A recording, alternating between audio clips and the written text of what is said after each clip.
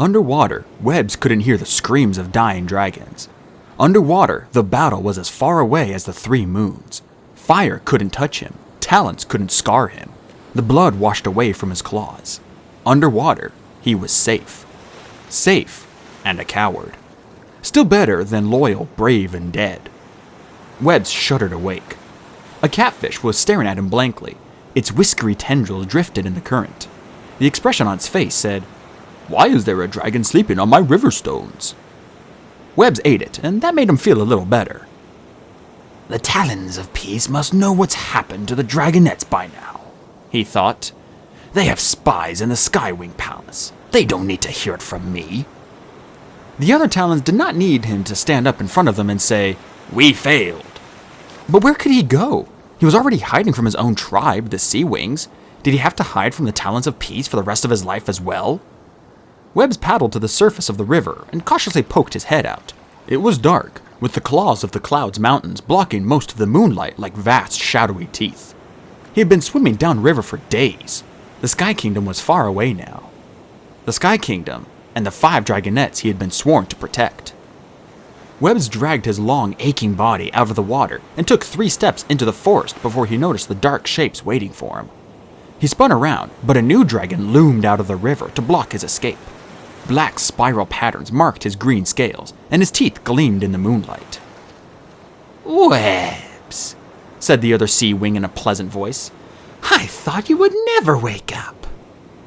Webbs drew his talons through the riverbank mud. "Nautilus," he said. He hated the tremble of fear in his voice.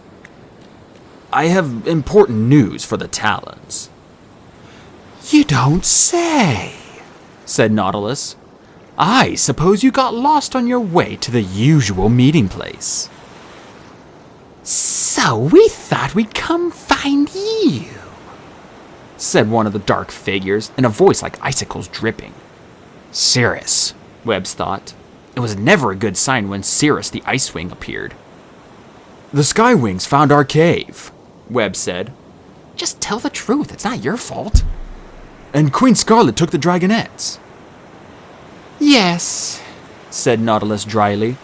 "We gathered that much from how she's practically been standing on the tallest mountain shouting, 'I have the dragonettes of destiny, they're all mine!'" "Tell us everything," Cirrus hissed. "How did they find you?" "Well, it started when 2 of the dragonettes tried to run away. Maybe 3.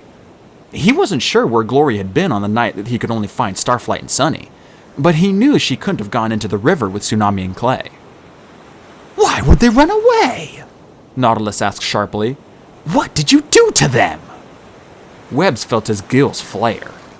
"We kept them alive," he snarled, and trapped them underground, and chained Tsunami, and planned to kill Glory because she wasn't a part of the prophecy. But what choice did we have? "Surely you caught the runaways and brought them back," said a voice in the shadows. Webbs recognized Crocodile, a mudwing new to the Talons of Peace. His hopes rose. In his few meetings with her, she had been sympathetic. Perhaps he had one ally here.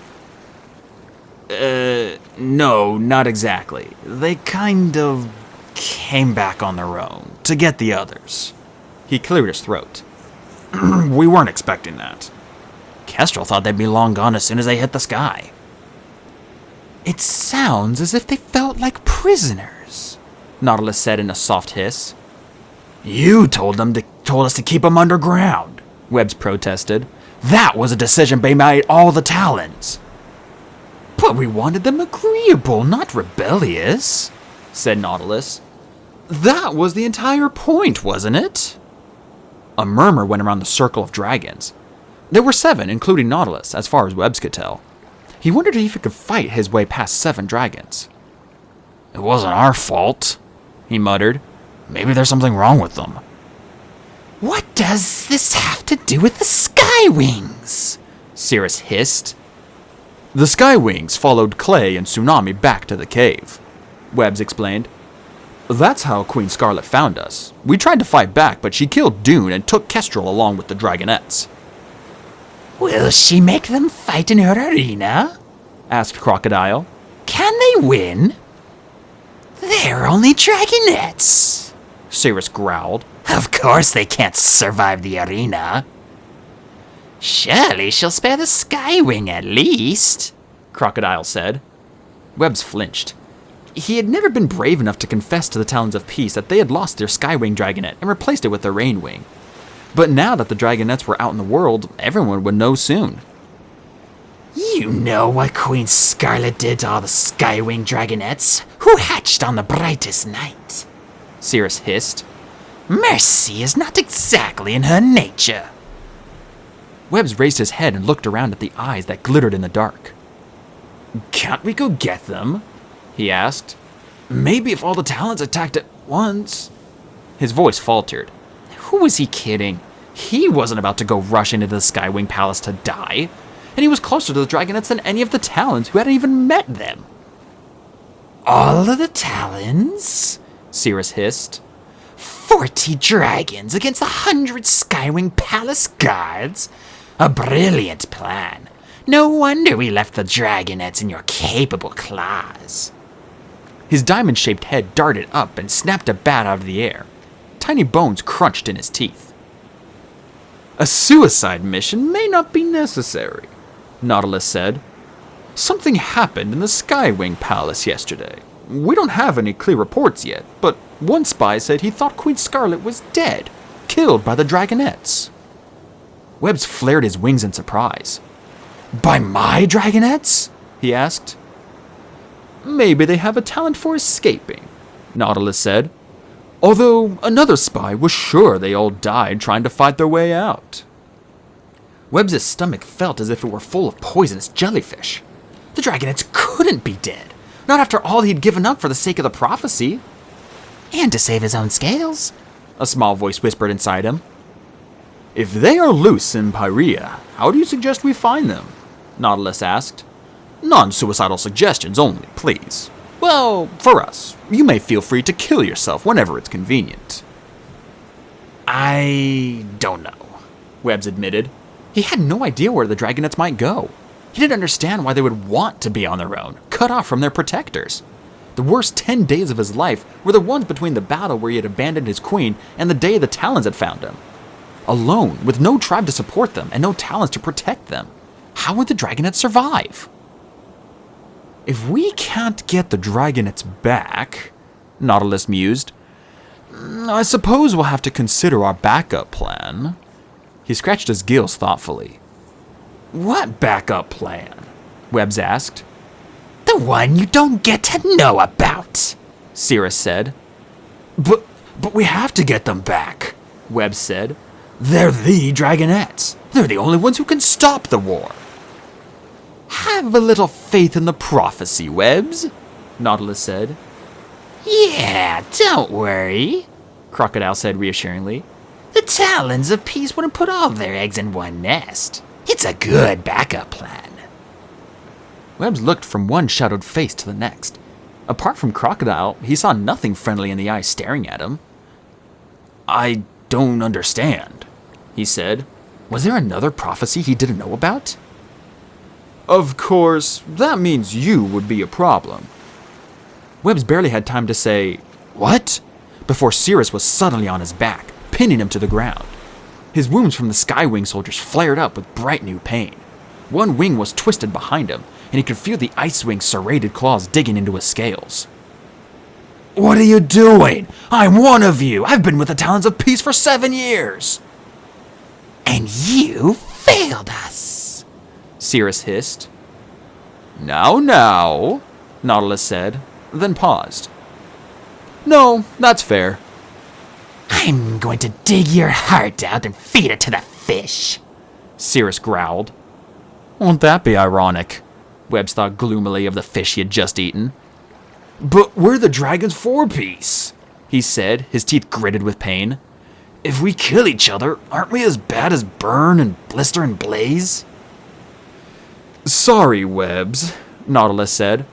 Peace is more important than any one dragon, and you would disrupt our backup plan. We're doing this for your own good, for the prophecy, for peace. Webbs heard the horrible echo of his own words, the same thing he had said to the Dragonets whenever they'd complained about life under the mountain. It's for your own good. Peace is the most important thing. He had believed it when he said it. No doubt Nautilus did too. Nautilus gestured with one talon. Cirrus, rip his heart out. The jaws of the Icewing sprang open, and Cirrus flung Webbs down onto his back. His icicle-sharp claws flexed, ready to tear at Webbs' underbelly. Suddenly, Crocodile cannoned into him, knocking Cirrus into the undergrowth. Webbs didn't hesitate. He flipped upright and shot into the sky as fast as his wing could carry him. He heard shouts as Crocodile struck out at the dragons around her, and he felt a stab of guilt. Should he stay to help her fight? But why go back for death when he had a chance at life? He heard wing beats behind him and flew harder. He imagined Cirrus breathing down his tail, or Nautilus hissing closer and closer. But it was Crocodile's voice who called to him. Fly, Webbs, she cried. I've knocked them out. They didn't see that coming. Thank you, Webbs called back, twisting to see her heavy brown shape soaring behind him. Where will you hide? She asked. He shook his head. I have no idea. I've heard there's a dragon in Jade Mountain who might... You should go home, she said, tilting her wing to swoop under him. From what I hear, Queen Garl is in a merciful mood these days.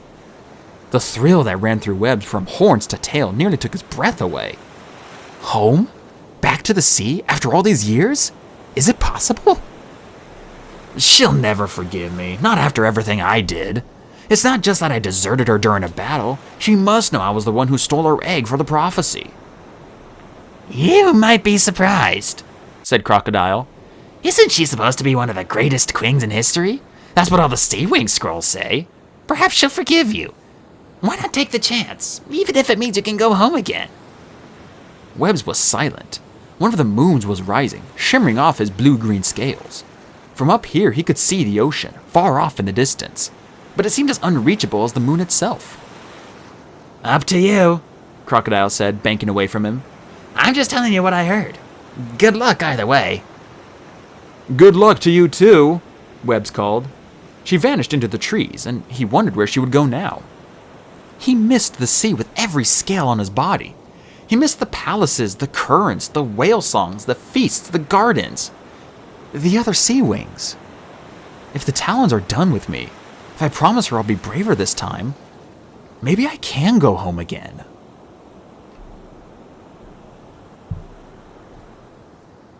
A wave roared onto the beach and crashed around Tsunami's talons. Her webbed claws sank into the wet sand. Her blue wings billowed in the wind. She lifted her head, breathing in the wild sea air. This was where she was supposed to be. This was her ocean. Let me guess, Glory said mockingly behind her. You guys, that's the smell of freedom. Freedom smells a lot like fish, Starflight observed. Which, to be clear, is kind of a nose-curlingly awful. I love it, Tsunami said. This was what the Talons of Peace had stolen from her. They kept her trapped in the stale, dreary air under the mountain her whole life, when she was meant to be out here, flying and swimming and living like a real sea wing. Starflight glanced up at the sky and edged back toward the dark foliage that lined the beach. Shouldn't we stay under the trees? What if a patrol spots us? I mean... He stopped and took a deep breath. We must stay under the trees. All right. Yes, everyone back to the trees right now. The others ignored him, although Sunny gave him a pitying glance. Tsunami bent her head to study the waves washing over her talons. Small shapes, silver and green and yellow, darted through the shallows.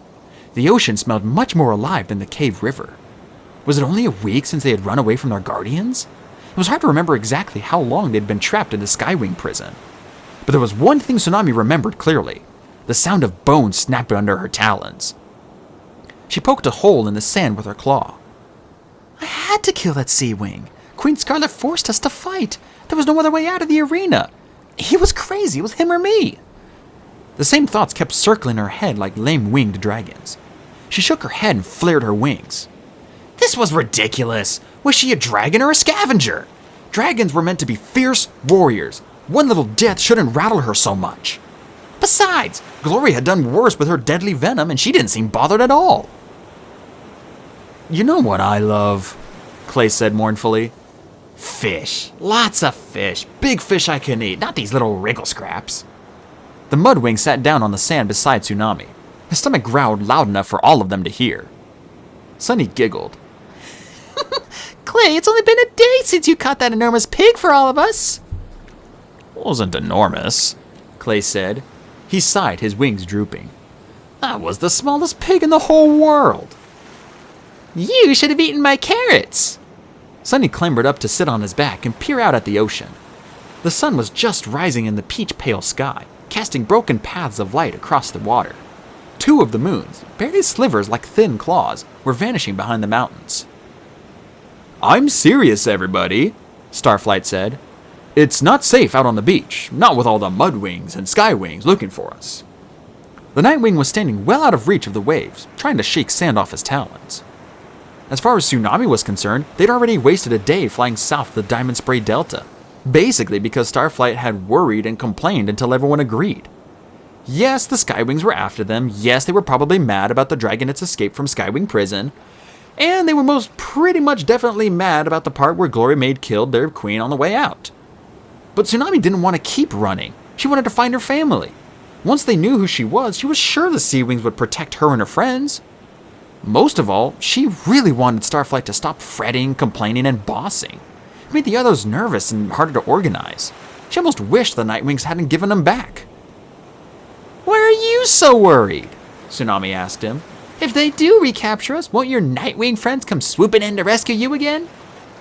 Starflight flirted his wings indignantly. I'm not worried about me. I'm trying to keep all of you safe. He glanced at Sunny and ducked his head. I'm keeping us safe just fine, Tsunami protested. When have I ever led us wrong? Well, Glory pointed out.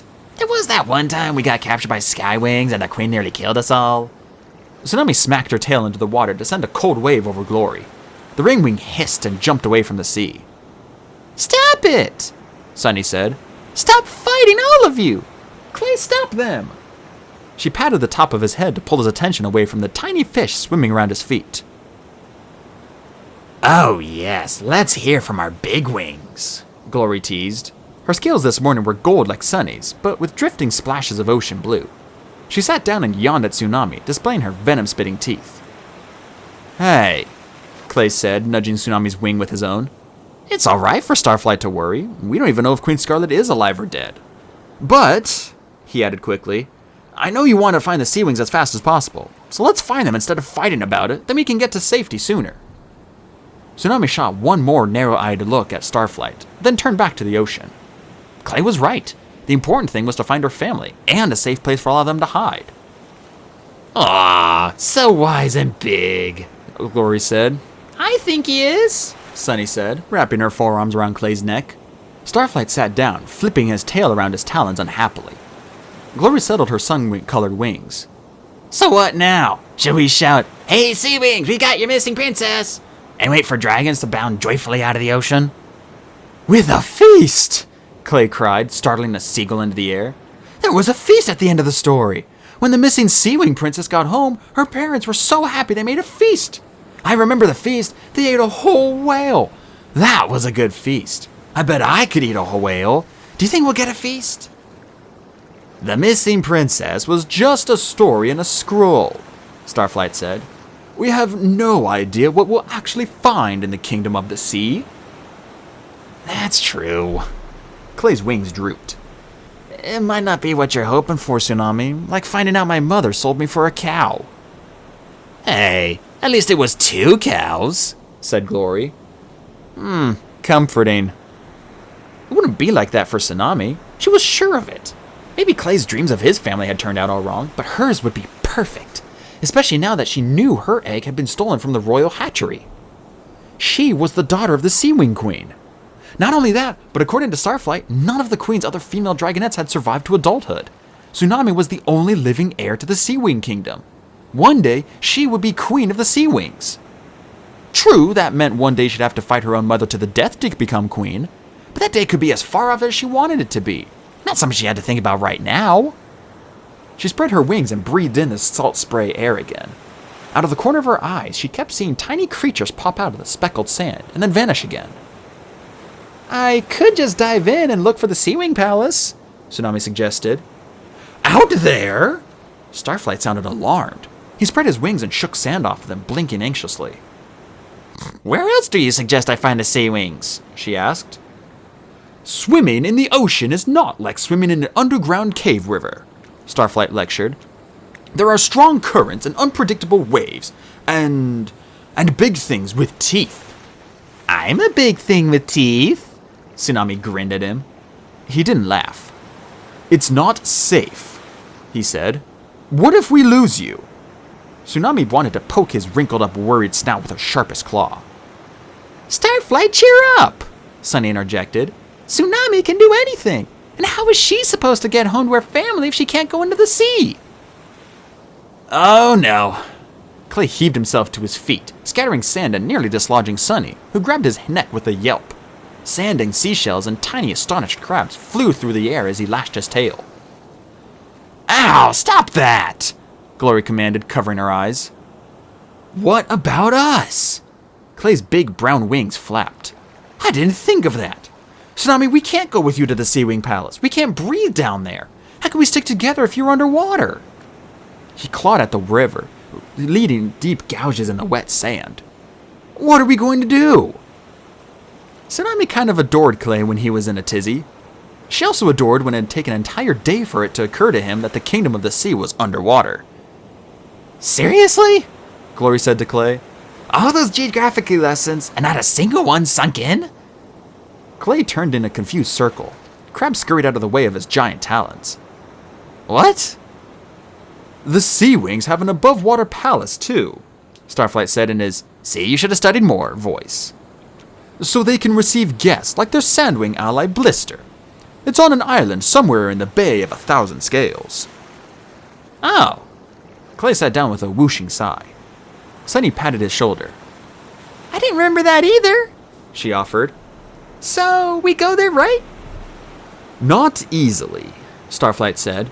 Both Sea-Wing palaces, underwater and on land, are well hidden. That's how they've lasted so long in this war, even though they don't have fire like the other tribes. Nobody can find them to attack their homes.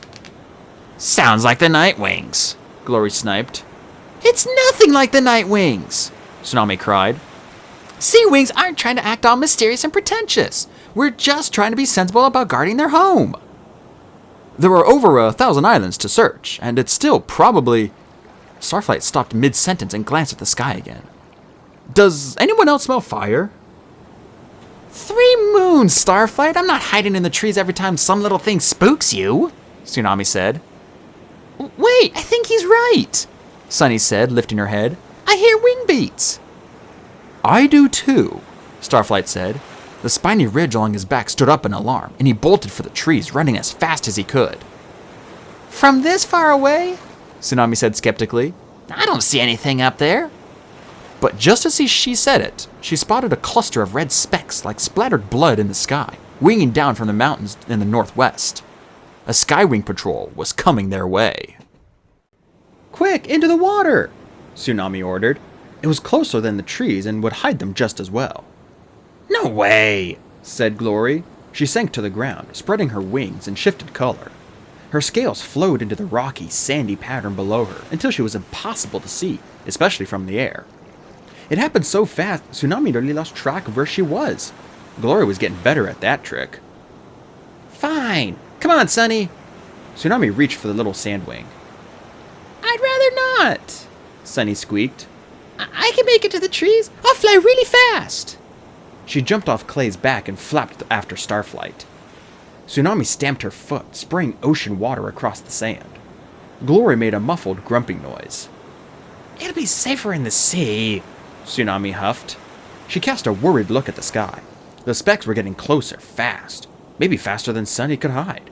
But it was too late to catch her now. Tsunami turned and dove into the ocean. Clay was already burrowing into the shallow mud shelf, displacing startled flatfish and sending up clouds of minnows. The Mudwing didn't have a problem with water like the others did, since he could hold his breath for up to an hour. Tsunami breathed in and salt water rushed into her gills. It surprised her how sharp it felt. like inhaling smoke. It was nothing like the crystal clear water of the underground cave. What's more, the current kept trying to shove her back to the beach, then yank her out again. But she plowed forward and down, past Clay, beating her wings as the water got deeper. Schools of tiny purple fish whirled away from her like stars exploding. Over the edge of the sand shelf, the deeper ocean floor was covered in bundles of eelgrass. Waving dark green tendrils reached up to brush Tsunami's underbelly. She glanced up at the sky above her, still empty, and decided to risk surfacing. She had to be sure Sunny was safely hidden. The thunder of wing beats echoed in her ears as she poked her head out and turned toward the beach. The little sandwing was almost to safety. Tsunami could see Starflight standing under the trees, reaching his front claws out to pull Sunny in. Overhead, an orange shape shot past, flying at full skywing speed, faster than any other tribe could fly. A red dragon flew close behind the first, followed by 3 more. Their enormous wings nearly blotted out the sun as they whooshed over the dragonette's heads. Tsunami sank a little bit lower in the water, but it seemed like the patrol was going too fast to notice a lone sea wing in the ocean. Maybe these soldiers weren't hunting for the escaped prisoners. Then she saw the last dragon. Sunset orange, flames flickering from his nose, with a jagged tear at the top from his left wing. He flew slower than the others, bringing up the rear, and his head swung back and forth, dark eyes searching the ground below them. Tsunami found herself holding her breath. The skywing's snout swung toward the trees just as Sunny's tail whisked out of sight. He paused, beating his wings back to hover in the air for a moment. Was he staring at the trees? Had he seen Sunny? What if he called the others back? The patrol dragons were several wing beats away already, but one shout could bring them hurtling around at lightning speed. Sunny and Starflight were no match for 6 full-grown Skywing soldiers. Actually, they were no match for 1 Skywing soldier. The 2 of them together would probably have trouble fighting a sleepy bat. A curl of smoke rose from the Skywing's nose, and he opened his mouth. If there was any chance of saving her friends, Tsunami had to shut him up. She burst out of the water in a great leap, smashing her tail behind her for the momentum. Her wings powered her up to ram right into the Skywing's underbelly. He coughed out a puff of fiery smoke and clutched his midsection, the breath knocked out of him. Tsunami had a few moments before he could recover enough to call for help. She ducked around him, slammed her tail into his head, and landed on his back as hard as she could. The Skywing nearly fell into the water, but he fought back up into the air. Tsunami kicked at his wings with her claws and slid back toward his tail, trying to drag him down with her weight. He was too big and too strong for her up here. Only taking him by surprise had given her a temporary advantage. She needed to get him in the ocean to even out the fight. The orange dragon snarled and twisted, shooting a blast of flames right out of his snout, which barely missed her. Tsunami yanked him down toward the water, but his massive wings beat harder and harder.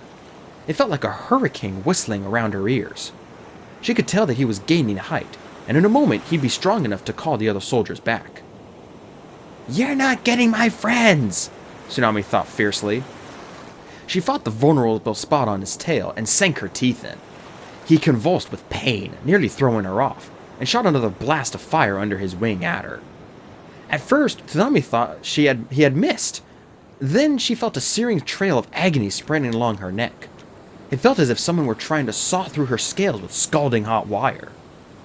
She closed her eyes and clamped her jaw harder, determined to hang on, although spots were starting to dance in her vision. Suddenly, the dragon lurched toward the sea. Tsunami's eyes flew open. Clay had flung himself between her and the dragon's snout, spraying his fireproof wings. His claws clamped onto the Skywing's back, and the extra weight drove the soldier down and down toward the sea. Together, Clay and Tsunami dragged the Skywing into the ocean. He fought wildly the whole way, but his flames couldn't hurt Clay's fire-resistant scales, and his giant wings couldn't help him once he was underwater and cut off from breathing. As soon as they hit the water, Tsunami swam to the Skywing's head and held it below the surface until he stopped thrashing. She let go, and so did Clay. The dragon's body began to drift slowly toward the seafloor. A shudder rippled through Tsunami's scales.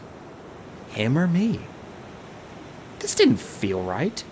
Why couldn't she be ferocious and not care? She swam after the dragon and grabbed one of his wings, then looked back up at Clay. He met her eyes, and to her relief, didn't even hesitate before swimming to the other wing. They dragged the Skywing up onto the beach. The current had carried them farther away than Tsunami had guessed, and it was painfully hard to swim back to shore, especially with a full-grown dragon weighing them down. She gritted her teeth, ignoring her exhaustion and the pain from the burn on her neck. She was a sea wing. This was supposed to be her element. She was the boss of the ocean, not the other way around. By the time they reached the beach, the rest of the patrol had vanished from sight. She wondered how long it would be before they noticed this one missing and came back to look for him. Tsunami collapsed onto the sand beside the Skywing. Clay peered into the dragon's snout, then started thumping his chest. What is wrong with you? Glory's voice snapped. The Rainwing materialized from the sandy background, turning her scales a darker shade of brown so they could see her. She glared at Tsunami. Why did you do that? Oh, you're welcome, Tsunami said. Just saving your life as usual. By attacking random dragons? Glory cried. In another moment they would have been gone. And what are you doing? She jabbed Clay in the side with one of her wings. Fixing him? Clay mumbled. He kept thumping the Skywing's chest. What?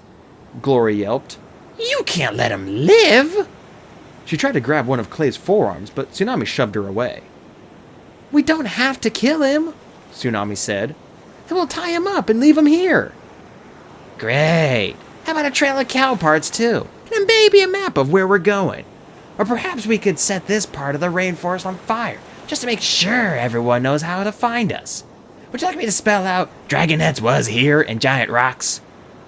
Fine, Tsunami said.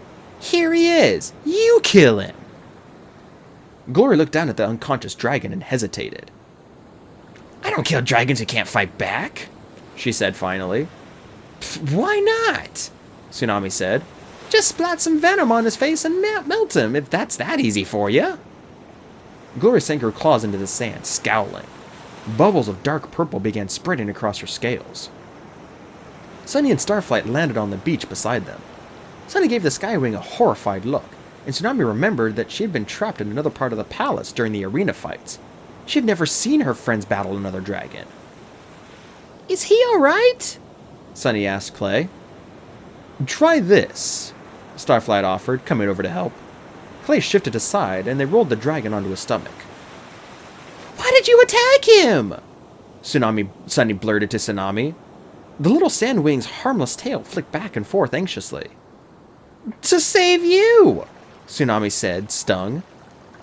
But he wasn't doing anything, Sunny protested. He was just flying by. All four of them were looking at Tsunami like she was the kind of dragon who hid under rocks and bit innocent passerby for fun. She arched her neck indignantly. I thought he saw you, she growled. He was about to call to the others. I saw him open his mouth.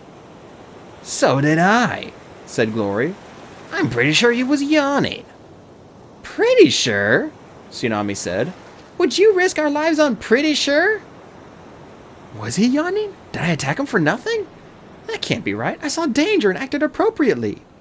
Didn't I? Maybe if you had just stopped to think for a second, Starflight said. Or forever, like you? Think. Worry. Never do anything? Tsunami cried. The Skywing suddenly coughed and seawater flooded out of his snout. Clay ruffled his wings with a pleased expression. Oh, wonderful. Our enemy will survive. Well done. We have to get out of here, Glory said. She took a step back and glanced at the sky where the other soldiers had disappeared. So, what do we do with them now, oh great leader? Tsunami had no idea. She glanced around frantically. Maybe they could find some vines to tie him up with. There's a tree, Starflight said, jumping to his feet. In the forest. No way, Glory said. A tree in the forest. Being sarcastic is not helping, Tsunami snapped at her. I mean a fallen tree, Starflight said. We can use it. Glory, stay and guard him. Clay and Tsunami, come on, quick. Clay charged up the beach behind him. Tsunami paused for a moment. She didn't like leaving the soldier, even if he wasn't fully awake yet. She also didn't particularly like taking orders from Starflight. Go on, hurry! Sunny said, nudging her with one wing. Not far into the forest, a large tree had fallen, with the top of its branches brushing the sand. Clay and Tsunami shoved and rolled it onto the beach, and dragged it back to the Skywing while Starflight flapped around squawking instructions. As if we need to be taught how to move a tree, Tsunami thought grumpily. The soldier's eyes were blinking awake as they reached him. He coughed and coughed again, lifting his head to peer groggily at the dragonettes. So how does the tree help? Tsunami asked. We put it on top of him, Starflight said. So he'll be trapped in place, at least long enough for us to get away. Tsunami hated to admit it, but it was a good plan. She helped Clay wrestle the tree over until it lay heavily across the orange dragon's back and wings. The Skywing tried to push himself up, but the tree kept him pinned to the sand. What if he's stuck here forever? Sunny worried. She reached over and brushed some sand off the Skywing's snout. He snorted a puff of smoke, and Clay pulled her back. Maybe we should just let him go. We can't do that, Tsunami said. I wish you hadn't attacked him, Sunny said, ducking her head. Me too, said Glory. It wasn't the smartest move, Starflight agreed. Tsunami's gills flared and she spread her wings.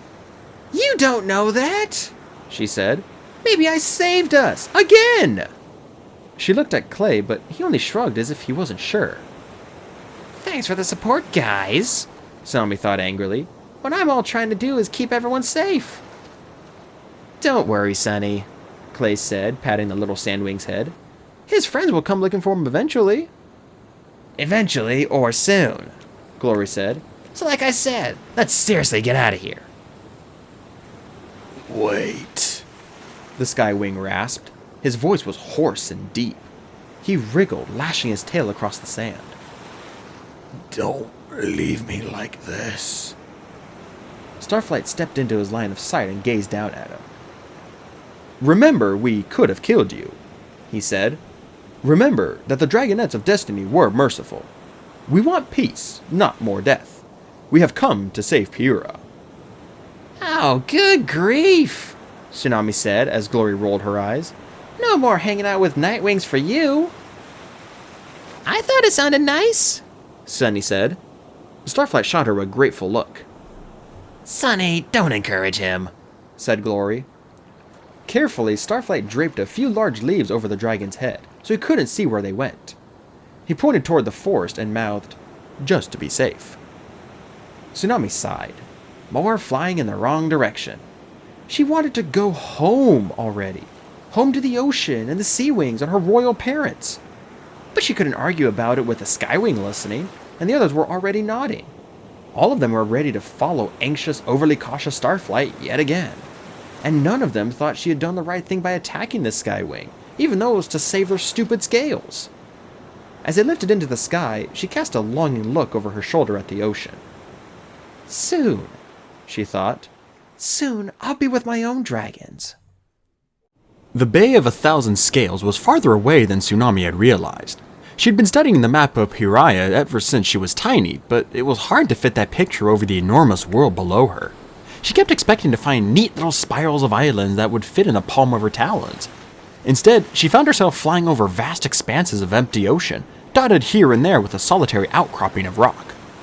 After they took a long detour inland to convince the Skywing they had gone in the opposite direction, they circled around south and flew out to sea.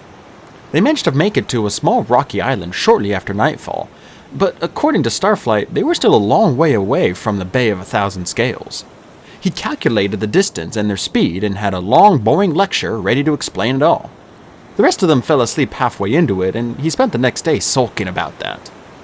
Still, Tsunami had to admit, even if only to herself, that it was useful having someone with all the geography and flight plans in his head. For a few days, they stopped whenever they saw an island, ate a seagull or fish if they could catch any, and then flew on. Tsunami tried diving into the ocean several times and was disappointed to discover she couldn't swim as fast as she flew. The only good news was that the ocean water helped to heal the burn on her neck. It was 4 mornings later when Tsunami finally woke up on an island that was officially part of the 1,000 Scales.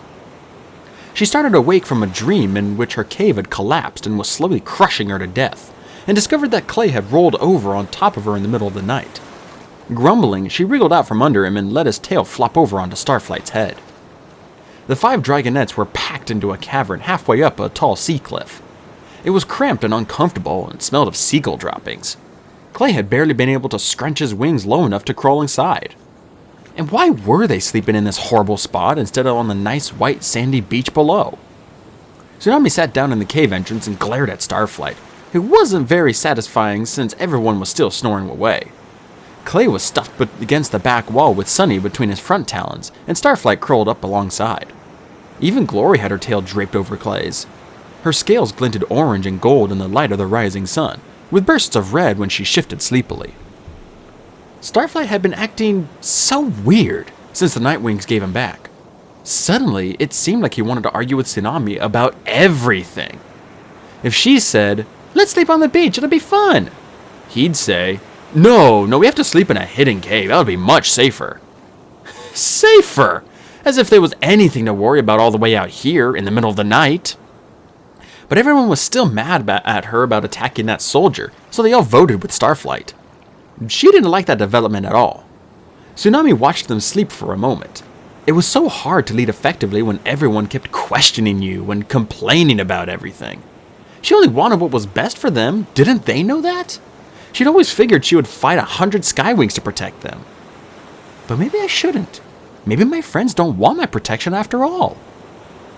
Maybe they wanted Starflight to be their leader instead, even though he'd never risk one scale on his body for them. Tsunami glanced down at the sea, sparkling aquamarine below her. Somewhere in those blue-green depths was her family. Her parents, her kingdom, everything that should have been hers if the Talents of Peace hadn't stolen her away and ruined her life. Perhaps the problem with her friends was that they were from different tribes, all stubborn and muddled up instead of sensible like Night Sea Wings. Maybe her own kind would understand her better. They'd appreciate her instead of yelling at her. Well, she didn't have to sit here waiting for everyone else to wake up. It wasn't like they'd be much help when it came to searching anyway. Tsunami stretched her wings and then tipped forward out of the cave opening. Wind whistled past her snout, tugging at her tail as she plummeted down the cliff. At the last moment, she snapped her wings open and sailed across the top of the water, skimming it with her claws. Joy tingled through her scales. She spun and dove into the water. The sea was warmer here and busy with underwater life. Her splash sent what seemed like thousands of fish scattering away, several of them disappearing into a pinkish-orange coral reef that curled out of the sand like a petrified forest. A blobby dark blue octopus goggled at her from the branches. Tsunami kept seeing flickers of bright yellow and silver at the edge of her vision as fish fled from her webbed claws. No welcoming committee of delighted sea wings.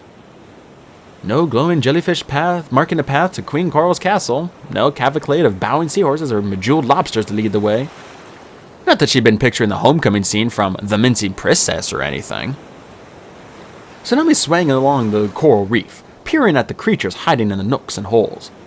A hideous thing she thought might be an eel stared back at her. Little orange and white fish nestled in the waving lavender anemones. She still wasn't used to swimming in the sea, and that frustrated her. Unexpected currents kept knocking her off balance. The salt water felt like it was scraping roughly against her gills. Where were her natural sea-wing instincts?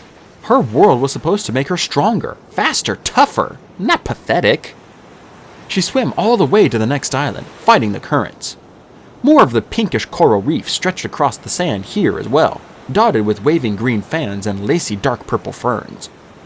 Her wings felt sore and tired, so she spread them wide and floated near the surface, not far from the land. Something flashed below her in the shadows of the coral reef. Something very large. Tsunami had a brief vision of all the large, toothy things that might live in the ocean, then dismissed it. If it was a shark, she would kill it and bring it back to the others to eat, mainly so she could see the look on Starflight's face. She flicked her tail to swim closer. It was another sea wing! A shiver rippled across her scales when she saw him, and part of her wanted to bolt right back to her friends. "Don't be a smoke breather," she scolded herself. "This is what you were hoping for, a dragon from your own tribe." She took a deep breath. The strange sea wing had dark blue horns and sky blue scales, several shades paler than hers.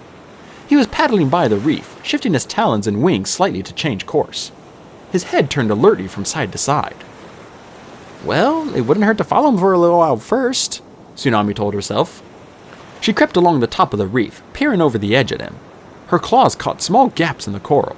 She accidentally poked an indignant black lobster, which came bustling out with its long whiskers bristling and pincers snapping. It took one look at her and hustled right back into hiding. Up here, the reef was covered in a layer of green moss-like algae. Tsunami passed a couple of large sea turtles slowly swimming nearby. An enormous tentacled thing like a sea spider sat nibbling bits of algae.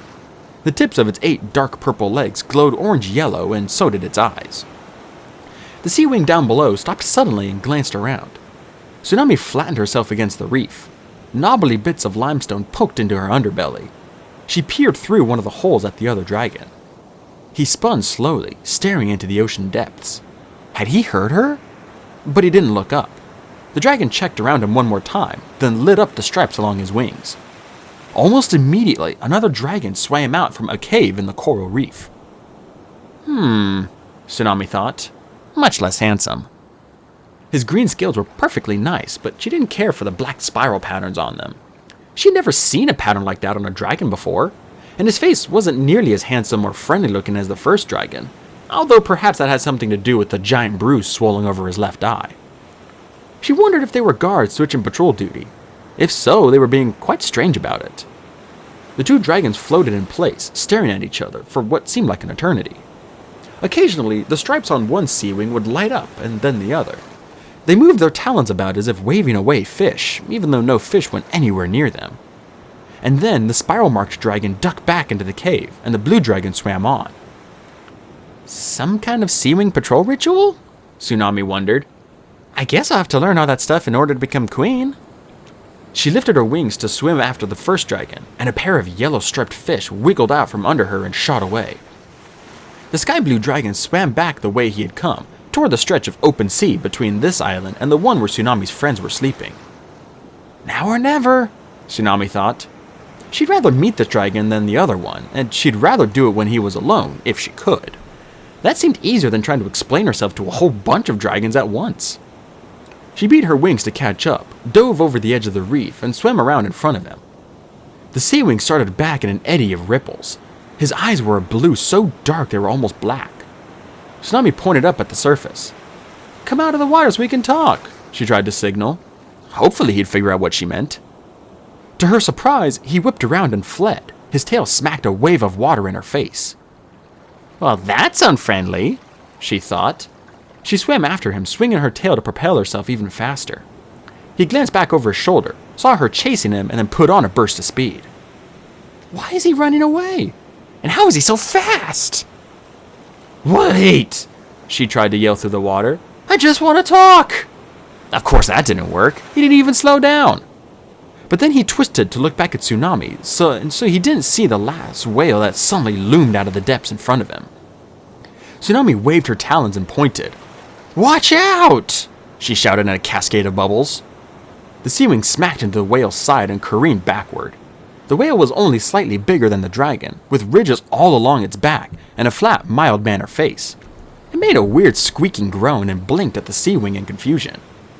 The dragon was still shaking his head, trying to reorient himself, when Tsunami caught up, grabbed his tail, and pinned him to the sand. The whale blinked again and swam on. Eddies rippled around the two dragons as it powered away through the water. Now what do I do? Tsunami thought. I have to get him to the surface to talk to him, but if I let him go, he might try to escape again. She frowned down at the dragon and pointed at the surface again. Flashes of sunlight shimmered up above them, like pieces of broken gold-white glass floating on the water. The other dragon tipped his head to one side. Luminescent stripes lit up along his wings, flashing fast then slow. Alright, Tsunami thought. I can do that too. Maybe he's testing me. She lit up her own stripes, illuminating the ones on her snout, then the ones along her tail, and finally her wings. See, my stripes flash too. I'm a sea wing. Now let's go up and talk. Slowly, she spread her wings and lifted up, prepared to grab him if he tried to bolt again. He scrambled upright but stayed with her. Encouraged, Tsunami swam a bit closer to the surface. He followed, but only for a bit before he stopped and looked around. His stripes flashed again, this time along his neck and tail. Impatiently, Tsunami lit up her stripes one more time, mirroring what he had done. The sea wing's wings flared open with a whoosh that scared fish into the reef. He lunged towards Tsunami, fast as a minnow. His front claws reached for her. Tsunami roared, blasting him in the eyes with bubbles, and sliced her claws across his snout. She didn't know why he was attacking. Maybe he was a traitor sea wing. Or maybe he was guarding his territory or treasure. Perhaps he thought she was an intruder, although he wasn't much of a guard if his first instinct was to run away, and his second was to attack with no reason. He'll be sorry when he finds out who I am, she thought fiercely. She kicked his underbelly hard with her back legs. He coughed up a stream of bubbles and fell back. Tsunami spread her wings, snarled at him one more time, and shot to the surface. She burst into the air and kept beating her wings to rise into the sky. In the distance, she could see the cliffside cave and the worried faces of her friends poking out. An enormous splash sounded behind her. The other sea wing surged out of the ocean. His massive tail whacked the water twice as he lifted into the air, sending giant waves rushing in all directions. He looked even bigger out here in the air. His hooked claws gleamed sharply in the sunlight. His dark blue eyes were fixed on her wings. The first true citizen of her kingdom she'd ever met, and he was coming to kill her. Tsunami shot toward the island where her friends were. The sea wing was close on her tail. He roared something, but the wind whipped it away so she couldn't hear it. She saw Clay wriggle out of the cliff and take to the air. That's what she needed, backup. With a quick twist of her wings, she aimed for the strip of white sandy beach where she'd wanted to sleep the night before. The other three could stay safely in the cave. She and Clay together could handle this sea wing. She hoped. "Wait!" her pursuer yelled. "Where you going? What's wrong?" Tsunami's wings missed a beat, and she nearly dropped into the ocean. She swung around, hovering over the sea between the cliff and the beach. Out of the corner of her eye, she saw Clay veer into a circle in the air, waiting to see what she would do. The other sea wing paused as well. He kept the length of 2 dragons between him and her. The scratches on his snout were bleeding. "What's wrong?" Tsunami cried indignantly. "Didn't you just attack me?"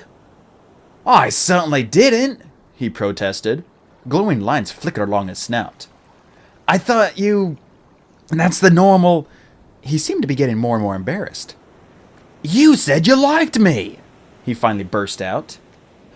"I didn't say anything of the sort," Tsunami said, astonished. The sea wing's brow furrowed. "You very clearly said you liked me, and you followed me all the way out here to tell me that." Tsunami just about fell out of the sky. "You're a delusional squid brain," she cried. "Well, maybe not in those exact words." "Alright, it was a little confusing. Maybe a lot confusing, but the message was in there.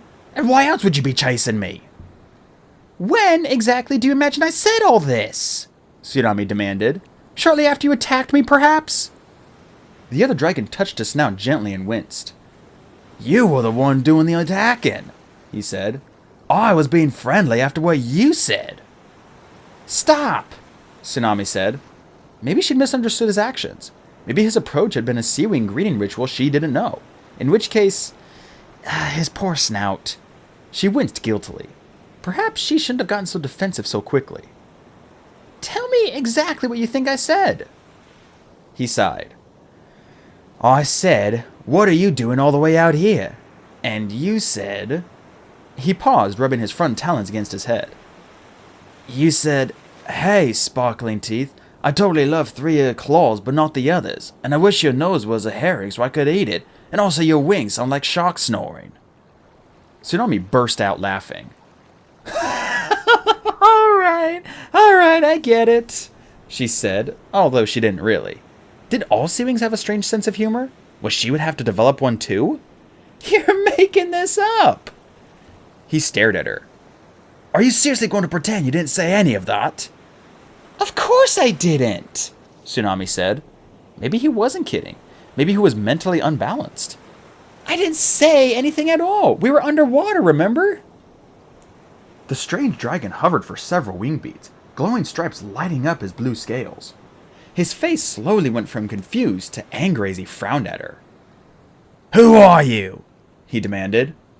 "I'm a sea wing," she said hotly. "Just like you, so no need to get hostile." A sea wing who doesn't speak aquatic? He growled. Not likely. What are you really? How did you make yourself look like a sea wing? Tsunami's heart sank. Aquatic? Sea wings have their own language? Of course they do, she realized. It felt like the tide was going out inside her, leaving nothing but stretches of bare sand. And of course nobody ever bothered to teach it to me. Just one more creative way the Talons found to ruin my life. Why hadn't she thought of that before? 3 moons she was as thick as clay. The dragons of the sea had a whole palace underwater. Of course they needed a way to communicate down there. They couldn't just pop to the surface every time they needed a chat. She glanced out at her webbed talons and remembered the gestures she had seen the 2 sea wings making while their luminescent strips flashed. Talon signals and glowing stripes. She must have said all that nonsense with her stripes without realizing it. But how can I be queen of the sea wings if I don't even speak their language? And why didn't anyone ever tell me about this? Clay had never met a dragon of his own kind before. That's why he knew nothing about mudwings. But Tsunami didn't have that excuse. One of the guardians who had raised them had been a sea wing. So why had Webbs never taught her the seaweed language or even told her they had one? All those scrolls about sea wings. Now that she thought about it, there was plenty of dialogue in the underwater scenes, like in The Missing Princess, when the lost daughter found her parents. Tsunami had always assumed that was a storytelling technique, not an actual underwater language. She looked up and met the sea wing's dark blue eyes. His head was tilted curiously. You don't look guilty, he observed. You look sad, and I imagine it would be hard to fake those. He nodded at the web between her claws. So, where do you come from, and what's wrong with you? Tsunami bristled. There's nothing wrong with me, she snapped. I just happen to have been raised by idiot. Her gaze suddenly shifted behind her. Look out, he yelled. His tail whipped around and slammed into her, knocking her aside. She spun toward the water, dizzy and shocked. Her wings brushed the ocean waves as she righted herself and turned around. The strange sea wing was grappling with Clay up in the sky. Tsunami gasped. The sea wing was full grown, bigger than Clay, and he was not afraid to lash out with teeth, tail, and claws. But she could tell Clay was holding back, worried about hurting a possible ally. He ducked his head between his front talons and tried to dive away, but the sea wing seized Clay's tail and dug his talons viciously into Clay's scale. Clay howled with pain. The other dragon started to drag him down to the ocean, where he would have all the underwater advantages of sea wings, and Clay would eventually drown. Clay! Sunny shrieked, launching herself out of the cliffside cave. Tsunami got there first. She smacked the sea wing over the head with her tail, seized his wing in her talons, and yanked him away from Clay when he turned around in surprise. He tried to spin around to her to get back to his prey, but she blocked him with her wings and lashed out at his snout again. He flinched back, and that was enough time for Clay to scramble out of reach. What are you doing? The sea wing yelled at Tsunami. I'm saving you from that mudwing. Well, don't! Tsunami yelled back. He's my friend! But... Tsunami slammed into the back of the sea wing, landing between his wings and wrapping her talons round his neck. Leave him alone! She panted.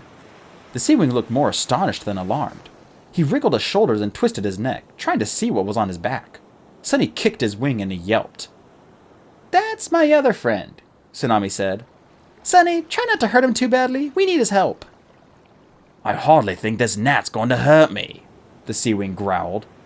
Sunny kicked him again. Promise me you won't attack Clay, she said. His eyes went into the brown dragon circling just above them. Clay rubbed his head anxiously.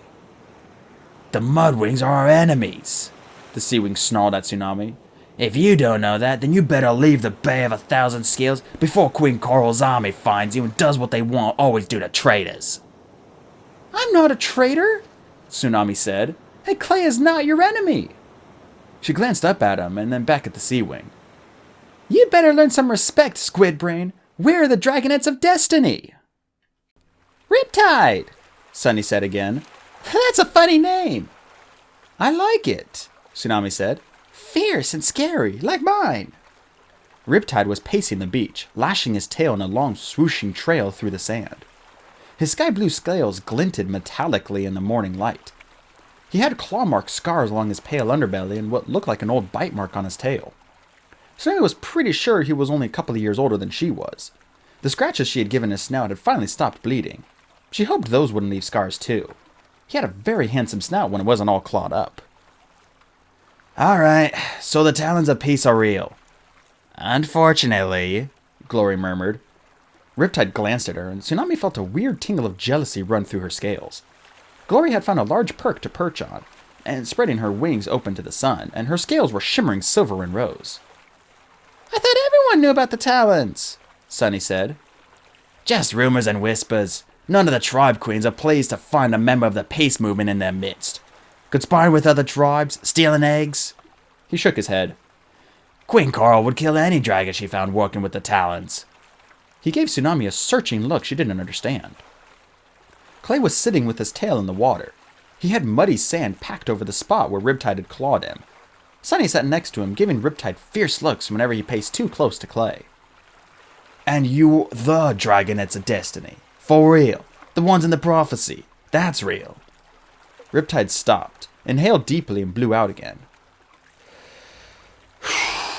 "And you're here, in Sea Wing territory. Just like..." He glanced at Tsunami again and went back to pacing. "I know, it's thrilling," Tsunami said, "but we're really looking for somewhere safe to go. The Talons of Peace treated us terribly, and I figured the Sea Wings would welcome and protect us." "I suppose," Riptide said, not very reassuringly. "So, you were all raised in a cave?" He stopped in front of Tsunami. "With no ocean? Never? You've never went into the ocean?" This seemed to be the hardest part for him to believe. "Not until we escaped," Tsunami said. "But that's awful," said Riptide. "Thank you," Tsunami said, flaring her wings. "I know it was. I've always said our life was miserable, but these dragons kept arguing with me." "Not me," Glory said. "I can't believe the Talons did that to you," Riptide said, clawing the sand. "Tell me about it. They really are the worst." "Even webs. Webs didn't take you to the ocean?" Riptide asked. "You know about webs?" Sunny asked. Riptide ducked his head and frowned at his talons. "He's pretty infamous in the tribe. We all know he deserted during a battle, and later he came back and stole one of the Queen's eggs. At least, Queen Coral was sure it was him, but nobody knew if he stole it for the Talons of Peace or for his own reasons. We're not really supposed to talk about the Talons of Peace rumors." "Didn't anyone think you might have stolen the egg to be part of the prophecy?" Starflight asked. Riptide nodded. "Some of us did, yeah, but again, nobody talked about it. Queen Blister didn't like hearing about the prophecy, so that's always been a forbidden topic." Tsunami wrinkled her snout. "Blister gets to decide what Sea Wings can talk about?" Riptide shifted uncomfortably and picked up a large conch shell. He twisted it between his talons. "You'll want to call her Queen, Blister, when you meet her," he said. "Not until we decide who she should be queen," Tsunami said stoutly. "That's up to us, remember?" It looked for a moment like Riptide was trying not to smile. "Well," Starflight stammered, "she is a pretty good... she's the smart one. I think we'll probably..." Tsunami tilted her head at him. What was he rattling on about? He snapped his mouth shut and went back to picking sand out of his scales. "Did you know Webs?" Clay asked Riptide. The Seawing dropped his gaze. "Not really. He ran away during a battle when I was only 2 years old. But I've been hearing about his treachery my whole life." He sighed. "I really can't believe he never took you to the ocean in all that time." "It's true. And he never taught me aquatic. I wish I had the Talons of Peace here so I could bite them." "To be fair, the Talons were just keeping us safe," Sunny interjected. "They needed us to survive to fulfill the prophecy." Tsunami snorted, and Sunny gave her an injured look. "But the prophecy," Riptide said. He pointed at Glory. "It calls for a Skywing. She's not a Skywing." "It's a little complicated," Tsunami said as a hint of sea green rippled across Glory's scales. "Anyway, I'm not really sure we really care about the prophecy, but we do care about finding the families we were stolen from." "I care about the prophecy," Sunny protested. She poked Clay's side, and he nodded agreeably. Starflight cleared his throat, but Tsunami hurried on before he could start lecturing again. His egg hadn't been stolen. The Nightwings had handed it right over. So maybe he didn't care about getting home, but she certainly did. Only a few days ago, I found out I was stolen from the royal hatchery, Tsunami said. So I thought maybe my parents were looking for me, like in The Missing Princess. Do you know that scroll? Riptide definitely squashed a smile this time. I do. It's required reading in school. School, Starflight said in the wistful tones Clay used to talk about food. Required reading? Tsunami echoed. That was odd. It was a fairy tale, not a historical document. And not, perhaps, the best written scroll she'd ever read, although it's still one of her favorites because of the story.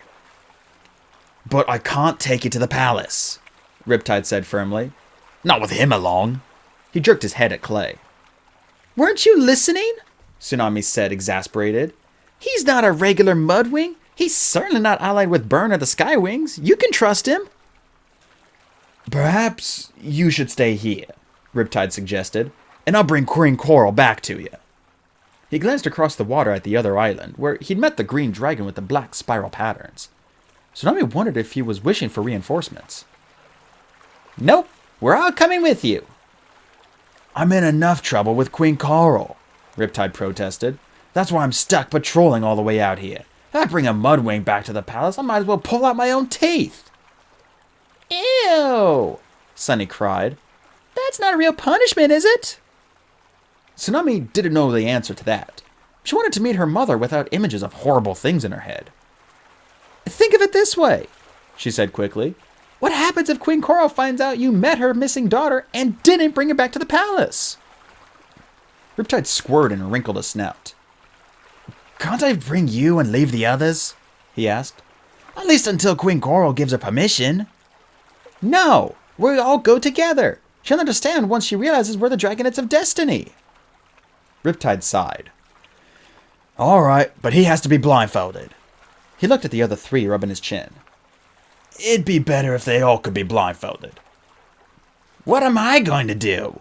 Glory asked. Round up some scary rainwings to come sleep on your roof? I thought no one was afraid of my tribe. We're not, Riptide objected. Afraid of rainwings? Pfft, what a thing to say. More streaks of pale green appeared along Glory's scales and then faded away. Wonderful, she said. So no blindfold for me, then. She tossed her head and turned back to the ocean. Riptide looked doubtfully at Starflight and Sunny. The Nightwings know everything, Starflight said loftily. It's no use trying to keep secrets from them. I mean us. I could just use my powers to figure out where your palace is. Tsunami rolled her eyes. Starflight had no powers whatsoever, as far as any of the Dragonets knew. But if he wanted the Sea Wings to think he did, maybe that could be useful eventually. Please don't argue with him, Tsunami said to Riptide. Once he starts yammering on about how amazing Nightwings are, we'll never get him to shut up. Starflight ruffled his wings in outrage. Riptide muttered something under his breath and started poking around the shallow water before the rocks. You can blindfold me, Sunny offered. I don't mind. If you do that, she can ride on my back, Tsunami suggested. She missed having the little sandwing come lean against her trustingly. Sunny was still acting jumpy and nervous around her, 4 whole days after her fight with the Skywing soldier, as if Tsunami might suddenly attack someone out of nowhere for no reason. Oh, my back? Starflight jumped in quickly. Tsunami frowned at him. Why was he trying so hard to take her place? You think you're strong enough? She challenged. Sure he is, Sunny said. I'll ride with him, and you can lead Clay. Well, fine then, Tsunami thought. I guess everyone's giving the orders now. Riptide comes stomping back with several long strands of thick black seaweed. Sunny immediately looked like she was regretting her offer, but she let the big sea wing wrap the seaweed tightly around her head, covering her closed eyes. Ew, it's all wet and slimy. I like wet and slimy, Clay said, ducking his head to make it easier for Riptide to blindfold him. That's weird, Clay, said Glory. Riptide's attention was focused on plastering seaweed all over Clay's broad head. When he was done, it looked more like an octopus trying to eat Clay's brain than a blindfold. But of course, Clay didn't complain. He never complained about anything except being hungry. It was one of the things Tsunami loved about him. Tsunami helped Sunny climb awkwardly onto Starflight's back, balancing in the narrow space between his wings. The Sandwing was small, but Starflight wasn't as burly as Tsunami or Clay. "If you can handle it, tell me and I'll take her," Tsunami said to him. Starflight nodded, breathing deeply. His wings curled in and he shivered as Sunny lay down, resting her head on his neck, and clasped her forearms trustingly around his shoulders. Tsunami turned to Clay and brushed one of his wingtips with hers. "Can you feel that?" she asked. "If I do that in the air, can you stay with me?" "I think so," Clay said doubtfully. "I'll fly on your other side," Glory said, hopping down from her rock. She reached up and nudged his other wing. "That way we can steer you together." Clay shook his head a little and a loose flap of seaweed wing against his neck. "This is really strange," he said. "It's as dark as the underground river, only with breathing, so better. I'm not in favor of breathing. Definitely better than not breathing." "Just don't go too fast. And listen to me," Tsunami ordered. "To us," Glory chimed in. "And we promise not to drown you." She gave Tsunami an arch look. "If I do decide to go drown somebody, I know who's at the top of my list," Tsunami thought, shooting a glare back at her. "All right, let's go," she said to Riptide. The sky blue Seawing waved his talons in front of Clay's face to make sure there was no reaction. Finally, he sprang into the sky with the dragonettes close behind him. Tsunami forgot to be mad at Glory and Starflight as they flew over the bay. Green and white islands glowed like scattered jewels in the ocean below them. Several of them were shaped like claws, curving neatly through the water. From up by the clouds, she could see part of the spiral pattern in the archipelago. And when they swooped down close to the sea, she saw pearlescent pink dolphins leaping in the clear water. Glory told Clay about the dolphins, and his head went up hopefully. "Can we eat them?" he asked. "No," Riptide called back over his shoulder. "Queen Cora's forbidden it. She thinks they might be distantly related to us." Tsunami glanced down at the sleek, darting shapes. Related to dragons? What a bizarre idea. It didn't really fit with how she had imagined her mother. Well, I can't stop imagining soon, she thought. She had no idea how the Seawings had managed to hide a palace on one of these islands. From the air, it seemed like you could see everything. The white sand below the azure waters around the islands, every hole in the twisting rock formations, every palm tree and cormorant nest and scraggly bush off every cliff. There were a lot of small islands, but surely the enemy had searched every one by now, after 18 years of war. "Here comes our welcoming committee," Riptide said, just loud enough for Tsunami to hear. She spotted a formation of blue and green dragons flying toward them, 15 or more, with huge wings and barred teeth. She could hear them hissing from a distance. "Uh-oh," Riptide muttered. "Clay, stop and hover," Tsunami instructed. He paused in the air with Glory close beside him. "What's happening?" Sunny asked, lifting her head from Starflight's shoulder as they caught up. Starflight, for once, didn't say anything. His jaw was set and looked like he was using all his energy to stay aloft with Sunny. "The advance guard," Riptide said. He swung in a slow circle around the group and stopped in front again, facing the incoming dragons.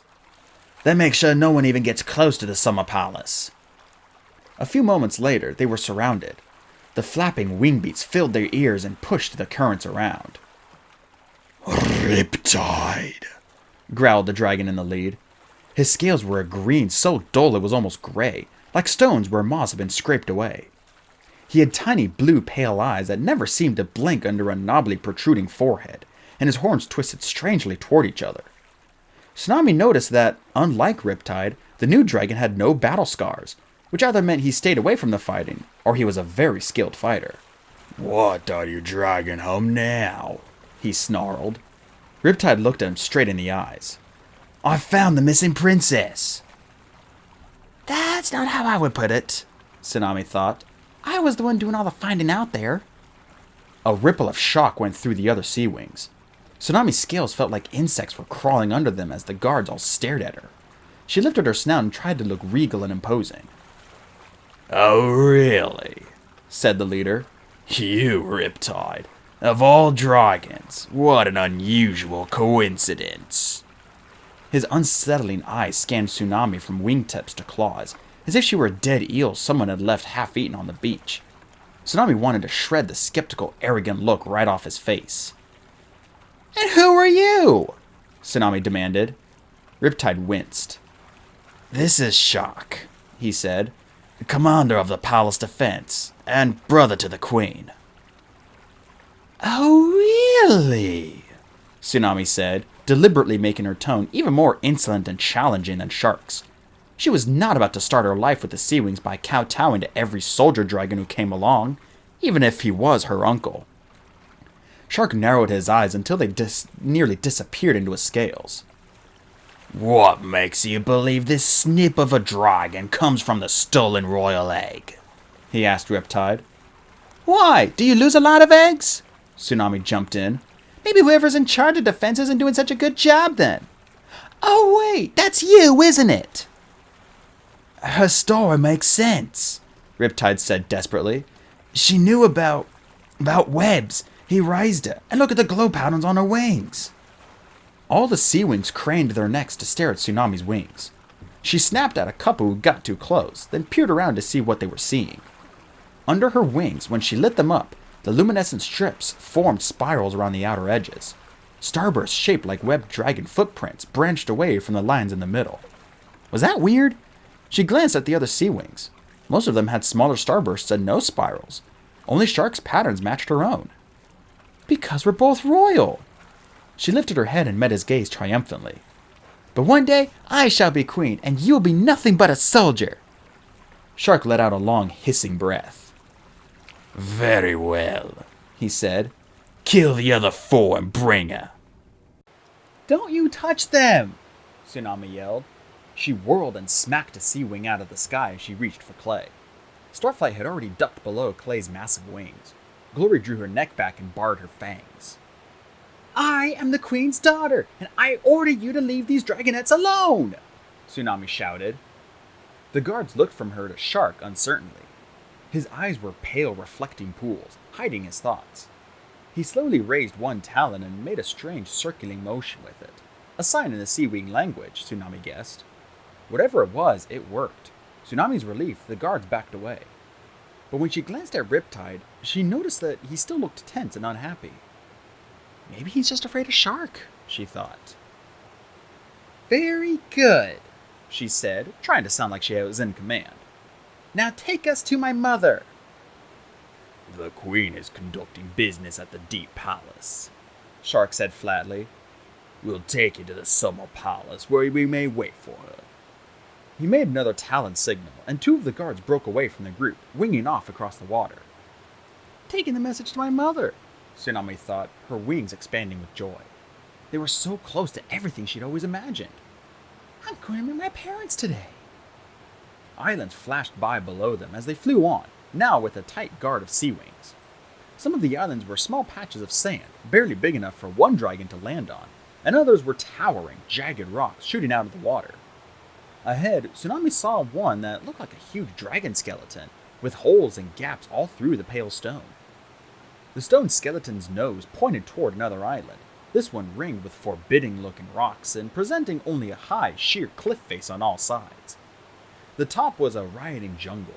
Thick green vines and trees pressed so close together that there was not a single spot clear enough to land on. Tsunami was startled when Shark suddenly swerved and dove toward the base of the cliff. He splashed down between 2 spiraling rocks, sharp and evenly matched like dragon horns, and vanished into the azure water. She blinked. Where had he gone? The water was so clear here that she could see fat black turtles strolling through the sand at the bottom of the sea. But then, one by one, half the guards around them dove for the same spot, and each of them disappeared the same way, gone before the bubbles of their splash had cleared. Clay, stop, she said, brushing his wing. Riptide? It's the entrance to the Summer Palace, Riptide said. There's no other way in. You'll have to swim. Sunny let out a small, unhappy noise. How far? She asked Riptide. You only have to stay underwater for short swims, he answered. It's been redesigned so Queen Blister in particular can visit.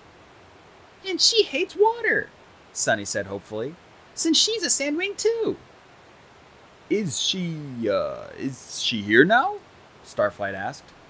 Riptide shook his head. She's not fond of swimming, and even after all the changes we've made, she rarely visits. Tsunami was secretly a bit relieved to hear that. After meeting Burn, she wasn't looking forward to encountering the other 2 rival Sandwing sisters. What if they were all equally dangerous and crazy and controlling? But eventually, the Dragonettes would have to choose one of the three to win the war. To be fair, Tsunami thought they probably needed to meet both Blister and Blaze. Then again, if Tsunami's mother liked Blister, enough to alter her palace to accommodate her, surely that was a sign in Blister's favor, wasn't it? Maybe they didn't have to meet Blaze. Maybe supporting the Sea Wings and Blister would be the obvious right thing to do. "Stay close behind me," Riptide said. "I'll light up my stripes so you can follow, and I'll flash them to signal you to surface at the breathing spots." Clay said. "So, about this blindfold, any chance?" "Once we're in the tunnel," Riptide answered. He turned and dove for the dragon horn rocks. Tsunami flipped her tail into Clay's front talons and dove after Riptide, towing Clay behind her. Her scales tingled with excitement. "Deep breath, Clay," she called. She was not far behind Riptide when he dove into the water, but even so, she nearly lost him in the fizz of bubbles that swarmed up in her face as she splashed down. She blinked frantically, searching for a hole or a tunnel entrance. Long, sun-colored tendrils of kelp grew up from the sandy floor, glowing in orange gold in the light filtering down from above. They were clustered around the base of the cliff, waving like a forest of octopus arms as tall as the 5 dragonettes laid end to end. The hole in the cliff must be hidden by the tendrils, but where? Then, Tsunami saw Riptide's glowing tail knocking the golden kelp curtain aside, and she plunged after him. It was hard to swim as fast as she wanted to with Clay clinging onto her tail. She could feel him trying to beat his wings and kick helpfully, but he kept accidentally whacking into underwater boulders and slowing her down. She poked her head into the forest and felt the tendrils of kelp slide and slither around her snout. Up close, she could see little clear globules growing on them. These were surprisingly sticky, while the rest of the tendril was slippery smooth. It felt like gigantic golden inchworms were swarming around her. She had to swim through a thick patch, following the glimmer of Riptide's lit-up tail, before reaching the cliff wall. Suddenly, the tendril slithered away and propped her out onto a dark underwater tunnel. Not entirely dark. Riptide was directly in front of her, his luminescent stripes all glowing. He reached around her, guided Clay into the tunnel, and unwrapped the seaweed blindfold. Clay blinked and rubbed his talons against his eyes, then immediately turned back toward the faint sunlight, searching for the others. Glory came through next, her snout wrinkling as she pushed tendrils off her wings. Tsunami noticed that her scales had ripples of the orange-gold color crisscrossing the silver that had been there before. She wondered if Glory had done that deliberately, or if her scales automatically tried to match their environment when she was stressed. After a long pause, Starflight burst through after her. His face was puffed up like he was about to explode, and, on his back, Sunny was shivering violently. Riptide flashed the lights in his tail and shot upward, aiming for a hole in the tunnel roof not far from the entrance. Tsunami was expecting more of a swim and was surprised when her head almost immediately popped out into the air. It wasn't much air, a tiny cavern, barely lit by a faraway gleam of sunlight up a long, narrow chimney. The dragons' bodies were still in the water tunnel below. There was only enough room in the cavern for their heads, all gathered closely in the pool. Tsunami could see right away that there was nowhere to climb out. This was a place to stop and breathe, nothing more. Sunny and Starflight both gasped for air like they hadn't breathed in months. Clay fumbled in the dark to pat Sunny's head and pull her blindfold off as well. "Good thing this breathing hole's here," Clay remarked to Riptide. "It's so close to the entrance, I mean." Riptide inclined his head in a sort of nod. "Queen Blister insisted on it." Tsunami felt the whoosh of several Sea-Wing guards swimming past below them. She knew there would be a few of them bringing up the rear, making sure none of the dragonettes ran off to spread the news of the Summer Palace's secret location. She couldn't keep her wings still. They thrummed like trapped dragonflies, wanting to spring loose. She was so close. This was her palace. Her dragons were only a few wing beats away. After 6 years of imagining what this would be like, she didn't think she could stand another minute of waiting. "Let's go! Let's go!" she said, splashing the others enthusiastically with her tail. "Good grief," Glory said with a shake. "It's like you've been possessed by Sunny or something." "Come on, we're almost there!" Tsunami flashed her stripes happily, and the other dragonettes covered their eyes. "I can swim from here," Sunny said to Starflight. "Or I'll hold on to Clay if you all go too fast." Starflight looked disappointed and relieved at the same time. Riptide sank below the surface, and Tsunami ducked after him, too excited to wait for the others. Now it was easy to follow Riptide's glowing scales. The tunnel twisted up and down and around corners, with frequent stops like the first for breathing. Too frequent, if you ask Tsunami. Each one made her want to bang her head into the cliff walls. She lost count after the fourth stop, but there had to be at least 10. How long was this tunnel? Then, suddenly, finally, there was a light ahead. Real light, not glowing scales. A moment later, they swam out into the tunnel into an open lake, lifted their heads above the water, and breathed in deeply. Green-tinted sunlight dazzled their eyes at first, but as her vision cleared, Tsunami saw dragons. Over 100 blue and green dragons surrounded them, all of them staring expectantly at Tsunami. Her tribe, her dragons, her future subjects. They had reached the summer palace of the Sea Wings, in the heart of the Kingdom of the Sea. Overwhelmed, Tsunami spread her wings to float on the water and gaze around. They were inside the island, surrounded by towering cliffs on all sides. Far above them, sunlight filtered through a thick green canopy. The vines and treetops she had seen from the sky, woven so thickly it looked like a jungle from above. Like an emerald umbrella over the island, the canopy protected the summer palace from view and gave the light a sea-green quality that made Tsunami feel like she was still underwater. Waterfalls cascaded down from several holes in the cliffs, like slender dragon tails of silver, bursting into spray as they hit the lake. The only exit Tsunami could see was the tunnel behind her. 4 pillars of blue-tinted white stone spiraled out of the water, winding toward one another until they formed a towering pavilion in the middle of the lake. The pavilion had 12 circular levels, each one smaller than the one below. There were few walls, most of them very low, and the whole structure was latticed with curving shapes and holes and little wading pools. It didn't look like it had been built. It looked like as if it had been grown that way, although Tsunami was pretty sure that was impossible. Dragons were clustered along the edges of the pavilion, on ledges of the cliffs, and all across the water. She had never seen so many faces like her own. Dark blues and pale greens and sharp see-in-the-dark eyes staring. The only sound was the splashing of the waterfalls, the soft hush of dragons breathing, and the quiet lapping of waves on the beaches around the lake. After a moment, Starflight spotted the nearest stretch of sand and set off for it in a frantic paddle that sounded horribly loud in the silence. Sunny and Clay and Glory followed him. Tsunami stayed where she was, ignoring the tiredness that was flooding her scales. She wanted to make a good impression on the dragons of her kingdom. Many of them were floating on the water, like she was, but many more were perched in cave openings all along the cliff or on rocks that jutted out of the water, while others lined the shallow beaches. Tsunami wondered what they had all been doing before she appeared to capture their attention. She spotted Shark hunched on one of the spirals to the closest pillar. She rather thought he should have given some sort of welcome speech, but he only stared at her with his pale, unblinking little eyes. In the story, the royal parents had swept forward with a parade and a whole orchestra to welcome back their missing princess. But her parents weren't here yet, and now that she had thought about it, dolphins playing harps would probably be a bit silly looking.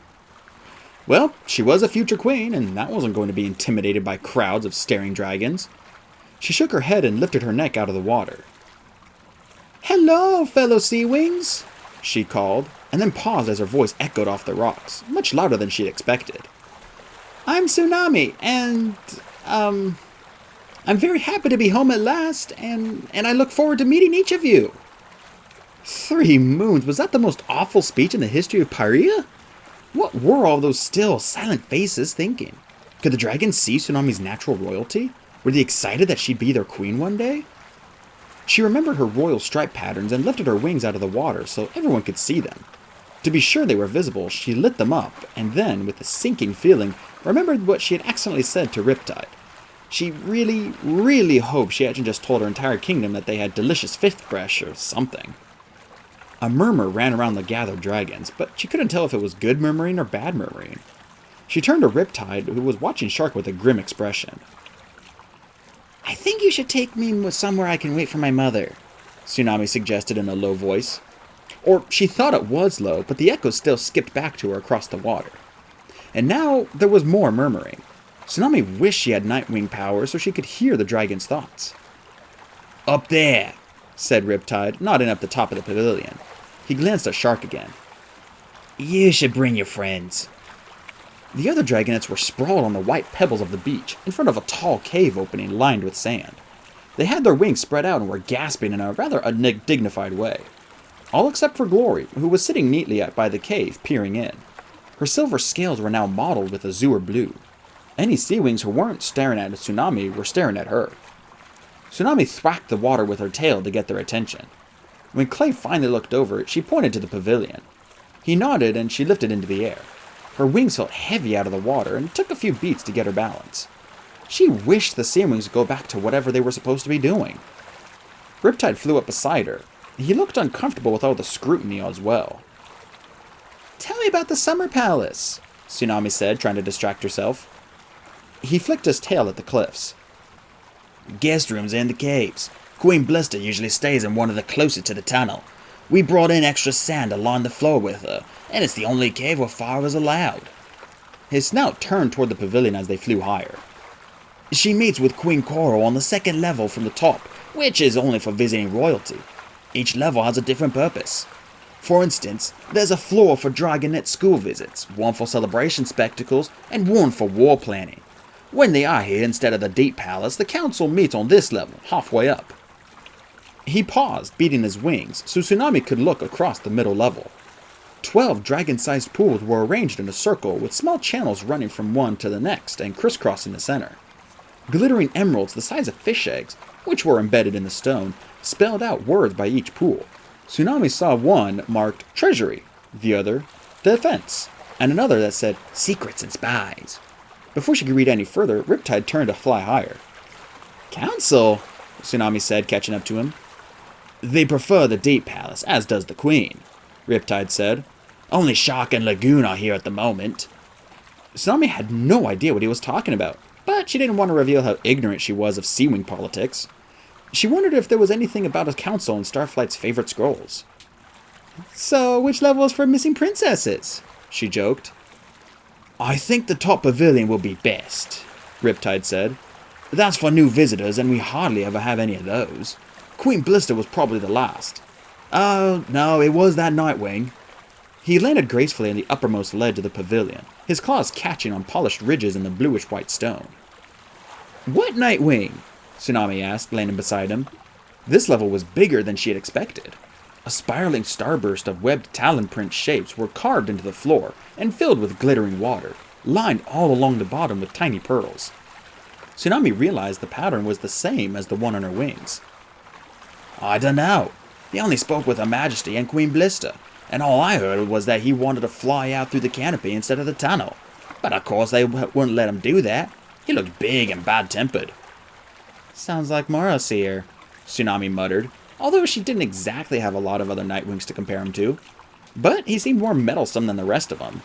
While most of the tribe hid in their secret location, being all mysterious and unhelpfully powerful, Morrowseer kept turning up, delivering the Dragonette prophecy, inspecting the Dragonettes, trying to get Glory killed, saving Starflight, but no one else, from the Skywings, and then giving them back once everyone had escaped.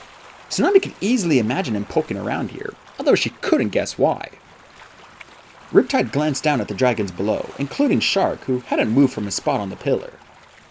"I can't believe you spoke to Shark like that," he whispered. "I've never seen anyone talk back to him, apart from the Queen and Queen Blister." "He deserved it," Tsunami said, settling her wings. "Arrogant blowfish head. When I'm queen, I'll make him go sit in the lagoon and grow seaweed." Riptide coughed hard to cover a laugh. "Don't talk like that," he whispered. "Don't you know the difference between brave and reckless? Shark will eat you and your friends for lunch if he thinks you're a threat to him." "He can try," Tsunami said. She shoved away the creepy memory of Shark's unblinking malicious eyes. "By the moons, you make me nervous," Riptide said.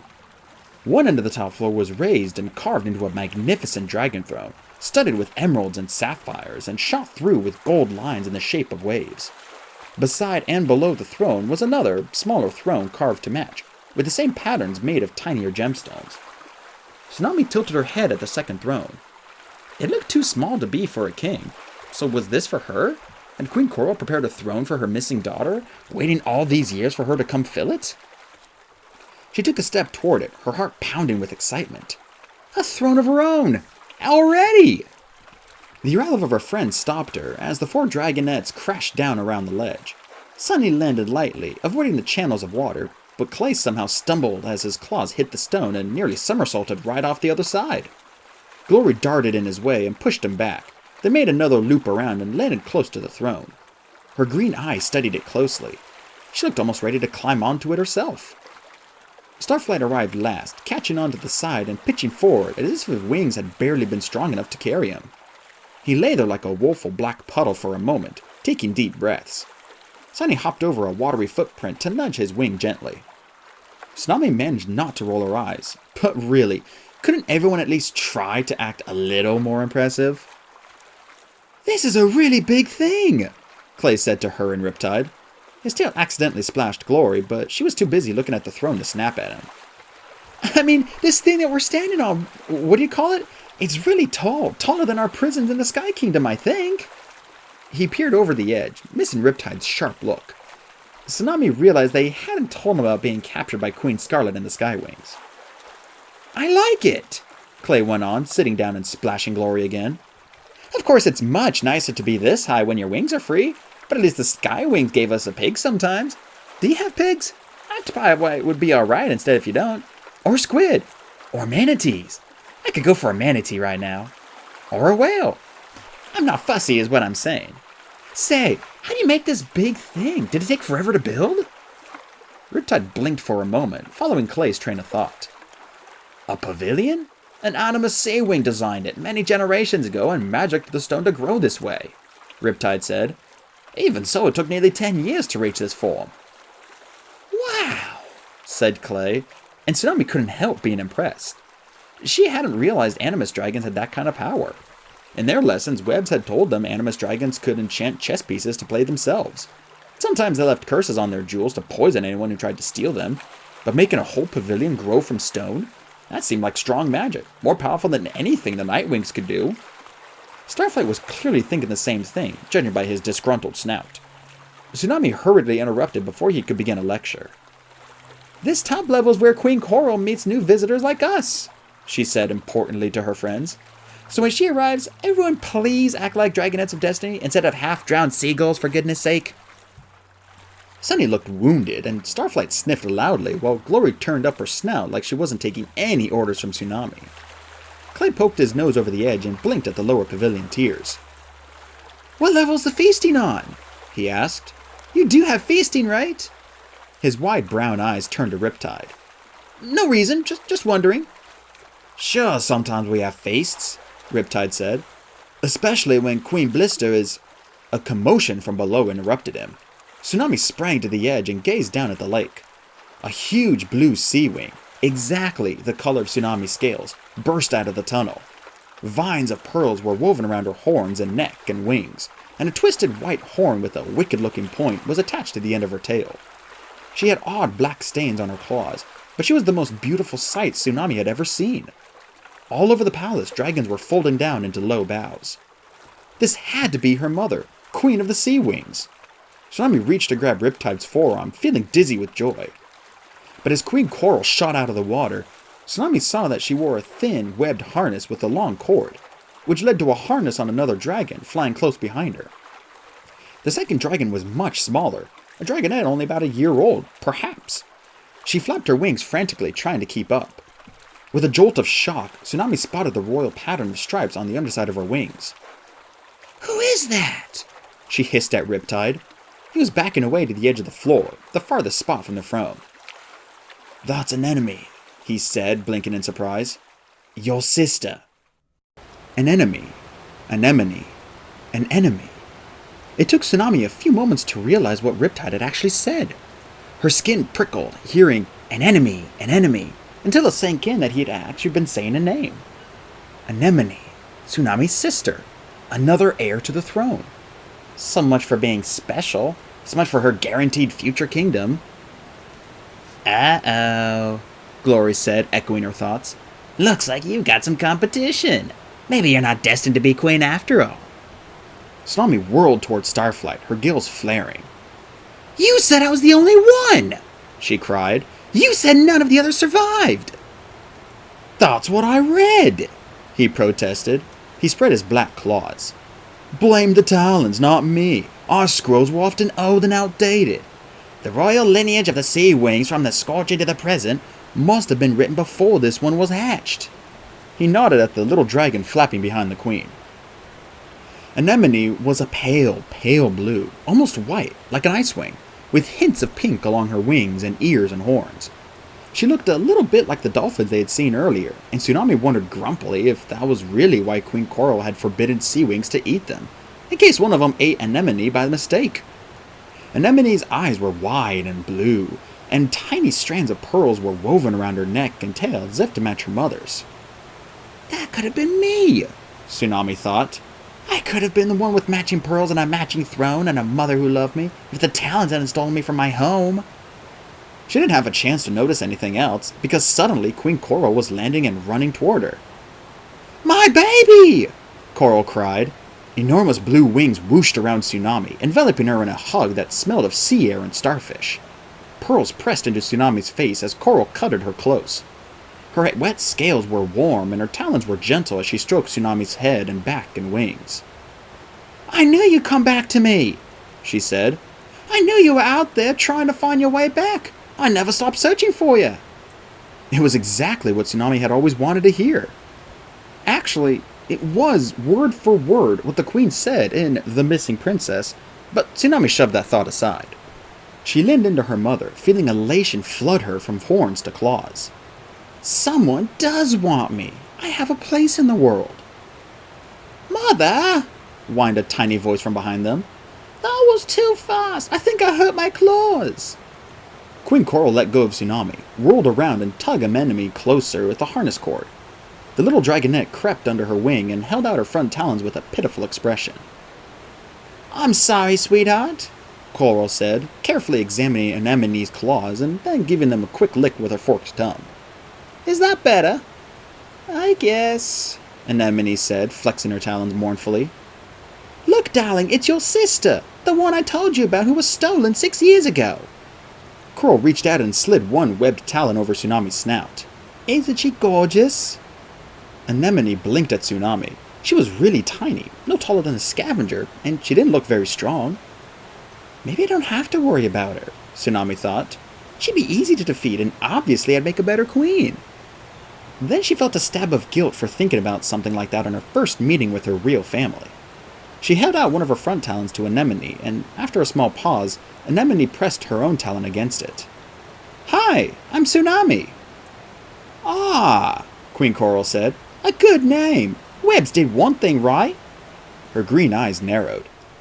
Where is he now? I've been planning his punishment for years.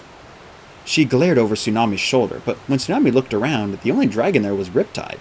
He had his head ducked and his wings folded as low as he could get.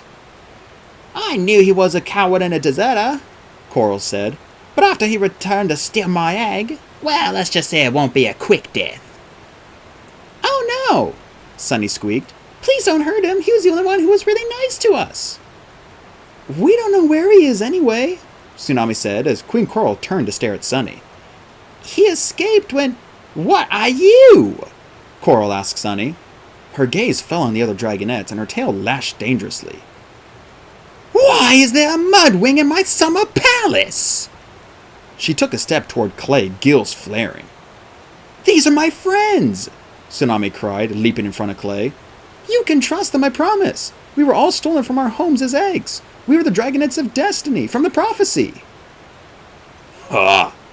Muttered a voice, and Tsunami realized that Shark was now perched on the rim of the ledge, along with 9 other very large dragons. Oh, I see, Queen Coral said slowly. She studied Clay suspiciously, then turned her gaze to Starflight, Sunny, and Glory. Yes, that was the rumor. If you believe in things like prophecies, of course. Dragonettes of destiny. Well, Cling Blister will be so interested to meet you. We'd make sure you don't go anywhere. She flashed the royal patterns along her wings and clapped her front talons together. 7 burly sea wings rose up behind the dragonettes, claws twitching ominously. Put these 4 in Blister's cave, Queen Coral commanded, and set a guard so they stay there. What? Sunny cried. But we came here to be saved, not be prisoners again. She squeaked in terror as one guard snatched her into the air. Starflight stared after her, frozen in place with his claws half outstretched. Nobody touches me! Glory snarled at the Sea-Wing, who was reaching for her. Black clouds billowed up her scales. Don't hurt son! Ow! Clay yelped as 3 Sea-Wings landed on him at once, pinning him down. One began lashing woven seaweed ropes around his legs and claws and snout. Wait! Tsunami said. She clasped her talons pleadingly. Your Majesty! Mother! The word felt so odd on her tongue, even though she had imagined saying it 1,000,000 times. You don't have to do this. They're my friends, and I brought them here so you could protect us. I swear they're trustworthy. It's for their own safety too, dear, Coral said, stroking Tsunami's head again. We won't hurt them, of course. We've come to the right place for protection. But they shouldn't wander the palace unsupervised. Most of my dragons will attack mudwings and unfamiliar sandwings on sight.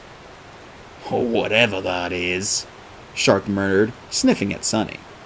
Starflight shot him a glare and then looked away as the Sea-Wing turned his gaze to him. I guess this means there's no feast, Clay said mournfully. He rested his snout on the stone with a sigh. Food can certainly be arranged, said the Queen. Lagoon, make sure our guests are well fed. A plump turquoise dragon bowed and dove off the ledge. See, darling, we'll take good care of you all. Please tell that one to stop looking so fierce. Coral flicked a claw at Glory, who was still facing off with a nervous-looking Sea-Wing guard. Tsunami thought, uncomfortably, of Glory's secret weapon. In the Skywing Palace, they discovered Glory could spit a deadly venom, which seemed to be a Rainwing skill most dragons didn't know about. It certainly hadn't been any of the scrolls, which rarely mentioned Rainwings at all. But Tsunami hoped Glory would decide to keep her venom a secret for now. Melting one of the Queen's guards probably wasn't the best way to introduce the Dragonets of Destiny to the Sea-Wings. You don't have to tie them up, Tsunami said. They'll go with you. Speak for yourself, Glory growled. Calm down, Glory, Tsunami said. She hoped her mother and the other dragons would see her as the leader of the Dragonets. You heard the Queen, it's for your own safety. You'll be fine. Please don't argue with me in front of my mother, Tsunami prayed. Glory glared at the Sea-Wing guard for a moment longer. All right, I'll go with you, but I still say nobody touches me. Fair enough, Queen Coral purred with another gesture and a flap of her stripes. Off you all go, then. Tsunami, darling, come sit with me and we'll talk. She swept over her to her throne, towing Anemone behind her. The tiny dragonette settled into the smaller throne, flicking her pearly wings and watching Tsunami's friends with big eyes. It'll be all right, Tsunami said to Clay as the guards hefted him into the air. I'll come join you very soon. He nodded, still looking rather anxious. Another guard tentatively tried to shoo Starflight off the edge. The Night Fleet backed away from him unhappily, then turned and flew after the guard who had Sunny.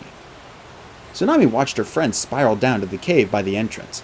Brown and gold, black and silver, all of them so out of place here. She saw them vanish into the dark hole, and then the guards emerged and planted themselves outside. It didn't look like the way you'd treat guests. At least it's better than the Skywing Palace, she thought. At least we're not being forced to fight to the death. My mother is keeping us safe. She's really been welcoming, in her own way. She glanced up at her mother's warm eyes. Especially to me. Her mother reached out her talons to her, smiling. She was perfect, just what Tsunami had always imagined. Her friends would be all right. Tsunami was sure of that. They were in the Sea-Wing Palace now. She was home with her family. This was her lifelong dream. There's nothing to worry about, she told herself. Nothing at all. Here, Queen Coral said, taking a strand of pearls off her own horns. You're so unadorned, my beautiful dragonette. I have to start making up for all the presents I missed giving you. She leaned forward and draped the pearls around Tsunami's neck. They were heavy and smooth, sliding coolly across Tsunami's scales. My first treasure! It was a strange thrill, having something of her very own. All dragons loved treasure. It was the only thing they had in common with scavengers. But this was more than a shiny, beautiful thing. It belonged to Tsunami and nobody else, and it made her look even more like her mother. Tsunami stroked the pearls with her claw and tucked her tail around her back talons. She wished Anemone would stop staring at her. She must hate me, she thought. I would if I were her. She must know I want the throne she thought was hers. But not yet. Now was the time for getting to know her mother. Can we talk alone? Tsunami asked. The 10 dragons were still perched like creepy sentinels, with Shark the creepiest of all. Of course, said the queen. Council, you are dismissed. Moray, send a message to Queen Blister and see how quickly she can get here. As for you, creature, go back to your guard post and stay there until someone actually wants to see you. Riptide crouched, nodded, and dove over the edge. Tsunami leaned out to watch him swimming into the tunnel. What's wrong with Riptide? She asked as the other 10 dragons also flew away in a thunderclap of wing beats. I thought he was nice. Oh no, Queen Coral said with a shudder. He can't be trusted. Webbs is his father. Their bloodline is tainted with betrayal. Tsunami felt like a giant wave had just knocked her over. Webbs is his father? But she liked Riptide, and all along he was the son of her kidnapper, which he had carefully never mentioned. What else hadn't he told her? Nasty family, Coral went on. She lashed her tail, nearly hitting Nemone in the head. Not fitting for company for royalty by any means. We keep him as far away from us as possible. Poor Riptide, Tsunami thought. It wasn't his fault his father had turned traitor, but he suffered for it anyway. And yet, he had hidden the truth from her, and she didn't like that at all. Was Queen Coral right about him? Surely she knew her own subjects better than Tsunami did. But there was still a part of Tsunami that hoped she'd see him again. She glanced at Anemone. So, we were saying alone? Oh no, Anemone never leaves my side, Queen Coral said. She reached over and lovingly patted the little dragonette's head. I finally got a living daughter, and I'm keeping her that way. By watching me every second, Anemone said. She widened her eyes at Tsunami, who wondered if she had imagined a hint of sarcasm in her sister's words.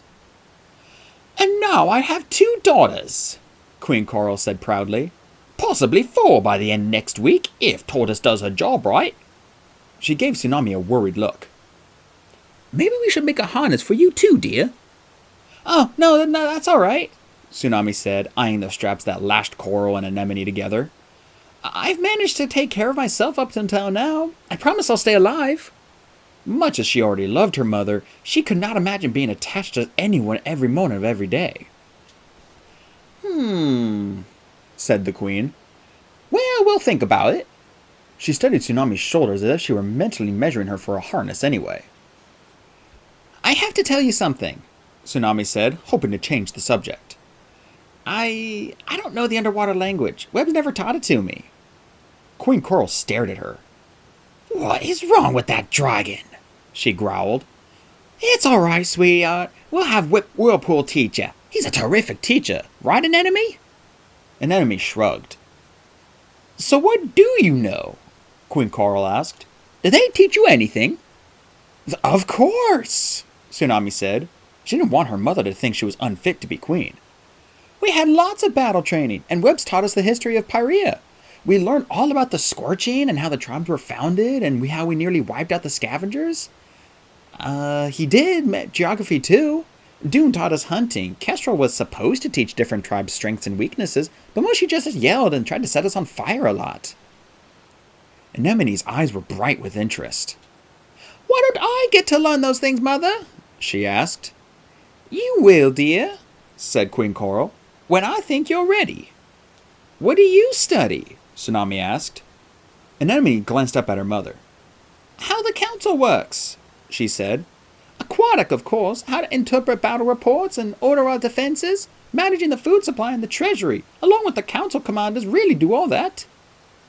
It's still important to stay up on them, purred the queen. Dragons do their best work if you watch them closely the whole time. But mostly I'm stuck in training sessions with Whirlpool, Anemone said. Her wings drooped. For what? Aquatic? Tsunami asked. Never mind, dear, Queen Coral interrupted. You'll see eventually. Were the Talons of Peace very cruel to you? Terribly, Tsunami said. This was one of her favorite topics. They never let us out of the caves at all. They acted like we were brainless snails. Nobody ever listened to me, and they wouldn't tell us anything about our families or where we came from. I only found out about you a few days ago. My poor, poor baby, Queen Coral said, stroking Tsunami's head again. Exactly, Tsunami thought. This was the sympathy she had always wanted, although she didn't appreciate the skeptical look on Anemone's face. What are these? Tsunami asked. She leaned forward and touched the dark stains on the queen's talon with one claw. They looked too dark to be bloodstains, but she couldn't guess what else they were. The perils of my job, Queen Coral said with a laugh. Well, my hobby, my art you might call it. I should show you. She sprang to her feet, tugging Anemone up with her. And then you can meet Whirlpool. You'll adore him. He's just the most wonderful, brilliant young dragon. Tsunami was nearly certain she caught Anemone rolling her eyes.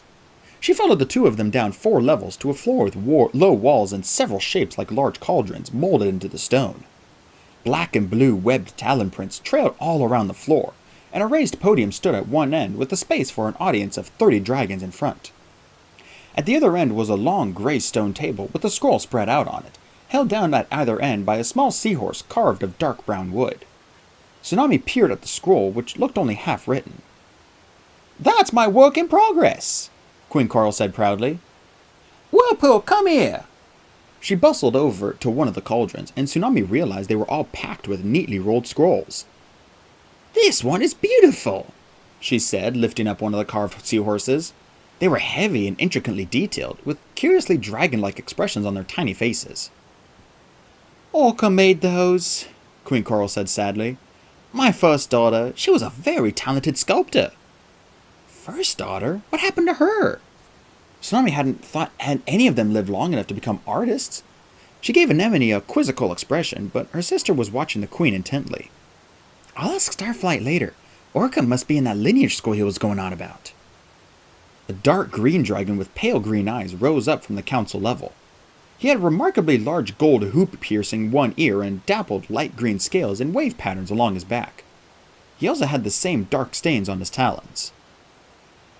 Your Majesty, he said in an elaborate bow, and your smaller majesties.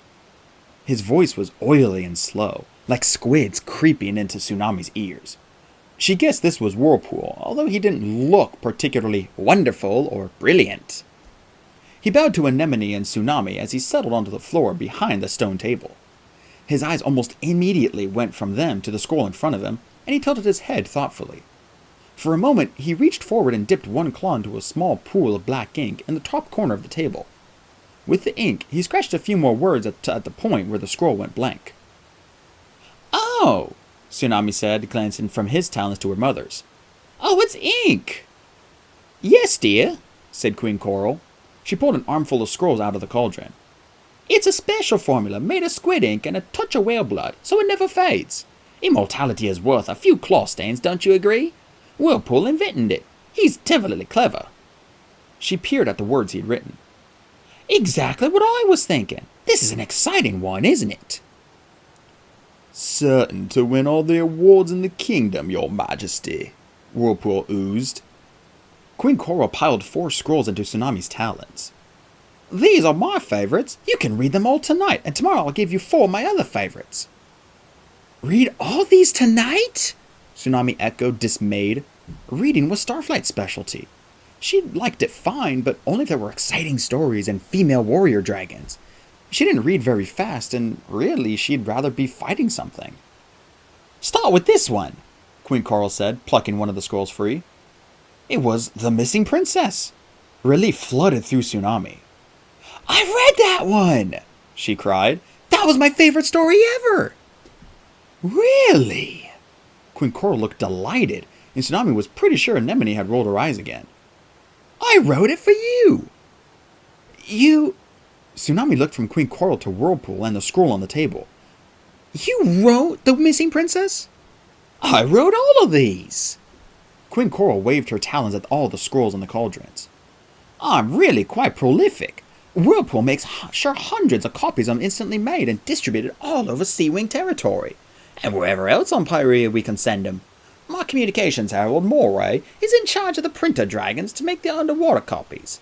She also makes sure they all go out to the schools, but Whirlpool organizes my readings here. Isn't he brilliant? She lowered her voice and winked at Tsunami. And don't you think he's very handsome? Whirlpool looked up and gave Tsunami a toothy smile that didn't reach his eyes. His teeth were weirdly small and his eyes were too pale and blobby, like frog eyes. Tsunami couldn't help thinking of Riptide, who was much more handsome if you asked her, although she knew better than to tell Coral that. He'll make a fabulous king one day, Queen Coral added in a loud whisper. Oh dear. Tsunami hid her shudder. Is Queen Coral throwing me at him? She glanced at Anemone and saw the little dragonette quickly erasing a hopeful expression from her face. She bet Anemone could clear up a lot of mysteries if Tsunami could get her alone for a moment. Too bad that was impossible. Your Majesty! They all turned around and found another council dragon hovered in the air behind the queen, with a smaller dragon beside her. I'm sorry to interrupt, but Urchin just arrived with strange news. I knew you'd want to hear it right away. Of course, Moray, said Queen Coral. You always know what's best. Moray's scales were the same dull gray-green as Shark's, and her eyes were almost small and colorless. Tsunami wondered if they were related. The council dragon pressed her snout into a brief smug look. That's because I have an excellent training at the side of the most wonderful queen in Pyrean history, she said. Oh my word, Tsunami thought. This time she was able to catch Anemone's eye behind the queen's back to make an "Is she serious?" face. Anemone looked startled for a moment, then made a brief face back at Tsunami was pretty sure meant, "Believe me, it gets worse." Moray went on. Apparently, a dead dragon has been found only a few islands on the Summer's Palace. Oh, how sad, said Queen Coral with a little yawn. She glanced at her skulls as if she wanted to get back to them. What happened to him? Her, said Moray. And we don't know yet, but the strange part is it's not a sea wing, it's a sky wing. What? Queen Coral leapt to her talons. That close to the palace? She snapped at the air and spread her wings. Get Shark and Piranha and take me to the body, now! The queen shot into the air with Anemone flapping wildly to keep up. Tsunami dropped the skulls and jumped after them, flying in a tight spiral down to the water. This was her chance to see the queen in action. She thought she heard someone shout her name as she splashed down. Sunny, or Clay. The water rushed into her ears, muffling the cry. They didn't have to worry. She shouldn't be gone long. They'd be safe here. Shark whipped past, churning up the water as he charged into the tunnel ahead of her. He was between her and Coral now, but Tsunami wasn't going to let that stop her. She swam after them as fast as she could. She felt another dragon close on her tail, but didn't turn around or slow down. It felt like only moments later when Tsunami's snout emerged into the golden kelp curtain. She followed the eddies left by the dragon tails ahead of her and realized they weren't going to the surface. So they weren't flying to the body, they were swimming there, which made sense. They were sea wings after all. Alright, I can do this. Tsunami ignored how tired her wings felt and beat them harder, determined to keep up. Even so, the two dragons behind her quickly passed her, Moray and another from the council, who she guessed was Piranha. She saw both dragons dip down into the water and suddenly speed up. Despairing, she tried to do the same, tipping her wings to dip down to the same level. A fierce current immediately caught up to her and shoved her all along after them. For a moment, Tsunami struggled against it. She didn't like being caught by anything stronger than her. But then she realized the other dragons were using it to travel faster, and she'd have to do the same thing if she wanted to stay with them. Slowly, she relaxed and let the current sweep her along. It gave her a chance to look around. A school of black fish with silver speckles shot by overhead, like a flock of crows or nightwings, spinning and whirling in shifting formations.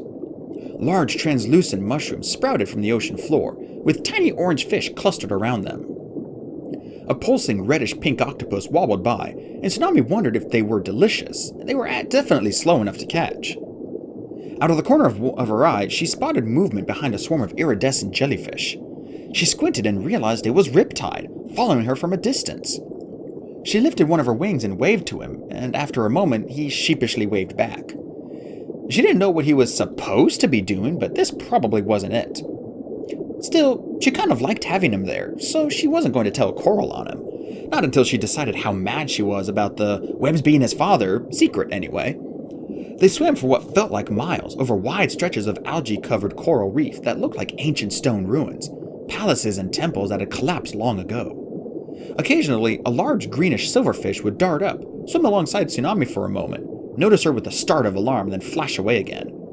She was hungry, but too tired to try eating any of them.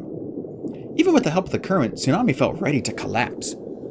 Finally, up ahead, she saw moray and piranhas sweep up to the surface. Relieved, she struggled out of the current and followed them into the air. Queen Coral was already standing on a large, craggy boulder that jutted out of the sea at the base of an enormous cliff. An enemy was crowded onto the tiny outcropping beside her. Not far away, a seal edged nervously into the water, trying not to attract their attention.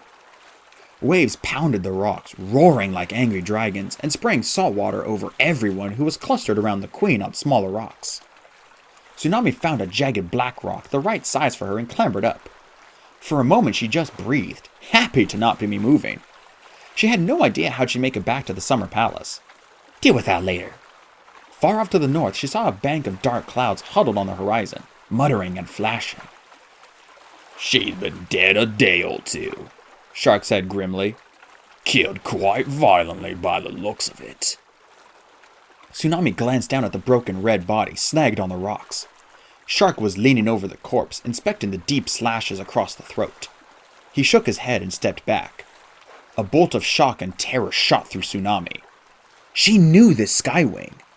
It was Kestrel, the dragon who'd raised them. Kestrel was dead, and somebody had clearly murdered her. Tell! Don't tell! Mother needs to know who it is. But what if she thinks that we killed her? Tsunami didn't know what to do. It was too strange a coincidence. Kestrel turning up dead a few islands away at the same time as the Dragonets arriving at the Summer Palace? If Tsunami admitted she knew her, wouldn't her mother's first thought be that the Dragonets had killed her themselves? After the way her friends had been looking at her lately, Tsunami didn't want to risk getting a similar reaction from her mother. The, "What kind of dragon are you really?" and "Can you be trusted?" and "Who else might you attack?" looks. She had worried about it all the way back to the Summer Palace. Mercifully, they flew back, giving Tsunami's swimming muscles a rest. But in the bustle of orders and flying messengers, there wasn't a moment to talk to the Queen on her own anyway. Back at the palace, Queen Coral told Tsunami to wait for her and took a few council dragons off for a war meeting. Tsunami sat on one of the pavilion pillars, watching dragons dart about. Who would kill Kestrel? Apart from Glory or me, that is. She glanced at the cave where her friends were being held, where guards were still posted outside. She knew she could go check on the other dragonets, but what would they think when they heard about Kestrel? What if her friends decided that it wasn't safe here? Starflight might convince the others that Kestrel's murderer could be nearby, waiting to kill them too. He'd talked them into leaving the Kingdom of the Sea, and Tsunami wasn't ready for that. They were all too mad at her right now to listen to sense, and they were probably pretty grumpy about being stuck in a guarded cave all afternoon too. It'd be better to wait and tell them everything after they had a chance to see how wonderful it could be here. Tomorrow, she'd ask her mother to bring them out for a feast or something, and that would cheer up at least a couple of them. Yeah, that's a better plan. Avoid them until tomorrow, then tell them everything. Besides, she was so tired. Darkness had fallen as they flew back to the Summer Palace, and now the cavern was lit only by the trails of glowing jellyfish in the water below. Not that it mattered to Sea Wings, who could see in the dark, but her friends probably wouldn't be too thrilled about having no light either. Another argument that could wait until tomorrow. She was relieved when the Queen finally came down from the council level and led her across the lake. Queen Coral's chambers at the Summer Palace were in a vast underwater cave below one of the waterfalls, lined with waving tendrils of forest green and brilliant gold anemones. Stone carvings of dolphins danced around the entrance. The walls were studded with emeralds and pearls, and the beds were soft expanses of bubbly seaweed. A bed was already made up for Tsunami next to anemones. She collapsed onto it with a sigh. Sleeping underwater on comfortable seaweed instead of a hard ledge of stone was even more wonderful than she had ever imagined. She fell asleep to the sound of the waterfall splashing overhead and didn't wake until the next morning. When she opened her eyes, she found the pale pinkish blue head of Anemone leaning over her. Tsunami yelped and leaped back, crashing into the stone wall and bouncing off of it in a stream of bubbles. She had a wild, brief moment of thinking Anemone was about to kill her, and then her sister waved her talons and made a shushing gesture. Anemone pointed at Queen Coral, who was still asleep. She clasped her talons in front of her and flashed some stripes along her wings and tail. Sorry, little sister. Tsunami spread her front talons and shook her head. I wish I could. Anemone flashed her stripes again, then smacked her head, remembering that Tsunami didn't know aquatic. She frowned in frustration. Tsunami felt equally frustrated. They couldn't sneak off to the surface to talk. Anemone was trapped here by the harness tethering her to the queen, and Tsunami couldn't communicate underwater. They'd never have a chance to talk privately. She swam over to her sister and studied the harness. It was made of a stretchy, gummy, clear material that seemed to cling to Anemone's scales, as if it had grown along with her. It probably has, Tsunami thought, wondering if the poor dragonette would have to wear this until she was Tsunami's age, or even older. When Tsunami tugged on it lightly, Anemone shook her head. She mimed trying to wiggle out of the harness and pointed to the Kui again. Not possible without waking her up, Tsunami guessed, if it's even possible at all. Anemone carefully eased toward the entrance, glancing back at the queen. The cord between them uncoiled. The little dragonette lifted off the floor and swam up toward the top of the door, stretching the leash to its full length. She beckoned Tsunami after her. Where the waterfall met the lake, just behind the cascade and right outside the cave entrance, there was a small pocket of air. At the end of her leash, Anemone was barely able to reach it with her snout. Tsunami popped her head out beside her. Clever, Tsunami said, glancing around. Here they were also hidden from view, if any sea wings were out and about this early in the summer palace. I hope she doesn't wake up, Anemone said. She blinked at Tsunami for a moment, then burst out. Oh, I'm so glad you're here! She reached out one of her front talons, and Tsunami pressed it like they had the day before. Really? Tsunami said, astonished. But aren't we rivals? If I'm here, doesn't that threaten your chance at the throne? Maybe you can make her less crazy, Anemone said in a whisper. Or maybe she'll set me free now that she has you. Maybe you could talk to her. I need to get out of this harness. Tsunami, you have no idea how awful my life has been. Tsunami stared at her, hearing the echo of her own words. Your life has been awful, she said. You can't even imagine awful. Try being raised under a mountain with no ocean or proper sunlight and only a river to swim in. Try being raised by 3 dragons who hate you and treat you like a lobby tadpole. I am treated like a tadpole, Anemone protested. Mother doesn't trust me to do anything by myself. You're only what, 1 year old? Tsunami guessed. I'm sure that'll change. Well, I'm mostly sure. Halfway sure. And at least she cares about you. She cares about me way too much, Anemone said. I never get to do anything except whatever she's doing. At least you have friends. I never even seen any other dragonettes. Well, I was sort of stuck with those 4, Tsunami said. And they're always arguing with me or getting mad about something. She felt a pang of guilt about not visiting the night before. They must be wondering where she had gone. Well, maybe if they miss me for a while, they'll be more pleased to see me when I do show up. Oh, they seem great, Anemone said wistfully. I always wanted brothers and sisters. Don't you have brothers? She snorted. Yes, but Mother thinks they play too rough and she won't let me near me. My cousins are all impossible suspects in her mind, except Moray, who's perfect and boring and old and can do no wrong. And non-royal dragonets aren't special enough for me to play with. Anemone sighed, blowing bubbles across the water at Tsunami. I guess my friends are alright when they're not complaining, Tsunami admitted. They complain a lot, though. I tried complaining once, Anemone said with a stab of venom in her voice. Mother nearly got me a gag to match the harness. At least somebody loves you, Tsunami said, and you're with your own kind, and you know your own stupid language. She loves you too, Anemone offered. She paused, glancing down the cave. Queen Coral was still fast asleep, her blue scales rising and falling smoothly. I hope you'll take Whirlpool, Anemone blurted. 3 moons, I was so sure I'd have to marry him. But now you're here and you can have him and I'll be much better. No way, Tsunami said, lashing her tail. No, no, no! An image of Riptide flashed in her head, which was ridiculous because she hardly knew him either. Absolutely not. First of all, I don't have time to get married. I have to stop the war and save the world. Or learn how to be Queen of the Sea Wings. Second of all, that dragon? No, thank you. I'd rather have my tail nibbled off by snapping turtles. Anemone giggled. He's dreadful, isn't he?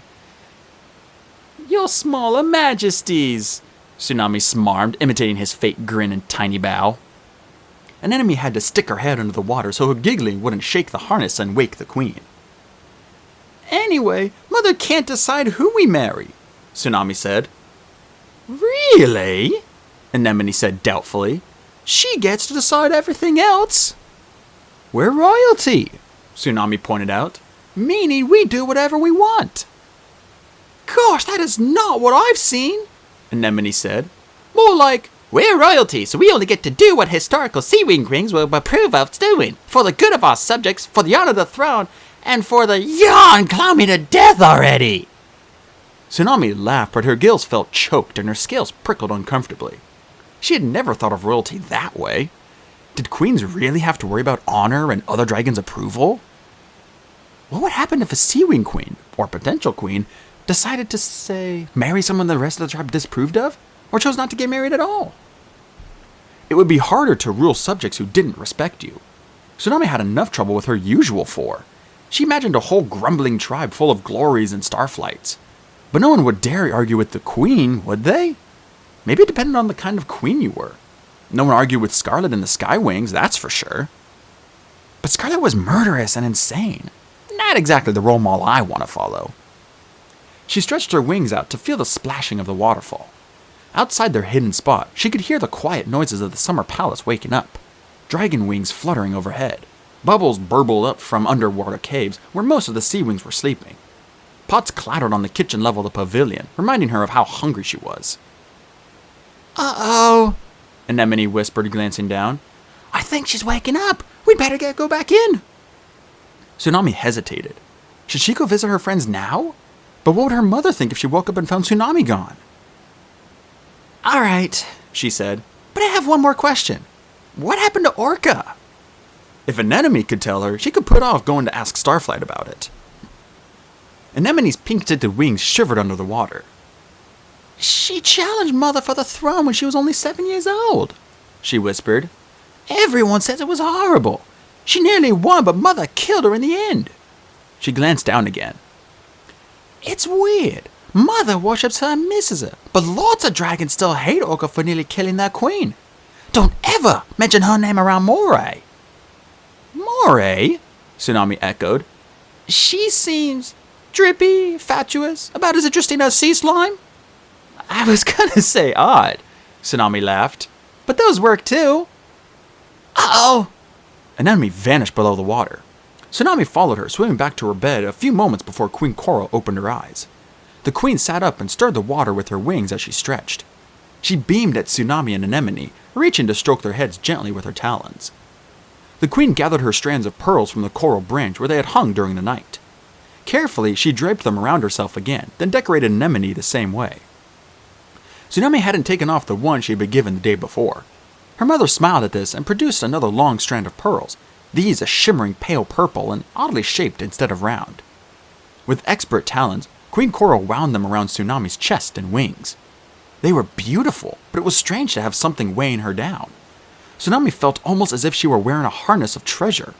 She was about to complain, though. The talons of peace had never given the dragonets beautiful things. Finally, the queen beckoned for them to follow her to the pavilion. Tsunami wasn't sure how she felt about being treated the same as Anemone, the 1-year-old dragonet, but she did like how her mother kept patting her, as if she wanted to make sure Tsunami was real. As they flew up to the pavilion, Tsunami saw several guards clustered on one of the lowest levels, half of them sleeping and half of them drinking something steaming out of handheld cauldrons. She noticed that they looked well-fed, well-rested, and content, not thin and grumpy like Queen Scarlet's guards at the Skywing Palace. Proof my mother is a better queen than Scarlet, Tsunami thought. When Queen Coral landed on the council level, a flurry of wing beats sounded all over the palace.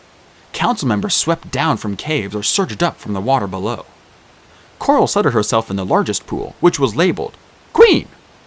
She tugged Anemone into the water with her, although it was a bit of a squeeze, and the little dragonet had to curl under the queen's wing.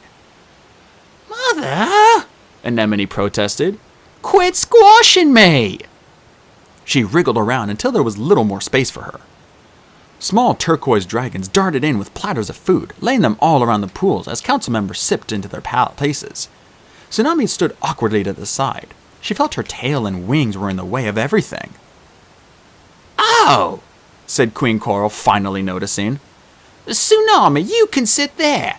Tortoise is guarding a hatchery at the Deep Palace, so she won't be joining us today. The queen pointed her claw at a pool 2 down from hers, labeled Dragonette Care, in tiny emeralds. The wet stone was chilly under Tsunami's talons as she climbed into it. The pools on either side of the queen said Defense and Communication. Shark splashed down in the first one, and a moment later, Moray landed in the other. Good morning, Your Majesty, Moray said, bowing and dipping her wings. I know yesterday was a shocking day, but I hope you slept well. I worried about you all night. Thank you, dear, said the queen. Her eyes were scanning the rest of the council. Whirlpool flew up beside Moray. His pool was labeled Magic and Publishing. Tsunami tilted her head at him. How did one become an expert in either one of those things? What kind of magic did he know about anything? She glanced around, wondering if there was a pool for the king, but she didn't see one. Queen Coral hadn't said anything about Tsunami's father yesterday, and in all the excitement about Kestrel's body, Tsunami hadn't had a chance to ask. Maybe he was at the Deep Palace. Maybe she could meet him later today. She remembered some of the council from the day before. The plump dragon Lagoon, who had been sent to feed the other dragonettes, sat in a pool marked Aquaculture. Piranha, the one who had gone with Shark to examine and dispose of Kestrel's body, was in War. Tsunami didn't know any of the other dragons' names, but from where she sat she could see the labels Treasury, Justice, and Hunting. She didn't really understand this council business. She wasn't sure what they did or why they were necessary. Wasn't it enough to have a queen? Couldn't Coral just decide everything herself? That's what I would do, she thought. I'd get rid of this council and run the tribe like a proper queen.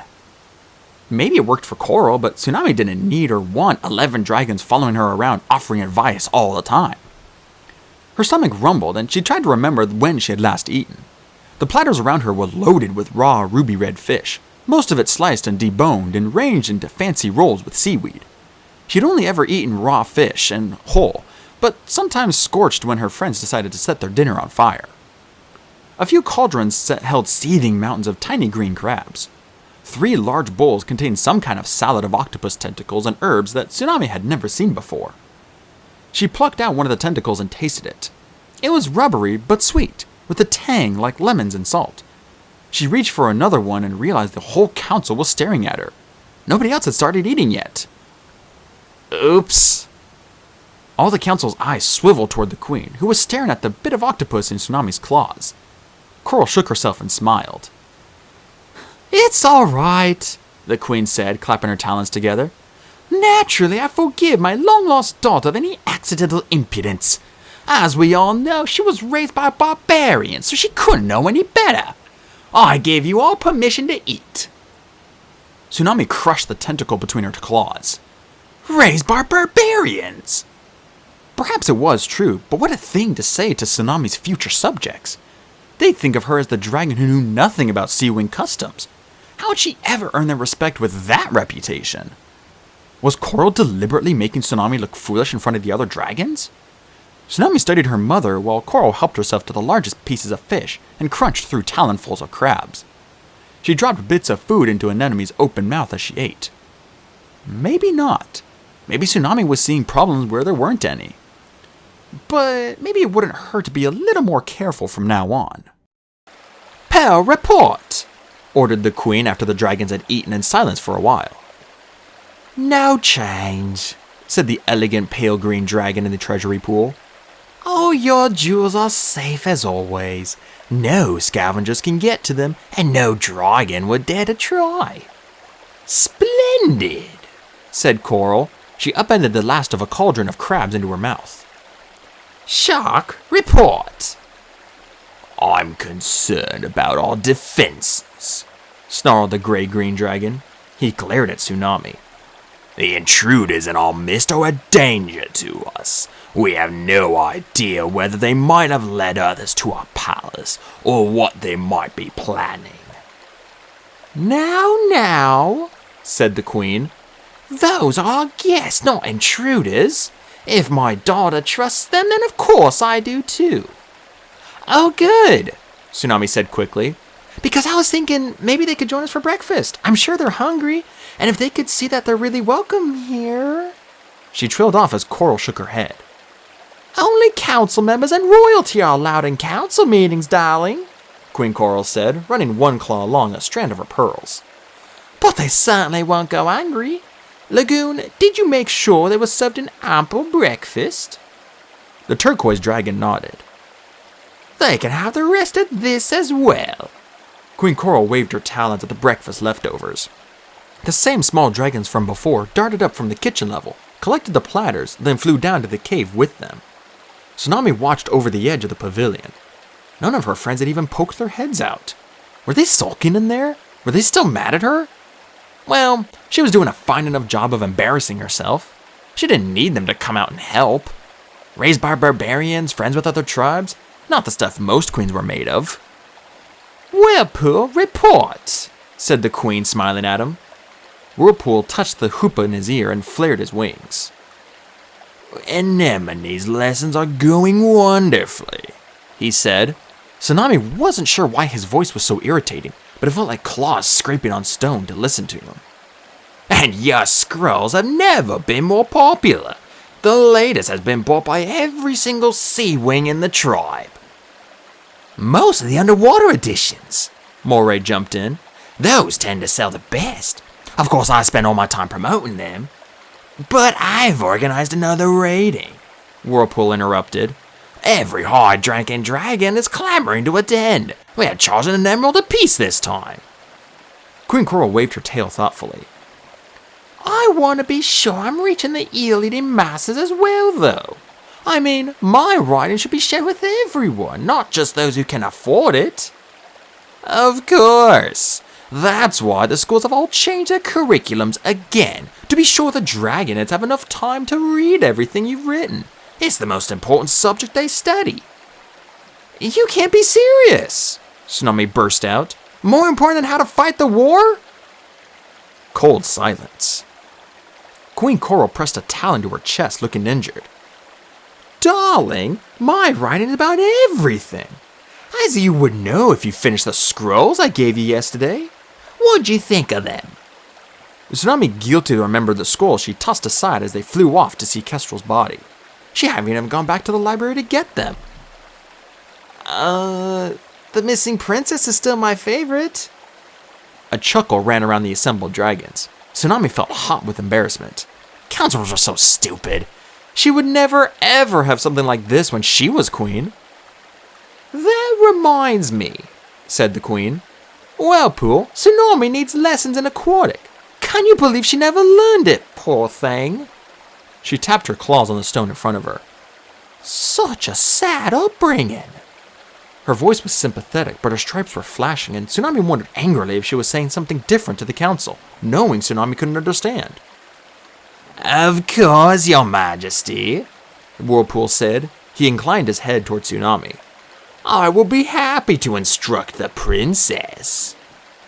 Piranha, report! Queen Coral snapped her head around to the war pool. The war commander was so clawed up that she seemed to have more scars than scales. One horn was snapped in half and several of her teeth were broken. Still no information about the dead Skywing, Piranha growled. Tsunami ducked her head. Eventually she had to tell her mother the truth. Who Kestrel was, how Tsunami knew her. But she didn't have a harness attached to her or some kind of permanent guard. And she felt like she should tell her friends first. I'll tell her later. I will. A war party returned early this morning, Piranha went on. Do you want to hear their report? Queen Coral sighed and gestured with her claws. Piranha called over the edge and 2 soldier sea wings came flying up from a lower level. One was too injured to fly, so the other supported him. They spiraled in a jerking, awkward motion and landed heavily in the center of the council meeting. The sea wing who couldn't fly had long burns along his side, and one wing was scorched almost entirely black. Claw marks along his underbelly were still oozing blood, which dripped into the sparkling channels between the council dragons, staining the pearls red. Tsunami saw the queen give her decorated floor a concerned look. The other sea wing had a scorch mark in the middle of his tail and a horrible gash in his neck. He was breathing heavily, and the bubbles of pale red blood foamed out of his gills. "Let's hear it," Queen Coral ordered. "Something strange is happening in the Sky Kingdom, Your Majesty," said the one who couldn't fly. "The battalions. It's as if nobody knows who's in charge. We were patrolling the outer islands, and we were attacked by 3 separate wings. First squadron was half Sky Wings and half Sand Wings. During the second attack, we heard the Sky Wings yelling, 'For Ruby!' And in the third, at least one dragon shouted, 'The Queen's not dead, long live the Queen!'" Queen Coral sat forward, splashing water over the edge of the pool and squashing Anemone over to the side. "For Ruby?"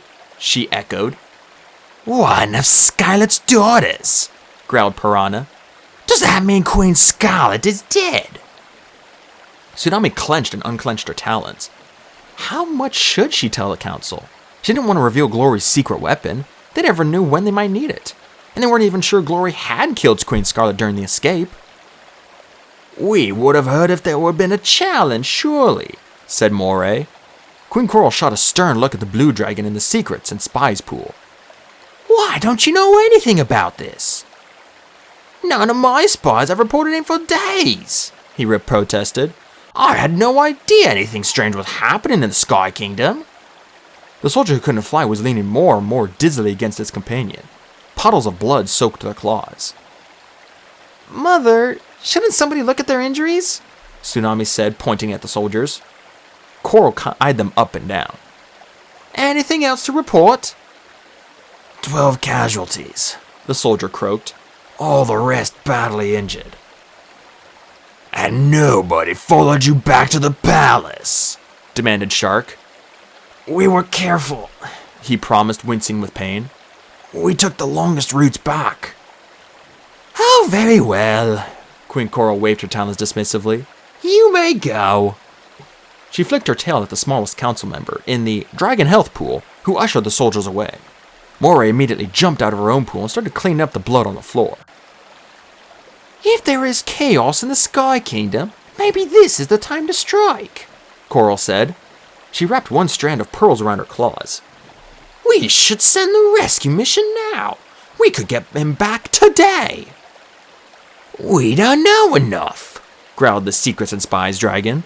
"If Scarlet is dead, how did she die? If Ruby killed her, or is she fighting with her sisters for the throne?" Moray hissed at the blood under her claws. "Like the Sandwing rivalry all over again, making the war even worse." "Or has Burn taken over?" Piranha suggested. "She would if she was there." "But Scarlet's daughters might not even listen to Burn the way Scarlet did," said Moray. "What could have happened?" Coral said. "Queen Scarlet was so strong." Tsunami shifted uncomfortably, feeling the cold water seeping through her scales. She couldn't hide what she knew, not when her mother needed the information so much. Or at least she could share some of the dramatic highlights. Tsunami said. The entire council turned to stare at her. "That might have been us." There was a shocked pause. "You?" barked Piranha. "Ridiculous," snarled Shark. "Queen Scarlet found us under the mountain," Tsunami said. "She held us prisoner in her palace, and when we escaped, we might have killed her? Maybe? I'm not sure. I will say we tried."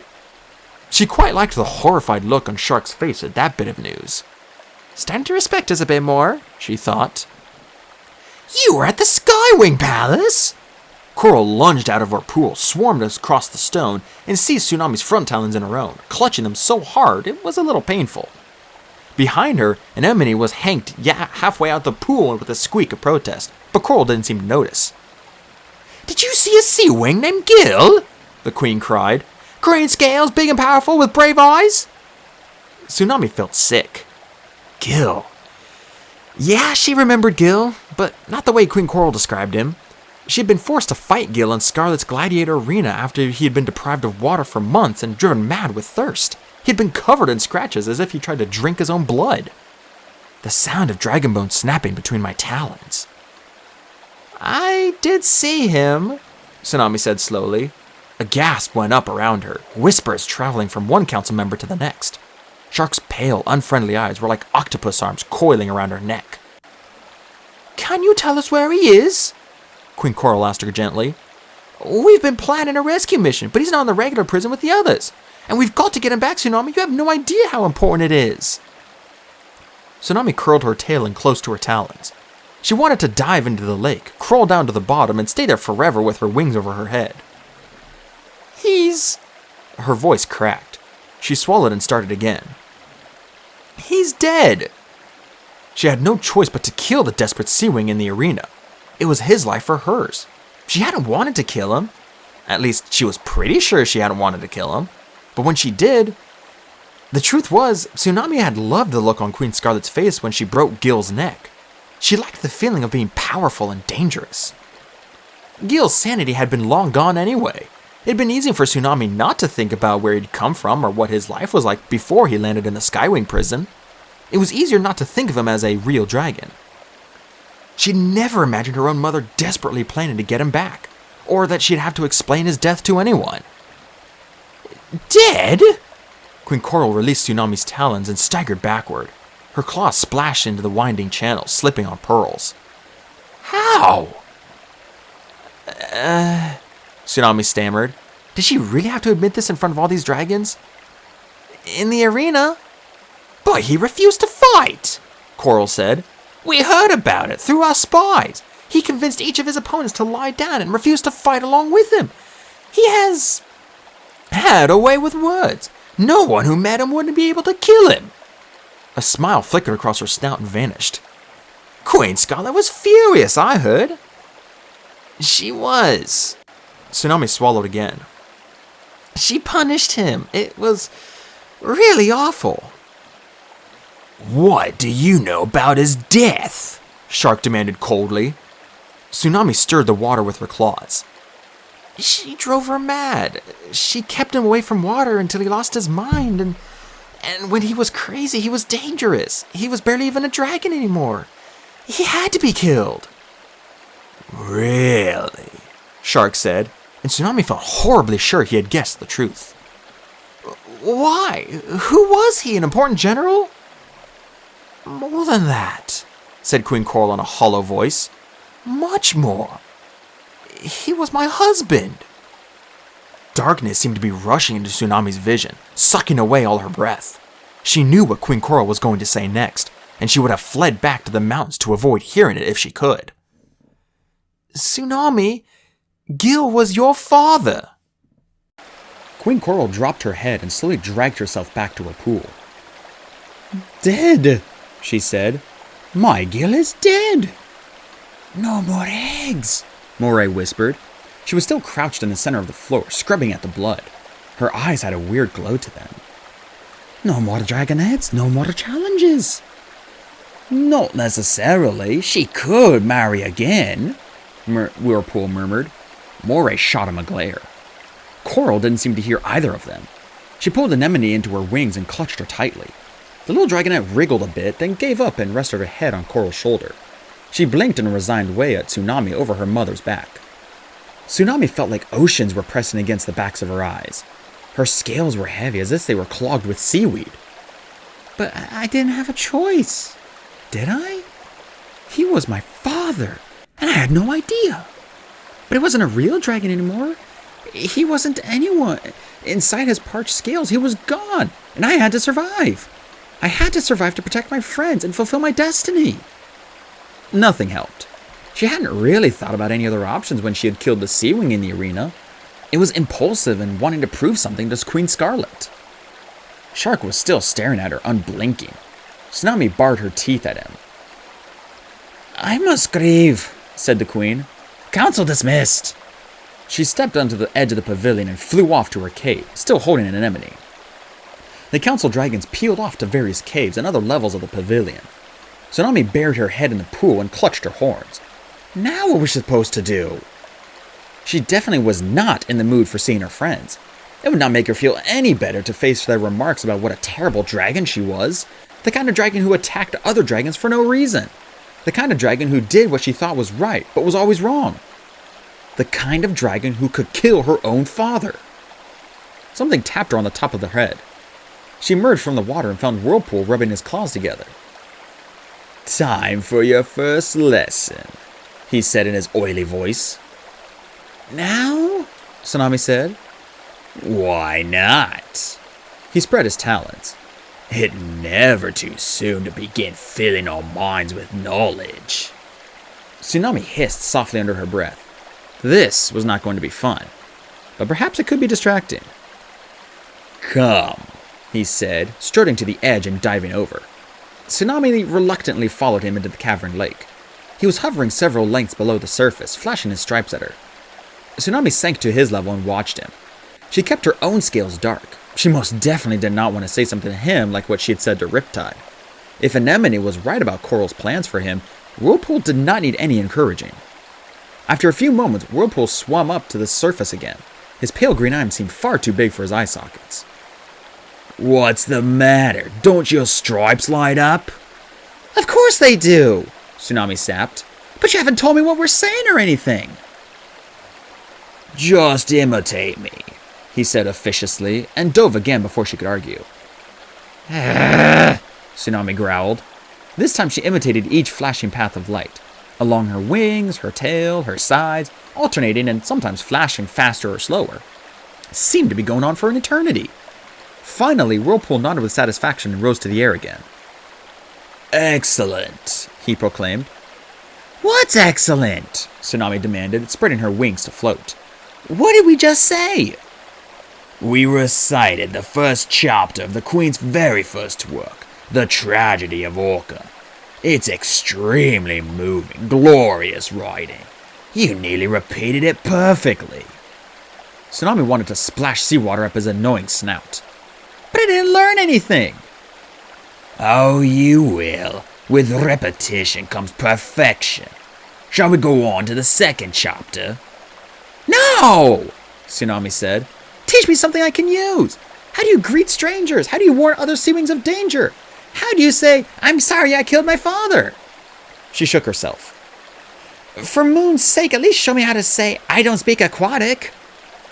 All knowledge can be found in the Queen's writing, Whirlpool insisted. If we recite 3 chapters a day, we should get through her entire body of work in about 5 years. I have to get out of here, Tsunami said. before I tie your stupid tail around your stupid snout and leave it in a bundle at the bottom of the lake. She turned and swam toward the exit tunnel. It wasn't quite as dramatic as storming out of a cave, which she hoped would be the first and last time she'd missed anything about life under the mountain. I'm not impressed with your work ethic, Whirlpool called. This may take us closer to 7 or 8 years if you... Tsunami plunged her head into the water so she wouldn't have to listen to him anymore. The exit tunnel yawned ahead of her, and she shot into it as fast as her wings could beat. Outside the summer palace, the sky was gray and overcast, which suited Tsunami's mood perfectly. Wind whipped the sea into white-tipped peaks, knocking Tsunami around even more than usual. She tried paddling away from the palace underwater, but currents kept flinging her into the jagged boulders. She was sick of fighting the ocean. Why wouldn't it welcome her like it was supposed to? Why couldn't she start over as a normal sea wing with normal problems, instead of having her past mistakes suckered onto her tail like overgrown leeches? Frustrated, she swam to the surface and flew into the sky. It didn't make sense that flying should be easier for her than swimming. What kind of sea wing didn't love the sea? The kind that shouldn't be queen, maybe, Tsunami thought. Looming out of the water ahead of her was the island of rocks, shaped like a giant dragon skeleton. Tsunami banked toward it, studying the holes and gaps. She chose the cave where the eye should be and landed in cool semi-darkness. The stone was smooth like pearls under her claws. She flapped her wings to dry them and turned out to look at the entrance. A dragon head popped into her view, then vanished again. Wow, Tsunami said. You are the worst at staying hidden. Has anyone ever told you that you should definitely never be a spy? Riptide slowly poked his head around the mouth of the cave. I think I'd make a splendid spy, he said with dignity. Aren't you supposed to be patrolling the outer islands where we met? Tsunami asked. Perhaps, but as you can imagine, I don't have a very important job.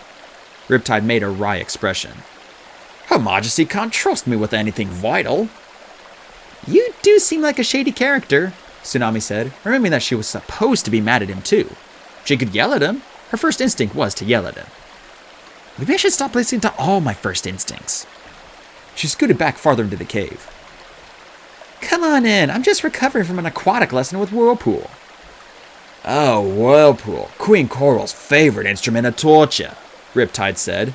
He climbed into the cave beside her, shaking water droplets from his scales. The cave was only big enough for 3 or 4 dragons, so they were closer together in the dark than Tsunami had expected. When she was much younger, Tsunami had fleeting crushes on Clay and Starflight. Before she realized that Starflight could be massively annoying, and that sweet, loyal Clay saw the other dragonettes as brother and sisters. But they were the only dragonettes her own age that she had ever met. Even though they weren't sea wings, who else was she supposed to like? Now here she was, alone with a sea wing. A sea wing who looked at her as if he didn't see a future queen or a father killer, or anything but a dragon whom he liked very much. Coral told me Webbs was your father, she said quickly, awkwardly. Why didn't you say anything when we met? It's not how I usually introduce myself, he said. He coiled his tail around his talons.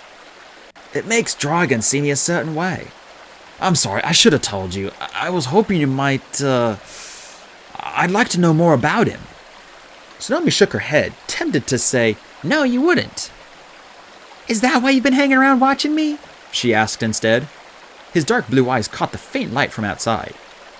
That and other reasons, he said. I was worried about you. There aren't a lot of outspoken dragons in the Kingdom of the Sea. I can say whatever I want, Tsunami said boldly. I'm the missing princess. Mother loves me so much she'll have a harness on me by the end of the day if I'm not careful. Riptide snorted. I'd like to see any dragon try to put a harness on you. Then they'd really like to find out how outspoken I am, she said. She opened and closed her wings, accidentally brushing against his. Oops, say something, quick! Webbs wasn't so bad, she blurted. Not as bad as the other 2. He tilted his head. We had 3 guardians. The other 2, Dune and Kestrel, hated everything, Tsunami said. Except maybe Sunny. Nobody hates Sunny. She's too sweet and simple and lovable. She sounds frightful, Riptide said, and Tsunami laughed. But Webbs, he wasn't trying to keep us alive. He taught us everything he could. Except aquatic, I guess. He taught us history and geography and all about the prophecy, and he wasn't even that boring about it. When it was his turn to hunt, he tried to bring back prey he knew we liked. It would have been worse without him. She fell silent, thinking. She never tried listing good things about Webbs before. It was a lot harder than complaining about him like she had done her whole life. It's all right, Riptide said. You can tell me the truth. The end of his tail flicked up and down. I want to hear the bad stuff too. It's good for me. Tsunami took a deep breath. He should have protected us better, she said. If he was the only one who cared, he should have stopped Dune and Kestrel from hurting us and telling us we were worthless. He should have fought for us, and he never did, except right at the end when Scarlet and the Skywings attacked. That's one thing I do, she thought to herself. I fight for my friends, even if I'm doing it all wrong. Riptide nodded, looking down at the stone under his talons. Weak and cowardly. That's how he's always been described to me. Tsunami reached out and touched his wing with one claw. That doesn't mean you're anything like him, she said. It's not fair to punish you for what he did. Something tingled in the air between them, like the sky outside, waiting for the storm. This is most improper for a future Cywing Queen, Tsunami thought. But maybe I'd rather have this than a throne anyway. Would you like a real aquatic lesson? Riptide asked with a smile. I demand one, she answered. It's dark enough in here, he said. All right, here's what you say to Whirlpool next time you see him. The stripe on his tail lit up 3 times. Uh-oh, Tsunami said, copying him. What did I just call him? Squid brain, Riptide said. My new favorite insult thanks to you. I'm not sure this lesson is teaching me much more than he did, Tsunami pointed out. Hey, I'm offended, he said. All right, you asked for it. He sat down and pointed to his snout. These stripes usually indicate a question, like this for why, or like this for how, and like this for when. Tsunami mimicked him, memorizing the patterns of flashes. It was easier than she'd expected. Maybe there was one part of being a sea wing that she just wouldn't be a total failure at. After she had the question patterns down, Riptide said, "Try this one. I will protect you." Stripes flashed along his side, and he gestured at the same time. I don't need protecting, Tsunami said. "I know, but knowing you, you'll probably need to say it to someone one day." Tsunami liked that. "I will protect you," she echoed, flashing it back at him. He smiled a little sadly. "I wish you could," he said. "Why not? I'm a princess. I can do whatever I want." "Not while someone else is queen," he pointed out. "All right, here's how you indicate different kinds of danger." Riptide showed her other stripe patterns and some of the talon gestures as well. It was all fascinating, and Tsunami wasn't sure how much time had passed when she finally glanced out of the wind-whipped sea and realized she should be getting back. "Mother might be looking for me," she explained. "But thank you. You have no idea how helpful this was." All of this, she thought, realizing she'd managed to forget about Gil for a little while. "Has Blister arrived yet?" Riptide asked. Tsunami shook her head. He took her front talons in his. "Be wary of her. She has her own plans, and I don't think protecting sea wings is high on the list." "I will," Tsunami said. "Oh," she added, freeing her talons. "What does this mean?" She tried to imitate the circular gesture Shark had made yesterday. Riptide tilted his head at her. "If you mean this," he said, doing it perfectly, "then it means something like, 'Not right now, we'll finish this later.'" Tsunami stared at him. "Are you sure?" "Pretty sure," Riptide said. "Why, who—" "Yesterday, when I stopped Shark and the guards from killing my friends," Tsunami said, jumping to her feet. "That's the gesture he made to them. You're telling me he was saying, 'We'll just kill them later'?" Riptide rubbed his snout. "Maybe," he said unhappily. "But if Queen Coral hasn't ordered it, then I'm sure—" "How would I know?" Tsunami cried. "What if she has ordered it and I didn't understand her?" She ran to the mouth of the cave. "I have to go back. I have to check on them. I haven't seen them since yesterday." She leaped into the air, catching the air currents. "Be careful," Riptide called after her. "I'll be out here if you need me. Just—" The wind yanked away his last words. Tsunami dove into the water, between the spiral dragonhorn rocks. She powered through the kelp into the tunnel, shooting between the rock walls. She was going so fast she didn't see the dark shape waiting above her in one of the breathing holes. She thought she was alone until talons slammed into her back and sharp claws closed around her neck. Giant wings smashed Tsunami to the rock floor of the tunnel. She tried to twist around, but her attacker kicked her in the head, then shoved a hood that smelled of seaweed over her snout so she couldn't see. Tsunami shouted and struggled, lashing out with her claws and tail. Her attacker was bigger than her, and heavier, so Tsunami could barely move under the weight. It seemed like he or she was wearing something that made them heavier. She felt something metallic click against her spines. Fishhook claws dug into her gills, and Tsunami shrieked in pain. She felt blood swirling away from her neck into the water. "I'm not gonna die here," she thought ferociously. "Killed by a coward I can't even see. I don't think so." She remembered how Sunny always managed to wriggle free during their battle training sessions.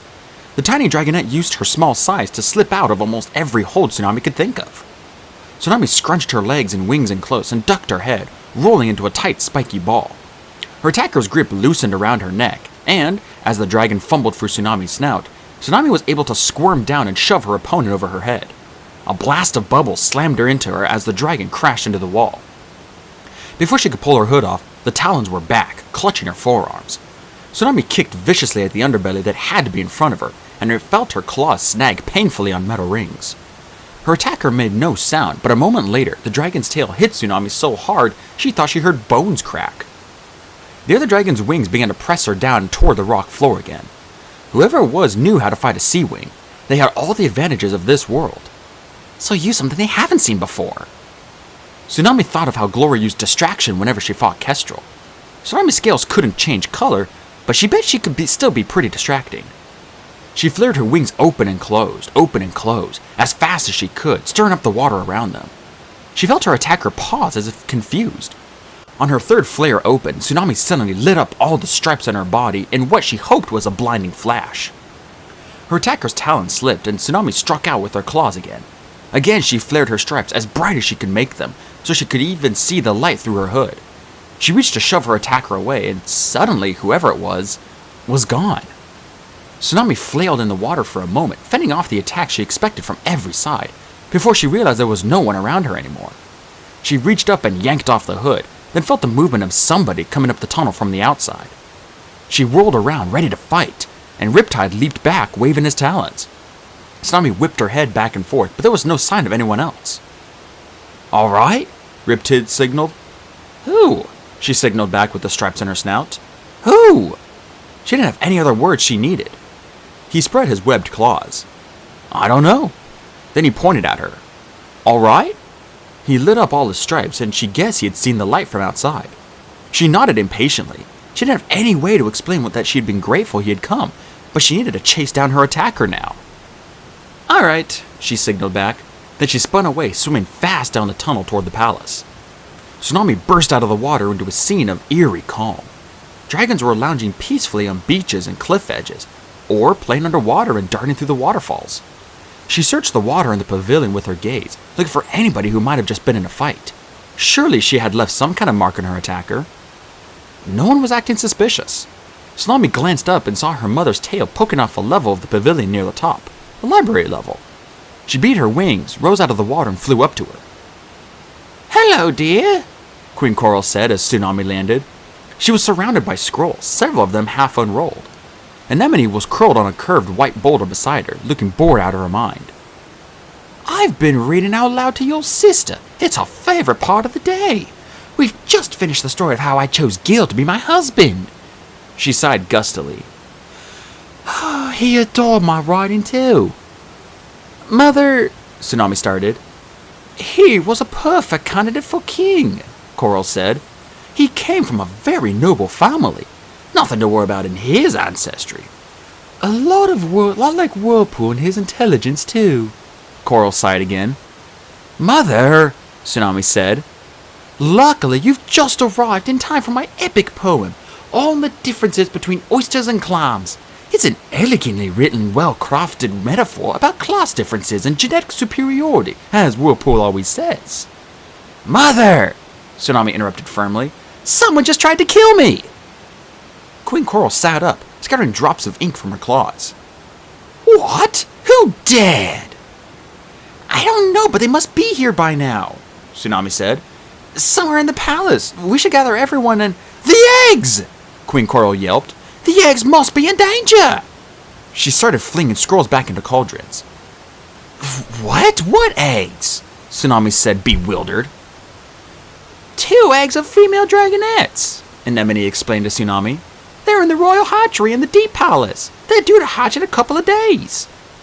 "And if someone attacked you, they'll probably go after the eggs too," Queen Coral cried. She dashed to the edge of the pavilion. "Moray! Whirlpool, hurry!" "But my attacker is here," Tsunami said. "I'm sure of it, not in the Deep Palace." "So we have to get there first," Queen Coral insisted. "But we could catch them here." Tsunami didn't understand why her mother couldn't see the obvious thing to do. "Mother, what about Tortoise?" Anemone asked. "She's supposed to guard them, isn't she? That's Mother Council's chief of Dragonette Care," she explained to Tsunami. "This week, anyway." "The others have all failed me," Queen Coral said with a grimace. "Tortoise probably will as well. She didn't even want the job. Nobody wants it. The most important duty in the Kingdom of the Sea, and all my cowardly subjects hide from it." "Moray!" she bellowed. "Yes, Your Majesty." Moray slithered up from the level below. Tsunami eyed her as she climbed onto the library floor. Did she look like she had just been in a fight? Tsunami couldn't tell. Moray wouldn't look at her, but that wasn't new. "Moray, we must get to the Deep Palace at once," Queen Coral said. "I feel that my eggs are in danger. My scales tell me so." "What about whoever attacked me?" Tsunami demanded. "We have to catch them and punish them." "It's more important to stop them from hurting my eggs," Queen Coral said grimly. "Someone has been killing my daughters for years. These are the last 2 Gil left me, and I won't let anything happen to them." She turned to Moray, who was sitting close beside her and gazing worshipfully at the Queen. "I wish you would guard them, dear. You never fail me." "But everything I do for your scrolls is so terribly important," Moray said. They're like your other children, really. I couldn't abandon them. That's true, Queen Coral said. She patted her pearls and flicked her wings open. Behind her back, Tsunami caught Moray shooting a look full of hatred at Anemone. Wow, she thought. I wonder what that's for. Do you hate all of Queen Coral's daughters? Enough to try to kill me? I sent Shark on ahead this morning after breakfast, but he never worries enough, Queen Coral said, clicking her claws together. He doesn't even believe there's an assassin. He thinks it's all bad luck. She shook herself with a hiss. He even told me once that perhaps I wasn't meant to have daughters. He's lucky he's my brother, and your father, Moray, so I let him live. Whirlpool, where are you? Anemone winced and put her talons over her ears. Stay very close to me to the Deep Palace, the Queen ordered Tsunami.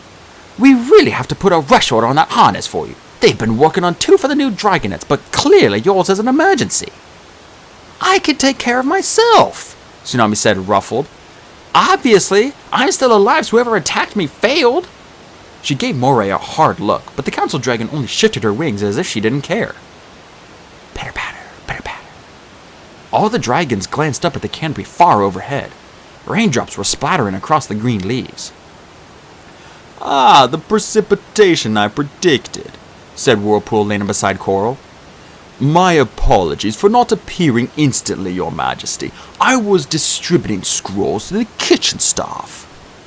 He didn't look as if he'd been in a fight, and Tsunami didn't really think the ridiculous dragon could have overpowered her for a moment. We're going to the Deep Palace now, as fast as we can. Queen Coral dove over the edge so suddenly that Anemone was yanked off her talons after her. Tsunami followed and found herself in a swarm of dragons mid-air as all the council members hurried after Queen Coral as well. They crowded into the tunnel, tails smacking into snouts and wings tangling. Tsunami got pushed into the middle and found herself swimming beside Whirlpool. Too late, she remembered she had meant to check on her friends. Why can't I be a better dragon? She berated herself. She tried to turn and go back, but council dragons were there shoving her forward. After nearly getting clawed in the face a few times, she gave up. Surely they're alright, especially if Shark is in the Deep Palace already. I'll come right back and see them after we check on the eggs. Out in the sea, Queen Coral immediately found a current and swept off. One by one, each of the dragons followed her. Tsunami glanced around, scanning the coral reefs and underwater boulders. Her heart jumped a little as she caught a glimpse of sky blue scales. Riptide was still out there, watching for her. She waited a moment until she saw him dart from one rock to another. He was following them, following her, to the Deep Palace. Pleased, although she felt a little silly about it, she swam into the current and let it carry her after the others. She was starting to get the trick of how to angle her wings so it would sweep her along as fast as possible. It was a bit like flying, but with a lot more to dodge. Then again, fish managed to get out of the way pretty fast when they saw the dragons coming. Above them, rain pattered down harder and harder on the water's surface. The light faded, and Tsunami imagined the dark clouds rolling in. She hoped her friends would be alright in the summer palace. Surely there were storms there all the time. At least they were in a cave so they wouldn't get wet. 2 giant sea turtles swam by, going in the other direction. They eyed the dragons warily, but nobody stopped to eat them. Explosions of tiny pink fish popped in and out of the waving anemones along the coral reefs. Something large and yellow was lying flat against the sand. It opened its eyes, stared at Tsunami, then closed them again. After a while, an island loomed in front of them, with immense coral reefs clustered all around it. Orange branches twined around purple star-shaped clusters. Lacy fans the color of rust spouted from pale pink umbrella shapes. Blue and silver fish darted in and out of the holes.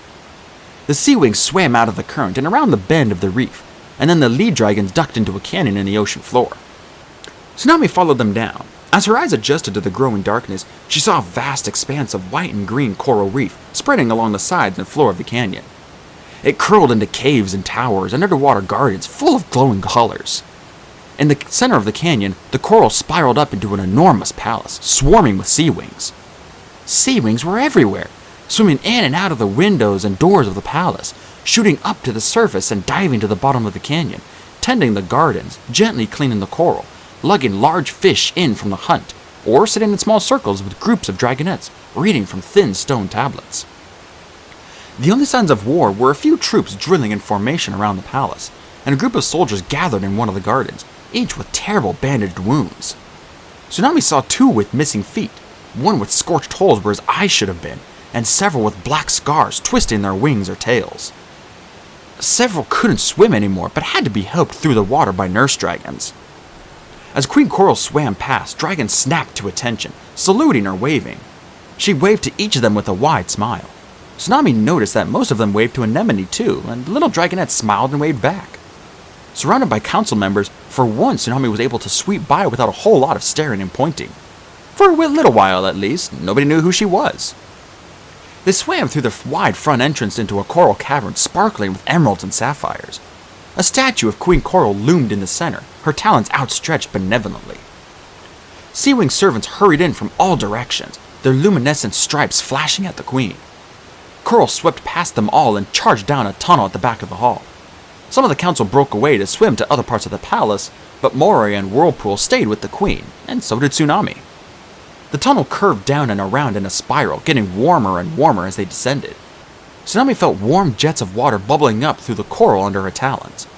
At the bottom of it was a stone door, and in front of the door a skinny seaweed green dragon crouched, gobbling something hungrily in her claws. Her eyes went wide when she saw the queen, and she dropped her octopus with a shriek. The remains floated up to the ceiling as she flapped her talons in a panic, flashing her stripes so fast she looked like a lightning storm gone mad. Queen Coral roared and threw the door open, smacking the green dragon back against the wall. The queen shot inside, towing Anemone behind her. This is where I should have hatched, Tsunami thought with a rush of confused excitement. She swam through the doorway and gazed around. the royal hatchery. The warm jets bubbled along every wall, heating the room, which was shaped like the inside of a large pale egg. A sea-wing dragon carved from dark green marble stood in the center of the room. Garlands of blue and purple underwater plants were woven through their horns and along her wings. The base of the statue said Orca. She looked tough and beautiful at the same time. Tsunami wondered if Queen Coral's first daughter had carved her own self-portrait, and if she had known it would be a memorial one day. She glanced around and caught the hateful look Moray shot at the statue. Maybe all her fawning over the queen is for real, Tsunami realized. Maybe she actually means it when she goes on and on about how wonderful Queen Coral is. Maybe she would even do anything to protect Coral from her daughters. Nests made of seaweed were tucked into niches in the floor, with wide pathways stretching between them. Dragon eggs took a year to hatch, so there should have been clutches at different stages, from newly laid to nearly hatched. But there were no new eggs to be seen. Because Gil has been gone, Tsunami thought with a stab of guilt, and he's not coming back. One clutch of 3 eggs was touched against a wall, and the nest farthest from the door, there were 2 eggs. Queen Coral hurried to the far nest and roared again, a howl of fury and despair that reverberated through the water. She sank down beside the nest and picked up a piece of broken eggshell. Oh no! Tsunami started forward, but Moray pushed past her and knelt beside the queen, leaning against her side. Anemone glanced back at Tsunami, looking sick. One of the eggs was still intact, but the other was smashed. The little blue dragonette inside had been strangled to death. Her neck was twisted in a horrible way, and her head flopped sadly as Queen Coral gently picked her up. Tsunami stared at the body in shock. She was so tiny. Who would do this to a baby dragonette? How could anyone? To my sister! She felt Anemone's cold talons slip into hers, and she squeezed them tightly. Whoever it was wanted to do this to Anemone as well. This was why the queen insisted on the harness and protected her daughter in such an extreme way. Seeing the broken body of the hatchling, Tsunami felt nearly crazy enough to do the same.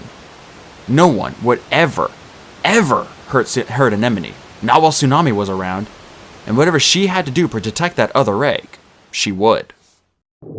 Queen Coral rose to her feet, knocking Moray aside.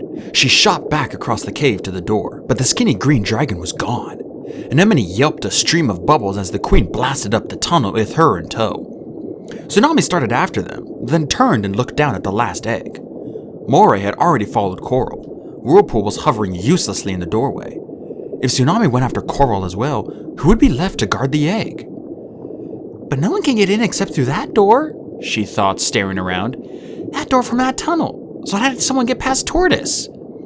She turned in a circle, staring at the smooth walls. Come to think of it, how did Webbs get in here to steal my egg? Surely there have been guards back then, too. Surely the queen had tried to protect her eggs even 6 years ago. Webbs couldn't have fought them past them alone. So how did he get in? Tsunami narrowed her eyes at the nests and the stone dragon. A secret entrance. There must be. Well, one thing was for sure. She wasn't leaving this egg alone in here. She crouched beside the nest and gently lifted up the last intact egg.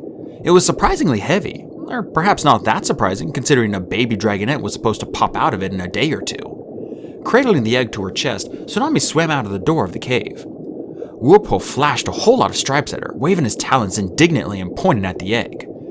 Tsunami gave him a wide-eyed puzzled expression. Maybe you should have taught me some real aquatic sea slug, then you could yell at me all you want, she thought. He lit up his scales again. With a friendly smile, Tsunami lit up the same patterns back to him, then added squid brain with her tail stripes, like Riptide had taught her. She swam away up the tunnel, leaving him gaping in surprise behind her. As she swam up and around, she started to hear shrieks of pain echoing through the water. She hesitated, then beat her wings faster. In the main entrance hall, Queen Coral had Tortoise pinned against her talons. A crowd of sea wings had gathered, watching in silence. The skinny green dragon was shrieking in one long, high-pitched scream. Tsunami stopped and pressed herself back against the wall, horrified. Queen Coral had already yanked out each of Tortoise's teeth one by one. They rose through the water, tiny and white, toward the roof. Now Coral had her claws stabbed into Tortoise's exposed underbelly. Clouds of blood filled the water, nearly hiding the queen and Tortoise in a red haze. Would I have to do that if I were queen? Could I ever do that? Anemone had rolled herself into a ball, floating in the water above her mother, with her eyes tightly shut and her talons over her ears. Queen Coral's scales lit up in a slow, menacing way. Tsunami didn't understand most of it, but she guessed Tortoise was hearing about how she had failed the queen. Tortoise's stripes flashed weakly. The queen snarled and twisted her claws harder into Tortoise's underbelly. Tortoise gurgled up a bubble of blood. Her stripes flashed again, and then, as her head began to loll sideways, she spotted someone in the crowd around them. She clutched at the queen's talons and pointed, her stripes flashing frantically. She was pointing straight at Shark. He stared black, unblinking as always. Queen Coral leaned down, pressed Tortoise into the floor. One more message flared through her scales. Then she seized Tortoise's head in her talons and smashed it against the rough coral floor. Tsunami turned away just in time, huddling around the egg with her eyes closed. She didn't care if she looked like a 1-year-old dragonette hiding her face. She did not want that image in her head for the rest of her life. What was Tortoise saying about Shark? Whatever it was hadn't convinced Queen Coral anyhow. Tsunami kept her eyes closed until she felt the eddies from other dragons swimming away. She peeked around and saw Moray busily cleaning up the blood and bone fragments that were floating around the main hall. Gross, Tsunami thought. Moray must really adore Coral to be willing to do that. Tortoise's body was hooked on an outcropping of coral by the front door, like a used-up deer carcass waiting to be taken to the trash heap after dinner. Queen Coral loomed after Shark, clutching Anemone to her chest and exchanging a heated, luminescent conversation with her brother. All the other sea wings had scattered to faraway parts of the palace. Tsunami started toward her mother, but stopped as a strange shape flashed by in one of the windows. What the? That wasn't a dragon! She swam a bit closer and peered out. Sharks! Actual dead-eyed sharks with enormous jagged teeth were swarming around the front entrance, sniffing at the blood that still leaked from Tortoise's body. They were bigger than Tsunami had expected, big enough to eat the dragonette the size of an anemone, she guessed. But even as she watched, 2 sea-wing guards darted down and killed 5 of them with a few blows of their tails. She turned back and saw Whirlpool swimming up to Queen Coral. He interrupted their conversation, waving his talons furiously and pointing at Tsunami. Uh-oh. Tsunami took a deep breath and held the eggshell closer. Well, I'm not giving this up. Queen Coral swam over with a half-frown on her face. She pointed to the egg and gestured commandingly for Tsunami to give it to her. Tsunami flashed her stripes in one of the few patterns she knew. I will protect. She wasn't sure how to say it. She pointed at the egg. I will protect. The queen blinked. She lit up a few of her stripes, including one pattern on her snout that Tsunami recognized as how. Tsunami shook her head. She didn't have enough aquatic to answer that. I will protect, she said again. She spotted the eyes of several sea wings peering around doorways at her. Most of them looked shocked and disbelieving. She saw her sister glance at Tsunami to the crumpled remains of Tortoise, then back again. Anemone's face was pale and anxious. Oh. Tsunami realized what they were seeing. She was putting herself in Tortoise's place. She was taking the job nobody wanted. She hadn't even thought of it that way. Which meant, if she failed, she might be punished the same way too. Queen Coral tried flashing some more questions at Tsunami, but finally she flapped her wings and pointed to the surface. Tsunami pressed the egg to her chest and followed her mother, up and up and up, through winding tunnels and cavernous palace rooms, through emerald-studded coral and pearl-laced curtains of golden seagrass. They swam to the top of the palace, where guards stood watch over a view for miles underwater. He saluted to the queen, and she swam up past him toward the gray light overhead, where raindrops pelted the surface of the water. Anemone paddled in her wake, glowing like a pale blue pearl in the dark sea. They emerged into a storm so fierce it almost felt like they hadn't left the water at all. Tsunami faltered in the air as wind and rain tried to sweep her back into the ocean. The egg was slippery in her talons. Don't you dare drop it, she hissed to herself. This way, shouted the queen, banking toward the nearest island. A large cave yawned open onto the beach. Rough, dirty, and muddy, it was still the driest spot they could see. The three of them huddled into its shelter. What do you think you're doing? The queen demanded as soon as Tsunami's claws touched the ground. Someone has to protect this egg, Tsunami said. It's not safe in the hatchery.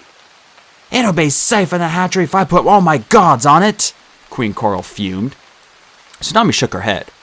Haven't you tried that before? Has it ever worked? She paused and glanced at her sister. What did you do for Anemone? The queen shook out her wings. I slept by the egg myself for the entire year, she said. You did? Anemone said. Rain dripped off her tail piney wings to puddles around her feet.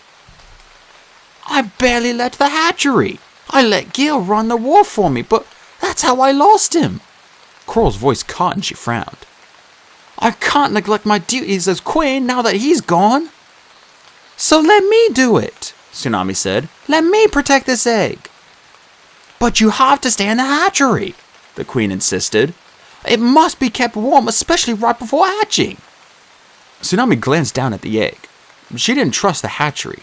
Anyone could sneak in to attack both Tsunami and the egg, especially if there was a secret entrance. Besides, she couldn't stay in the deep palace. She had to go back and check on her friends. I have a better idea, she said. Trust me, I'll take it back to the summer palace. The summer palace? The queen flared her wings. No, you don't want to do that in this weather. It gets terribly flooded there during a storm. Better to wait out in the rain here at the deep palace, where you'll hardly notice it's happening. Flooded? Tsunami echoed. Do you mean the caves? And the beaches? Where my friends are? Oh, Queen Coral waved her claws dismissively. I'm sure they'll be all right. Can't they swim? Not like we can, Tsunami said. I'm going back to check on them. With my egg? Coral growled. You've tried trusting everyone else, Tsunami said, taking a step back toward the pounding rain outside. Now trust me. I promise this dragonet will hatch safely. Her heart beat like the thunder in the clouds. Was this, finally, the right thing to do? Was she doing it for the right reasons? Or was she being impulsive again, trying to prove something instead of thinking it through? I'm doing this for my father. I'm doing this to make up for all my mistakes. And I'm doing this to save my little sister. How can that be wrong?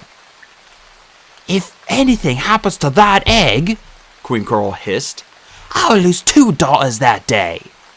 So much for being a special princess. I need a harness for it, Tsunami said, looking her mother in the eye. See, I'm not afraid of you. Maybe you should think about how your next queen will come to power before you start threatening me. The harnesses they were making for the dragonets, Anemone piped up. One of those should work. How will you get that back to the summer palace? Coral demanded. You don't know the way. My coral is staying here with me. I'll find it, Tsunami said, but a nervous shiver went through her wings. She did not want to be wandering the ocean alone during a storm, especially when her friends needed her.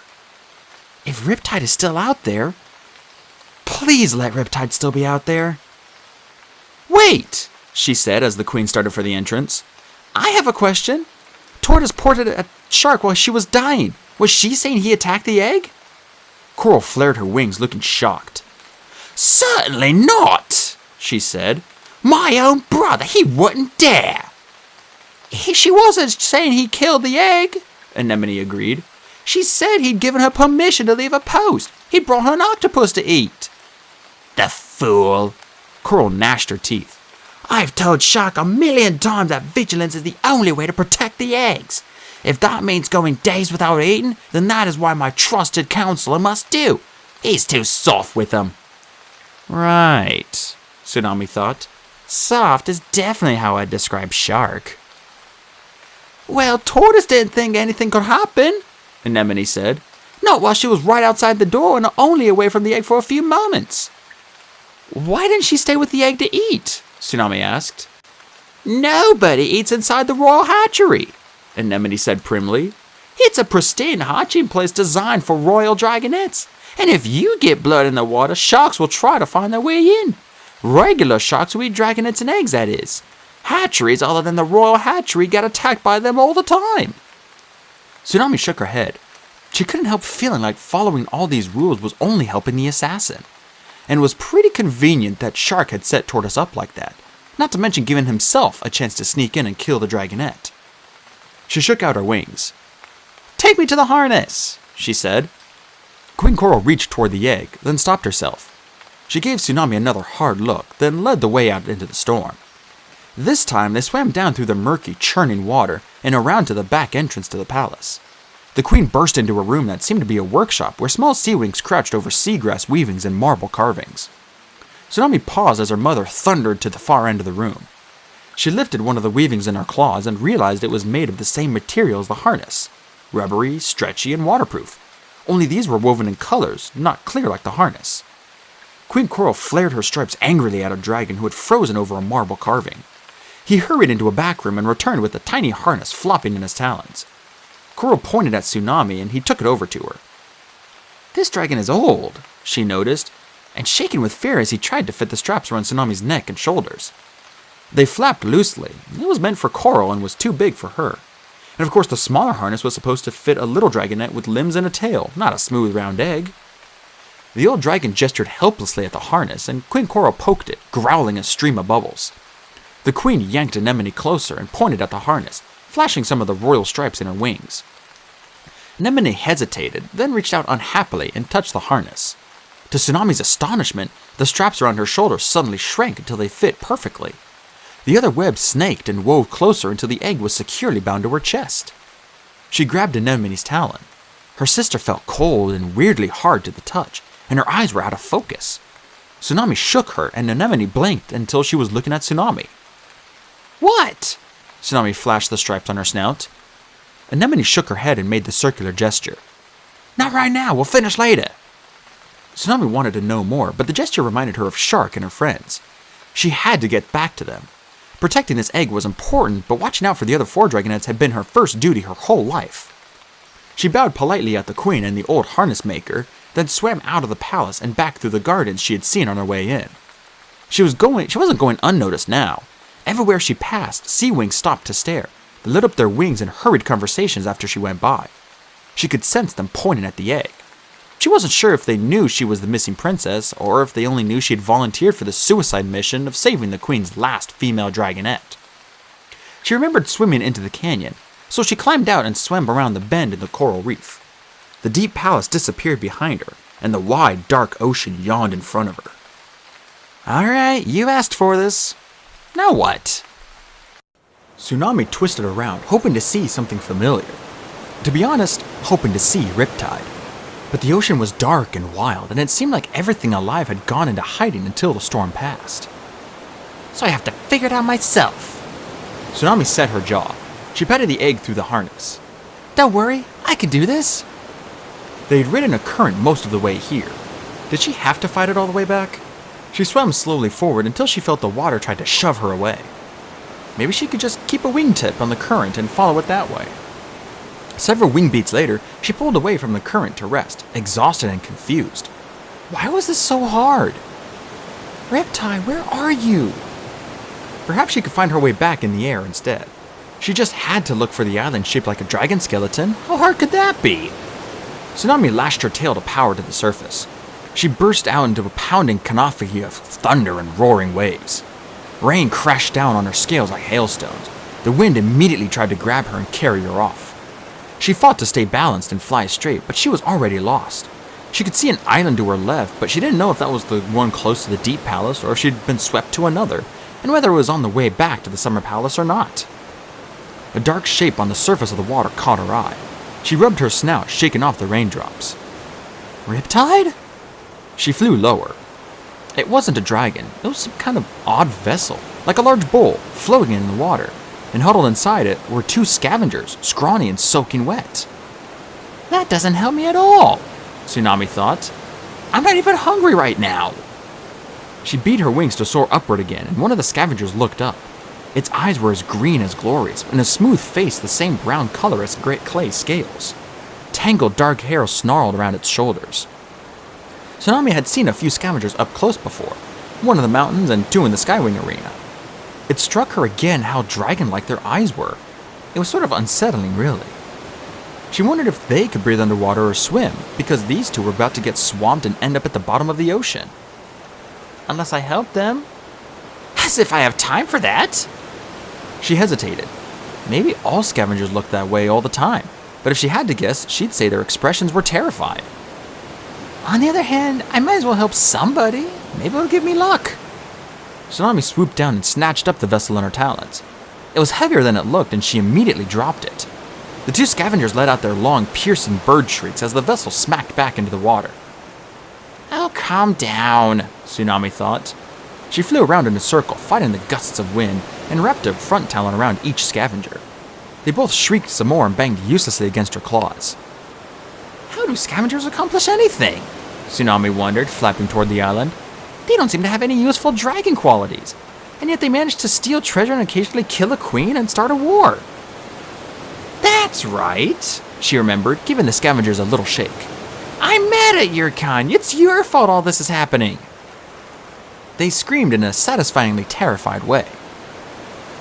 On the other hand, it's pretty unlikely that it was these exact scavengers who killed Queen Oasis and set off the Sandwing War of Succession, so I suppose I'll let them live.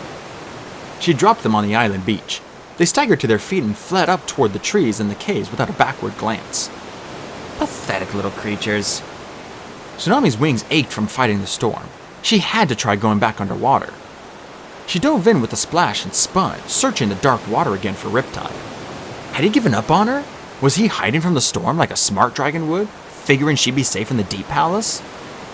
Well, there was one thing that had gotten his attention before. She opened her wings and lit up all her stripes like she had done in the tunnel. The glow blazed through the water, and then she shut them down again and waited. Nothing. She tried again. It gave her a bit of a headache, lighting up all her stripes like that, and left her dazzled blind for a few moments afterward. She had done it sometimes for the other dragonettes when the caves got too depressingly dark, or Kestrel tried to punish them by taking away all the torches. Glory hated that the most. She couldn't stand the dark. Tsunami thought about the Summer Palace, where there was no fire allowed except in one cave, and all the light came through the canopy up above. Not much light could be filtering down from the sky in the middle of the storm. Her friends were probably sitting in the dark right now, listening to the water climb up the beach toward them. I have to get back to them, Tsunami thought, blazing all her stripes on once again. Right in front of her, Riptide flung up his wings to shield his eyes. Tsunami grabbed his claws and turned down her stripes. She jabbed her talon in the direction she thought the Summer Palace was. Oh, why don't I know how to say anything useful? He rubbed his eyes and squinted at the egg attached to it. His expression said, Something you forgot to mention? She whacked his tail with hers and pointed again. She remembered the pattern for urgent and lit it up. Riptide nodded and began paddling toward the surface. We don't have time to chat, Tsunami thought, frustrated, but she followed him because she had no choice. But before he reached the air, Riptide swung around and slid into another current. As far as Tsunami could tell, it went in the direction of the Summer Palace. He beckoned her after him, and Tsunami ducked into the current as well. Alright, I suppose I could have looked for one of these. Maybe the traveling the sea wasn't about being strong and fighting with all the might. Maybe it was about trusting the currents and knowing where they were. Maybe it just took time before she figured them out. She lashed her tail up to keep up with Riptide as they swung around islands and dodging billowing clouds of translucent jellyfish. The current sped them along, but the journey still felt endless, and Tsunami couldn't stop thinking about her friends. She should have fought harder to make her mother accept them. How could anyone not trust Clay? Every thought he had was written all over his big, sweet, goofy face. And Sunny. Those two were the most trustworthy of the bunch. Tsunami didn't think Sunny had ever had a negative thought in her life. She did as she was told, and happily. She believed the best in everyone, even Kestrel and Dune. Which didn't say much for Sunny's judgment or intelligence, but the point was that little Dragonette would never hurt or betray anyone, not even a bunch of sea wings she barely knew. Starflight was the opposite of Sunny. Very smart, totally unreliable, terrified of the world. He tried so hard to know everything just so he could be useful in some way. He wasn't brave, he wasn't a good fighter, he didn't even have any useful Nightwing powers yet. Most of the time, Tsunami felt sorry for him. At least when he wasn't trying to steal her position as leader of the group. But if Queen Coral would give him a chance, she might see that his intelligence could really be useful, especially in fighting the other tribes. He probably knew more about the war and the different tribes than any other dragon in Pyrea. Glory... Well, Coral didn't know it, but Glory was probably the least trustworthy and most dangerous of all of them. Her secret venom proved that. Tsunami curled her talons in. In the Skywing Palace, why had Glory waited so long to save her friends? If she had used the venom on Queen Scarlet earlier, Tsunami wouldn't have had to kill her father. Plus, she always talked like she didn't care about the prophecy, then got mad when other dragons pointed out that she wasn't in it. It was hard to figure out what she really wanted. And Tsunami could definitely live without her sarcastic comments. But Glory had saved them all, in the end, in the Sky Kingdom. She killed to protect her friends. And I noticed nobody seemed all mad at her about that, Tsunami thought bitterly.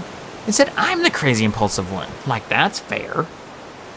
Still, if Glory would do that for them, then Queen Coral should learn to trust her too. When Mother gets back to the Summer Palace, Tsunami thought, I'll talk to her. I'll make sure she treats them like my friends, not prisoners. No matter how mad they made her, Tsunami didn't want anything bad to happen to any of them. And after 2 days of Sea Wings, she had to admit she kind of missed them, even Starflight and Glory.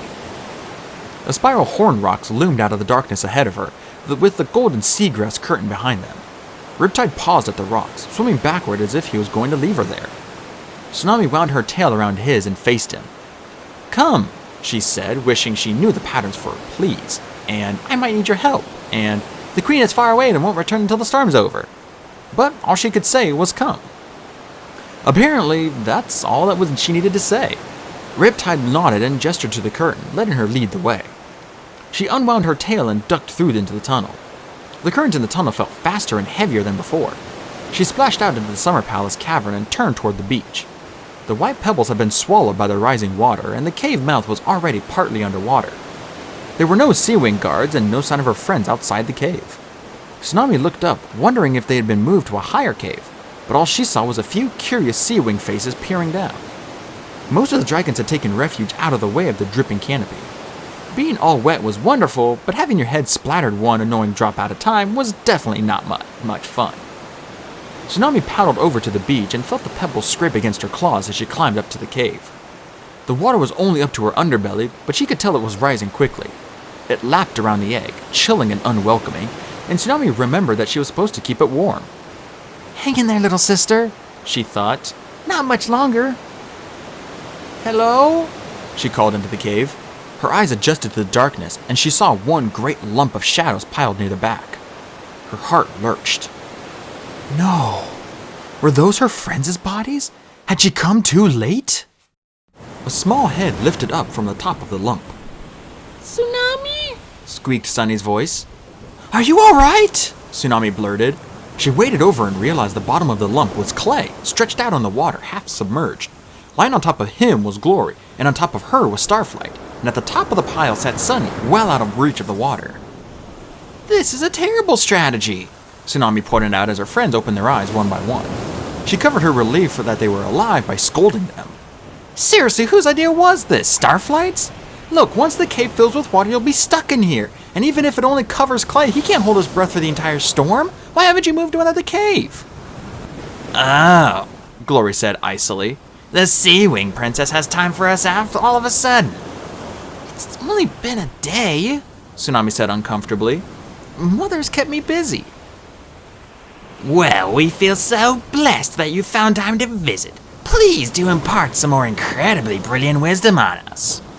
Glory wiggled and twisted her neck to glare up at Starflight. Get your honking great claws off my wings before I bite you. We can't go anywhere, Tsunami. Sunny said as Starflight hurriedly adjusted his position. We couldn't leave Clay. She pointed down at Clay's talons. Clay lifted his front talons with an apologetic expression. Silver chains ran around each ankle and were bolted to rings on the floor. He had them around his back talons as well. Shock stabbed through Tsunami, followed by fury. Had her mother ordered this?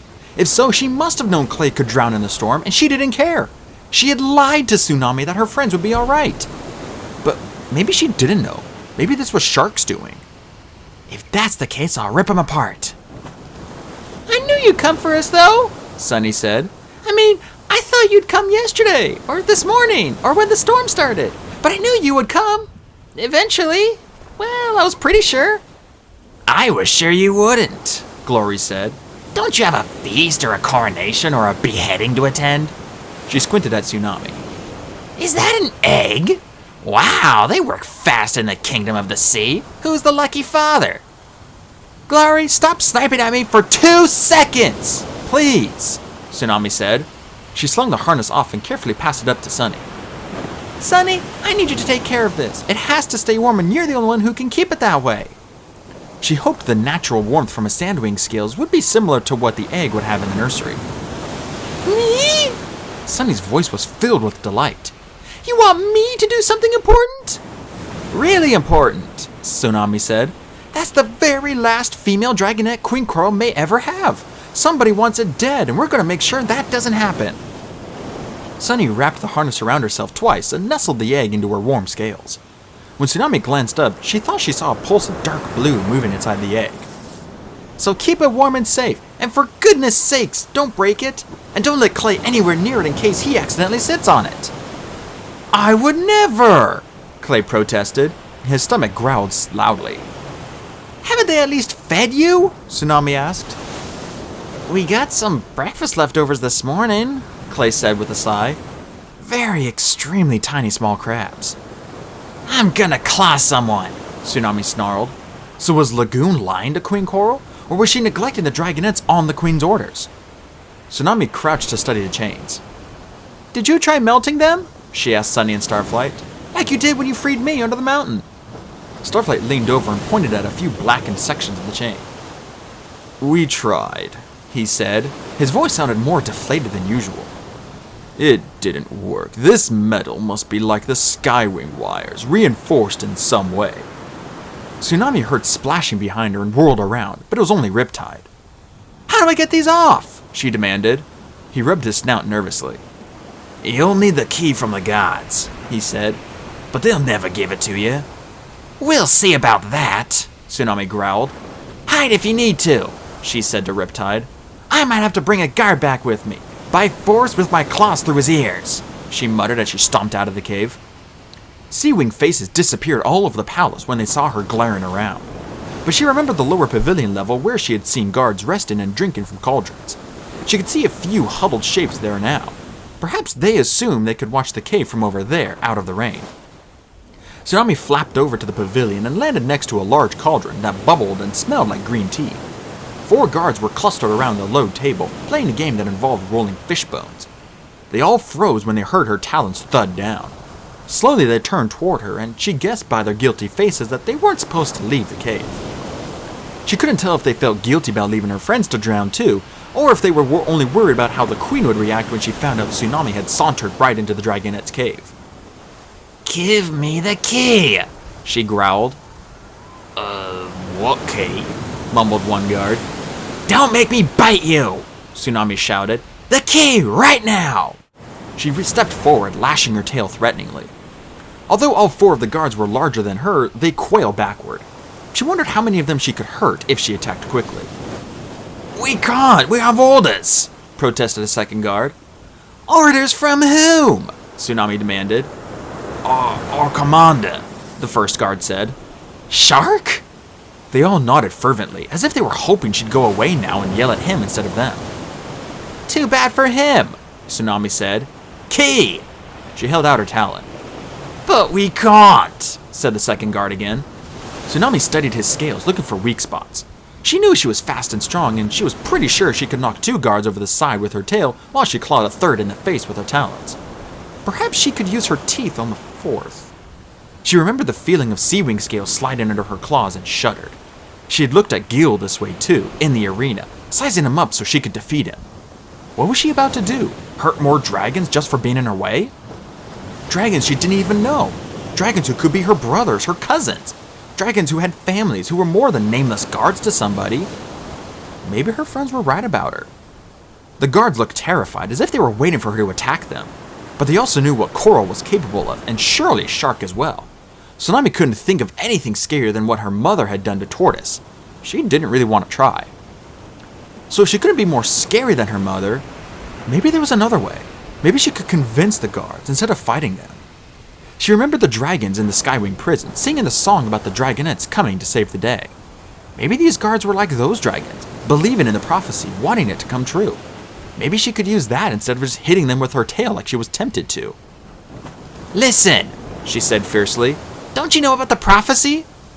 The guards exchanged glances. She guessed that the prophecy had been talked about plenty since the dragonettes arrived. Great. So, do you remember anything in the prophecy about a group of octopus heads leading the Mudwing drown before he could save the world? Did I miss that part? She lashed her tail. Do you want to be the ones who ruin Pyrea's only chance of stopping the war? No, blurted the 3rd guard. The war has to end. He ducked his head. You saved my brother today when you sent him to have his wounds tended. She would have kept him standing there for the rest of the council meeting. Tsunami was shocked into silence for a moment. Was that true? Did Queen Coral let soldiers die like that? For no reason? Which one was your brother? She asked. He indicated his throat, the one with the gash and the blood coming from his gills. Oh, Tsunami said. What happened to his friend? All the guards shook their heads. Too late, said the 1st guard. She crushed the fish bones between her front claws and looked away. We want to help you, said the 3rd guard. but if we support a new queen before the challenge is even made, It could go really badly for us. so somebody does see me as a potential queen. Tsunami thought pleased. I told you, she can't be our first queen, Said the 1st guard. The dragonettes in the prophecy have to be outside the wall to stop it. Besides, Anemone is supposed to be our next queen. Growled the 4th guard. You don't know what the prophecy means, Argued the 3rd guard. Maybe they're all supposed to rule their tribes and stop the war that way. That's not possible. Insisted the 2nd guard. 2 of them are male. Tsunami got the feeling they had been having this argument for a while. The 3rd guard turned to her suddenly. You tell us, He said. what's your plan? If you really are the dragonettes of the prophecy, how are you gonna make it true? Tsunami shifted her weight on her talons. That was the question she couldn't answer. The Talons of Peace hadn't taught them what to do. Nobody seemed to know. As much as she'd like to talk about how the dragonettes would choose the next Sandwing Queen, she couldn't imagine how that would work. Who would listen to them? Even if they went around the whole continent saying, how about Blister? We like her, let's have Blister win. What good would that do? They wouldn't stop Burn and Blaze from fighting. But some dragons believed in the prophecy. Soldiers exactly like these 4. She couldn't let them see that she had no idea what she was doing. Listen, She said. I don't know if I'm supposed to be the next Sea Wing Queen or not. Sometimes I think Queen Coral is doing everything right, and then sometimes...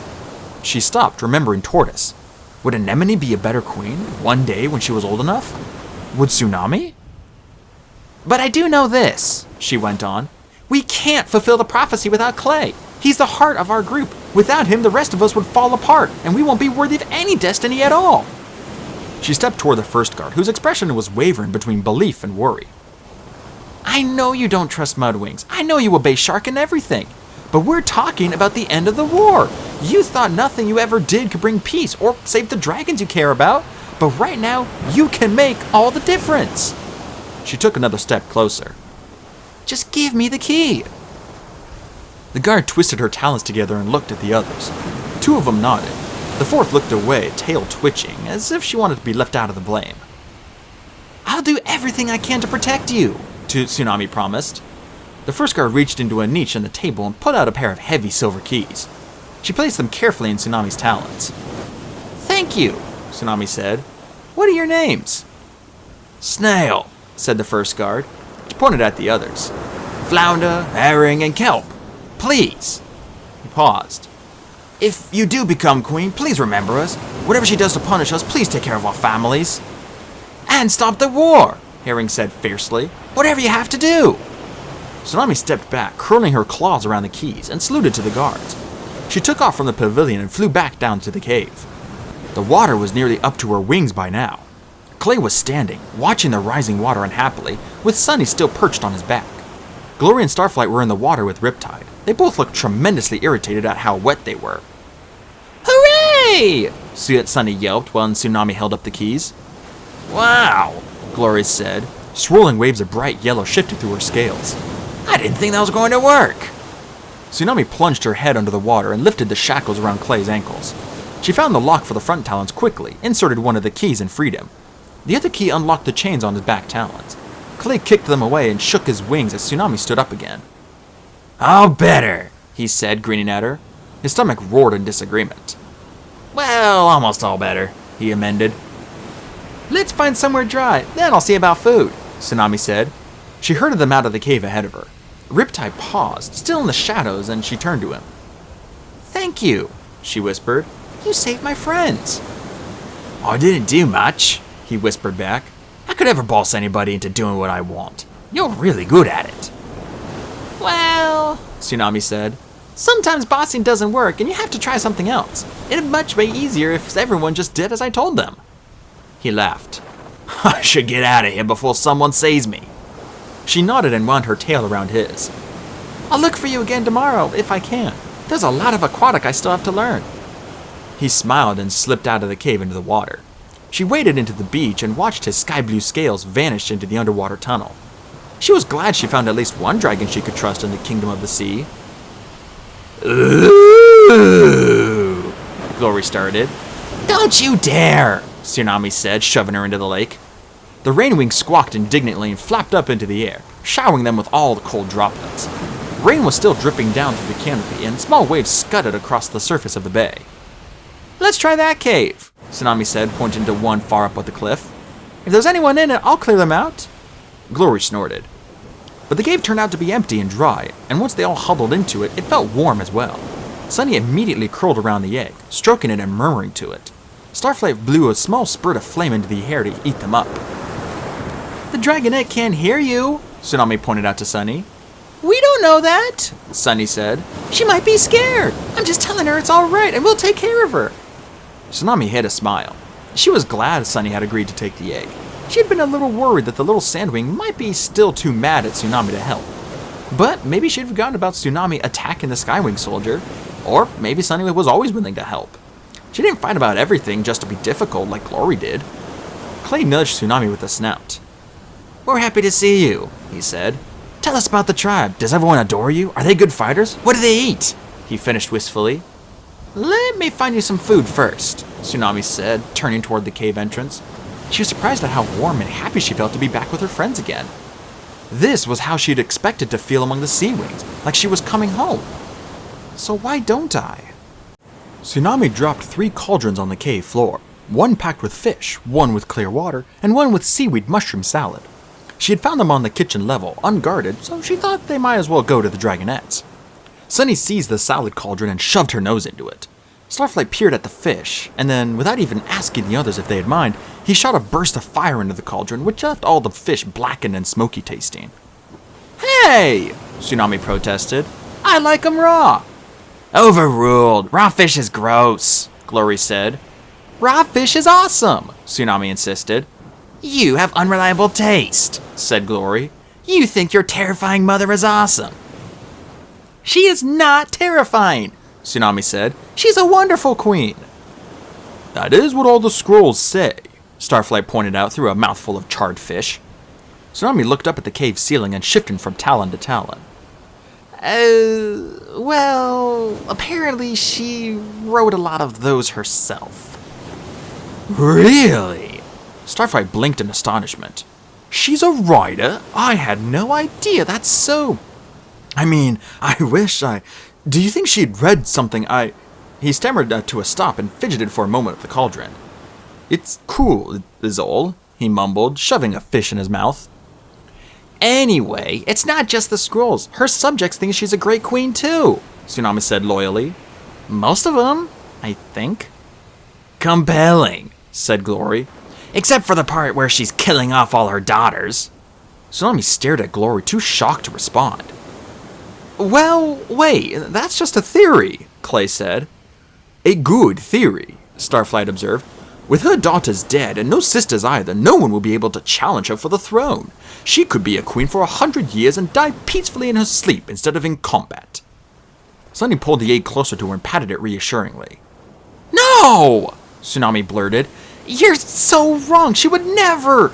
You haven't seen how protective she is. I mean, look at how she takes care of Anemone. Like a crazy dragon, Glory interjected, waving a smoky fish at Tsunami.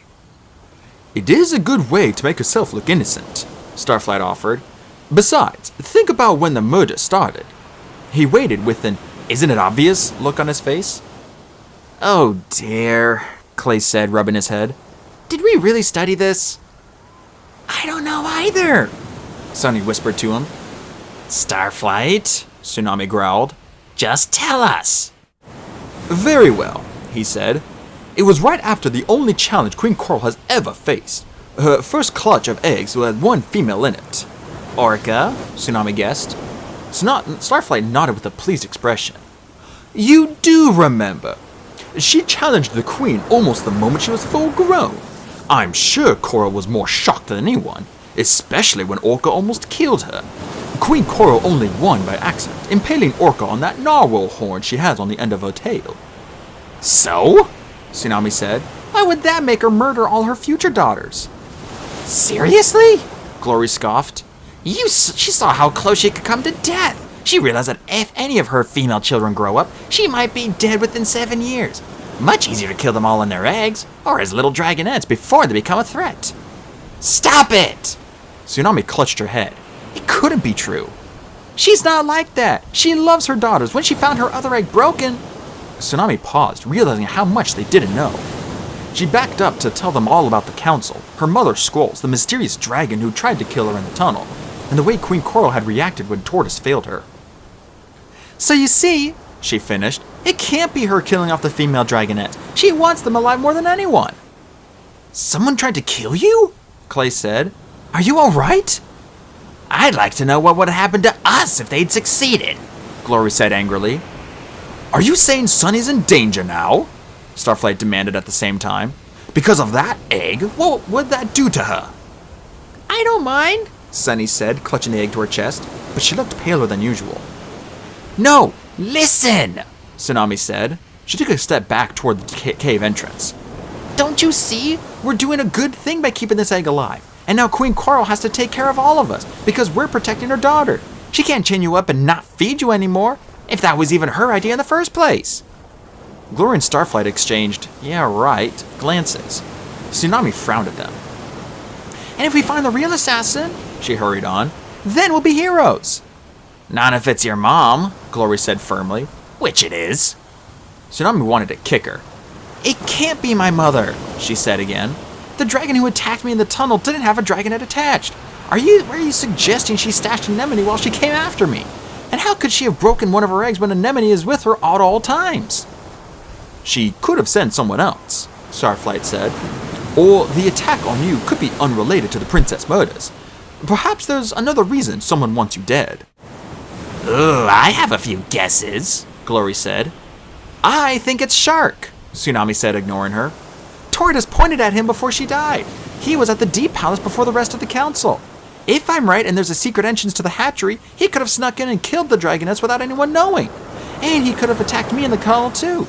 Queen Coral thought she had sent him on ahead already, so nobody knew where he was exactly. Tsunami, Clay said, nosing her with his snout. His forehead crinkled worriedly. It doesn't sound like you're safe here. Maybe we should go. Or at least we should go, Glory suggested. You can stay here if you really want to. We could leave now while no one's guarding us. Tsunami hesitated. It was so much harder to fit in with the Sea Wings than she had expected, and she didn't like seeing sides of her mother that scared her. She preferred the image in her head that she had dreamed about her whole life. the loving queen from The Missing Princess. She fingered the pearls around her neck, thinking of how Coral had given them to her the moment she saw her, and how happy she had been. No, Sunny said unexpectedly. I'm not leaving this egg until it hatches. She rested her talons on it protectively. And we can't split up. We have to fulfill the prophecy together. I agree with Sunny, said Starflight. I don't love it here either, but we have to stay until we meet Blister. That's the whole point of coming here. Not for me, Tsunami thought. She had forgotten that Blister would be coming to meet the Dragonettes. She was not at all sure that that was something to look forward to. Then I think you should stay with us, Clay said, taking Tsunami's talons in his again. So we can keep one another safe. That's what Tsunami had planned to do anyway, but hearing it from Clay and seeing Sunny nodding vigorously behind him made her feel much better. They couldn't hate her too much if they wanted to stay with them. All right, she said as if he had convinced her. Then I can help you protect the egg as well. You'd better, Starflight muttered, glancing at Sunny with a worried look. They curled up together to sleep, sheltering the egg in the middle of their pile. Tsunami rested her head on Clay's shoulder and listened to the rain pattering on the canopy far above them. Last night, she had slept underwater on seaweed and had been the most comfortable sleep she had ever had. But even though she was back in a cave, something about the rise and fall of Clay's deep breathing under her snout was more calming than any seaweed bed or pearl-studded underwater palace. It wasn't until she was almost asleep that she had remembered she'd forgotten to tell the others about Kestrel. Where are they? Tsunami bolted awake out of a nightmare about the last egg slipping through her claws and smashing on a coral reef. She blinked and checked under her wing. Sunny was still curled neatly around the egg, keeping it warm. The little sandwing lifted her head as if something had woken her up as well. What was it? Where are the Dragonettes? Where's my daughter? Where is my egg? Up here, called an unfamiliar voice with a weird hiss to it. Tsunami leaped to her feet. A shape was coiled in the cave entrance, watching them. Glittering black eyes met Tsunami's. A poisonous tail barb flicked up and down. White gold scales marked with black diamond patterns caught the glint of sunlight now trickling through the canopy. The storm had passed, and there was a sandwing watching them sleep. Tsunami didn't have to remember the illustrations in their scrolls to guess who it was. She poked her friends with her claws. Wake up, you lazy snoring manatees, she hissed. You're a lazy snoring manatee, Glory glumbled with her wings over her head. And you smell like one too. You're gonna feel very silly in a minute, Tsunami whispered crossly. Oh, if you insist, Clay muttered, mostly asleep. I suppose I could eat one more hippo. Clay! Tsunami yanked on his ears, and he sat up with a bewildered look, shaking his head. Aww, he said, his wings drooping. What happened to the hippos? Look! Tsunami whispered, pointing toward the cave entrance. Her friends all went silent when they saw the sandwing in the shadows. Well, hello, said the stranger with a sly smile. Tsunami shivered without knowing quite why. So nice to meet you. I'm Queen Blister. They're up here, she called again. Staying dry out of the storm, I presume, she went on conversationally. Very wise. I would have done the same thing.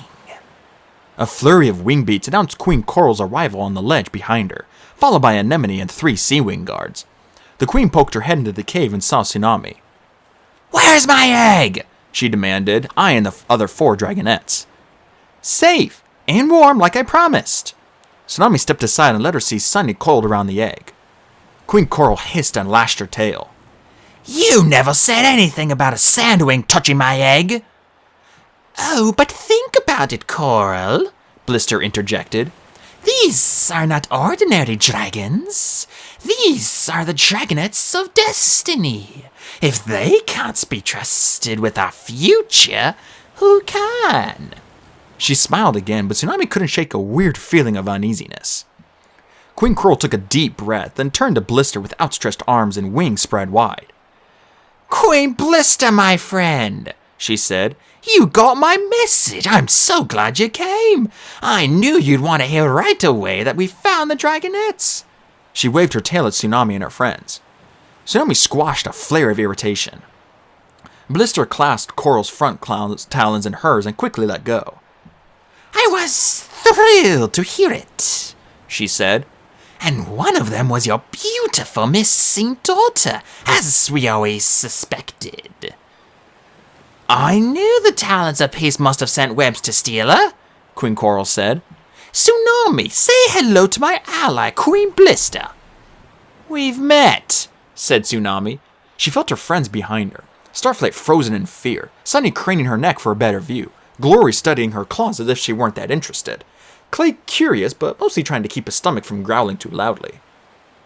Then introduce your friends, Coral ordered, smiling at Blister again. Clay, Sunny, Starflight, Glory, Tsunami said, flicking a claw at each of them as she said their names. Queen Coral frowned at her. Marvelous, said Blister smoothly. All so brave and clever looking. I heard you want a Skywing, Glory, but that doesn't bother me. Skywings are overrated, don't you agree? Glory's wings twitched and a ripple of dark pink shifted across her stone-gray scales. You heard? Tsunami demanded. How? Nobody knew that except our 3 guardians. They didn't even tell the other talents of peace. Anemone gazed at her from behind Coral's wing, her blue eyes wide. The Sea Wing guards shuffled on their feet nervously. Said Blister. Her eyes flickered to Tsunami in a way. Let's just say I have friends. Nightwing friends. She slid up to Starflight and brushed one claw slowly down his neck. So I've heard a lot about you. The Nightwing Dragonet really looked as if he might turn to stone and never move again. Tsunami would have kicked him if she had been closer. Don't be so impressed by her. We're the ones with the power. According to the prophecy, we choose the next Sandwing Queen, and she knows it. Blister glanced down at Sunny, who was frowning. Sweet, she said, chucking Sunny under the chin. And you must be the burly one, she said to Clay. She reached out and squeezed one of the muscles on his forearm. I guess? Clay stammered. I'm sure you've heard things about me too, Blister said, returning to Queen Coral's side. Her tail slid across the cave floor like a snake, the poisonous tip rattling on the stone. But you can't always trust rumors and propaganda, especially when it comes to a big responsibility like the prophecy. So ask me anything you like. I'd be delighted to help you make your decision. Although, of course, I hope you'll choose me. Her glittering eyes swept over all of them again and back to Coral. So, Coral, what's for breakfast? Let me guess, Glory muttered. Fish. Clay blinked at the Queen hopefully. Yes, what a good idea. Let's go eat, said Queen Coral. And then you can tell me the latest updates from the war.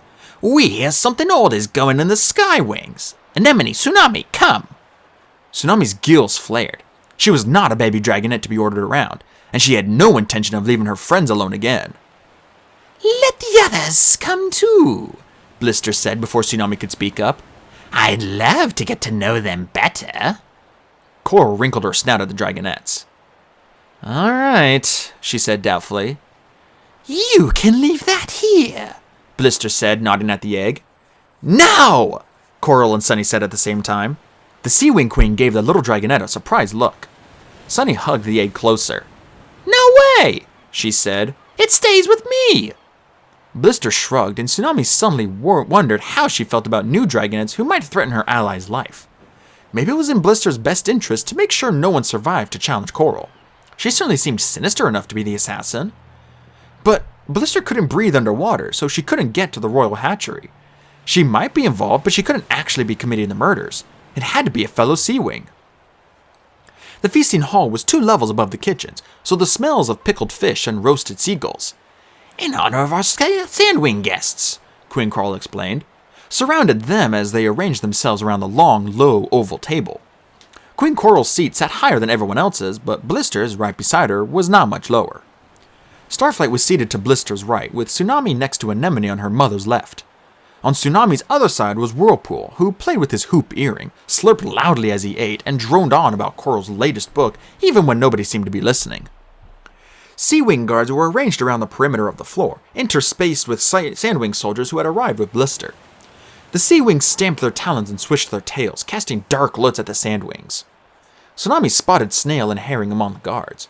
Their eyes darted anxiously from side to side, as if they were wondering how they were still alive. Because Mother wants to make a spectacle of them, Tsunami guessed. Coral was probably waiting for the right moments to punish them in public, the way she'd punished Tortoise. Well, two can play the spectacle game, Your Majesty.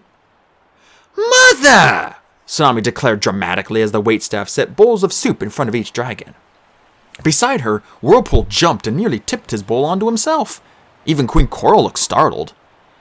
I have something dreadfully shocking to tell you, Tsunami announced. She wanted this to be loud so every dragon could witness it. Oh, said Coral. Couldn't we discuss it after breakfast in a civilized fashion? No, Tsunami said, louder than before. This is too shocking! Even sea wings not invited to the feast were starting to peer out of their caves and poke their heads out of the lake to hear what was going on. Well, perhaps, Coral stated. Would you believe, Tsunami said, that my friends, the Dragonettes of Destiny, remember, were chained up and starved in your caves by your dragons? What? Coral said, flapping her wings. She looked thoroughly alarmed, but Tsunami couldn't tell whether that was because the news actually surprised her or because she was being confronted openly with what she had done. I know, Tsunami practically bellowed. It's unbelievable. I'm sure you didn't know anything about it, of course. Of course, Coral said in a hurry. I would never treat any dragonettes that way, especially my dearest daughter's dearest friends, who are part of the prophecy and everything. And I'm sure you want to punish the dragons who disobeyed you by treating my friends so terribly, Tsunami said. Right? Like, for instance, the one who lied to you about keeping them well fed. She shot a glare at Lagoon, who froze with a sea snail halfway into her mouth, suddenly realizing what was going on. Absolutely, said the Queen. Guards, throw Lagoon in one of the underwater dungeons. But I was only, Lagoon said. Next time you'll obey my orders, said the Queen. A stripe quickly flashed under her wings, but Tsunami spotted it, and was one Riptide had taught her. Silence. Oh, Mother, Tsunami thought sadly. Can't I even, Lagoon said, reaching wistfully for her cauldron of soup as the guards pulled her away. No breakfast for you, the Queen ordered. Think about how that feels as you sit in my dungeon. Tsunami was fairly sure Lagoon wouldn't actually suffer very much. Queen Coral would have her back at council meetings before long. But Tsunami wasn't done. And guess who ordered your guts to chain up Clay? Tsunami demanded. She flung an accusing talon toward Shark. Commander Shark! Of all the dragons who should obey you in everything, is that not utterly shocking? It is, Coral said. Tsunami thought she might be grinding her teeth, but she hid it well. I find it quite hard to believe. I imagine the distress the poor guards felt, Tsunami said, when I explained to them that you would have never have ordered those chains on Clay to have to choose between their commander and their queen. Naturally, they chose you, of course. That's why they gave me the key to Clay's chains, because they understood that's what you would have wanted them to do, right? Queen Coral gave Tsunami an appraising glance. Beside her, Blister was eating her soup with an amused expression. Very good, Coral said slowly. It sounds like those gods are practically heroes. And Shark, Tsunami prodded her. To the dungeon with him as well, the Queen said with a wave. Shark didn't protest like Lagoon had. He snarled at the guards who approached him, shot Tsunami a look full of hatred, and headed off to the dungeon without another word. Splendid, Tsunami thought to herself. It didn't guarantee that Snail and the other guards would be safe, but surely that'd make it more difficult for Queen Coral to punish them for last night. Not only that, but with Shark in the dungeon, even for a day or two, Tsunami felt that she and her friends in the egg would be a whole lot safer. Such excitement, Blister said. If we're quite finished with our morning theatrics, I would love to ask you brilliant little dragonettes about the prophecy. Starflight can recite it for you, Tsunami said. He's really good at memorizing things, and then repeating those things over and over, especially when no one cares to hear them. She shot a grin at Starflight, wishing he would relax. He looked too petrified to eat. How splendid, how impressive, Whirlpool said from beside her in a voice of sincere admiration. Tsunami wrinkled her snout at him. He probably would get along well with Starflight now that she thought about it, but Starflight wasn't even remotely as awful or annoying as Whirlpool. I assume you have a plan about how to fulfill this prophecy, Blister said. I mean, you must, right? A tense hush fell over the feasting table. Ears were prickled all over the palace. Every dragon in Pyrrhia wanted to hear the answer to this.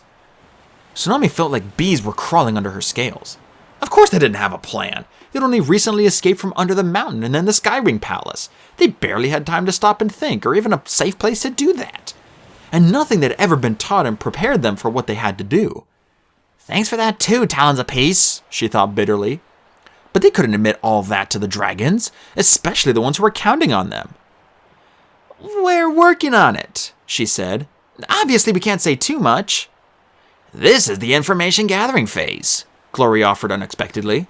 Blister gave Starflight a significant look. But we think you, of course, obviously you'd make a great queen of the Sandwings, that is. The other two, hardly any competition. Really, it's a clear, so to speak, sort of choice. Starflight, Tsunami said sharply. What are you doing? You don't speak for all of us. Oh, said Blister. She narrowed her eyes at Starflight. Then who does? We each speak for ourselves, Glory said before Tsunami could answer. Yeah, Sunny piped up. And we haven't decided anything, Tsunami said firmly. She wished she were close enough to kick Starflight and make him shut up. I'm just saying she'd be all right, he mumbled, subsiding. Blister looked mildly disgusted. You're quite right, Nightwing, Coral said, patting Blister's talon. She's an excellent queen. Blister smiled, but Tsunami noticed that she moved her talon away as soon as she could. She also noticed that Blister called her mother simply Coral, while the Queen of the Sea Wings kept referring to her ally as Queen Blister. Tsunami wasn't sure she liked the way they acted around each other. Tsunami wanted to trust her mother's choices. She wanted to like Blister. It would be uncomplicated to choose Blister as the Sandwing Queen. Then the Dragonettes could stay safely in the Kingdom of the Sea and support the Sea Wing side of the war. So why didn't she want to do that? What was it about Blister that felt so wrong? Oh, Queen Coral said. Queen Blister, I meant to tell you the strangest thing happened. We found a dead Skywing in our territory the other day. Oops. Tsunami still hadn't told the others about Kestrel. Something new for them to be mad at her about. She sighed. Really?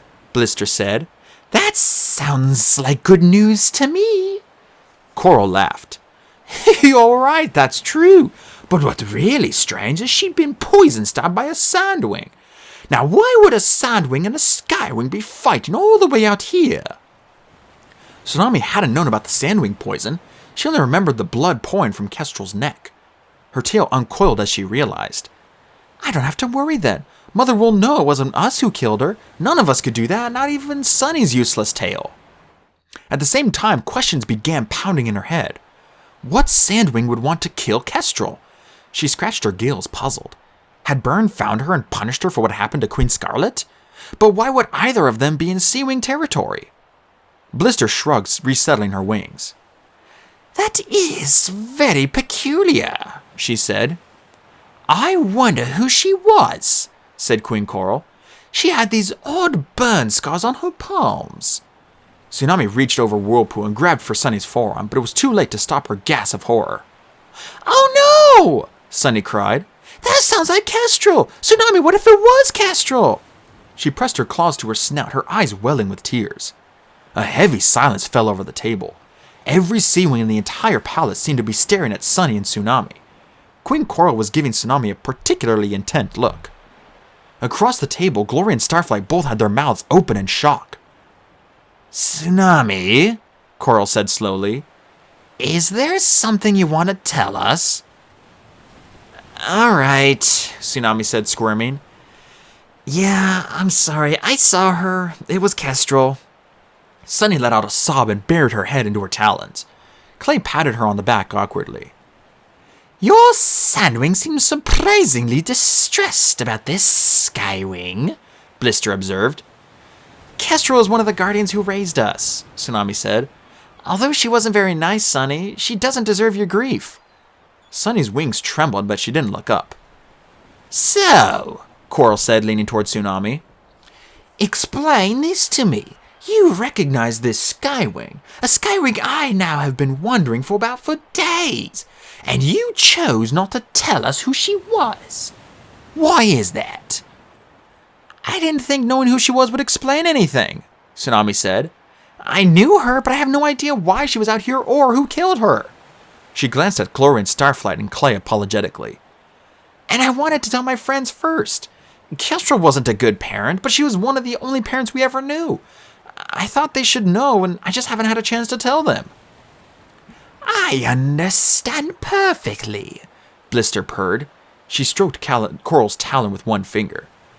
Forgive her, Coral. It can't be very shocking, seeing the dead body of a dragon you know. Especially when you've probably wanted to slash her throat yourself once or twice. Right, Tsunami? I know I felt that way about my mother most of the time. Tsunami looked up slowly, her green eyes meeting Blister's cold black gaze. How did she know? Queen Coral had only said that Kestrel was stabbed by a sandwing. Tsunami clenched her talons under the table. So how did Blister know that Kestrel's throat was slashed? Tsunami didn't know what to do. Should she accuse Blister of lying? Of murder? In front of all these dragons? How would Queen Coral react? Stop it, she thought. Think, don't lash out immediately the way you want to. She shot a glance at Starflight. He was smart enough to have noticed Blister's mistake, and sure enough, there was a puzzled expression on his face. He met her eyes and shook his head a tiny bit. Tsunami took a deep breath and let it out slowly. Perhaps he's right. She might put her friends at risk if she picked a fight with Blister right now.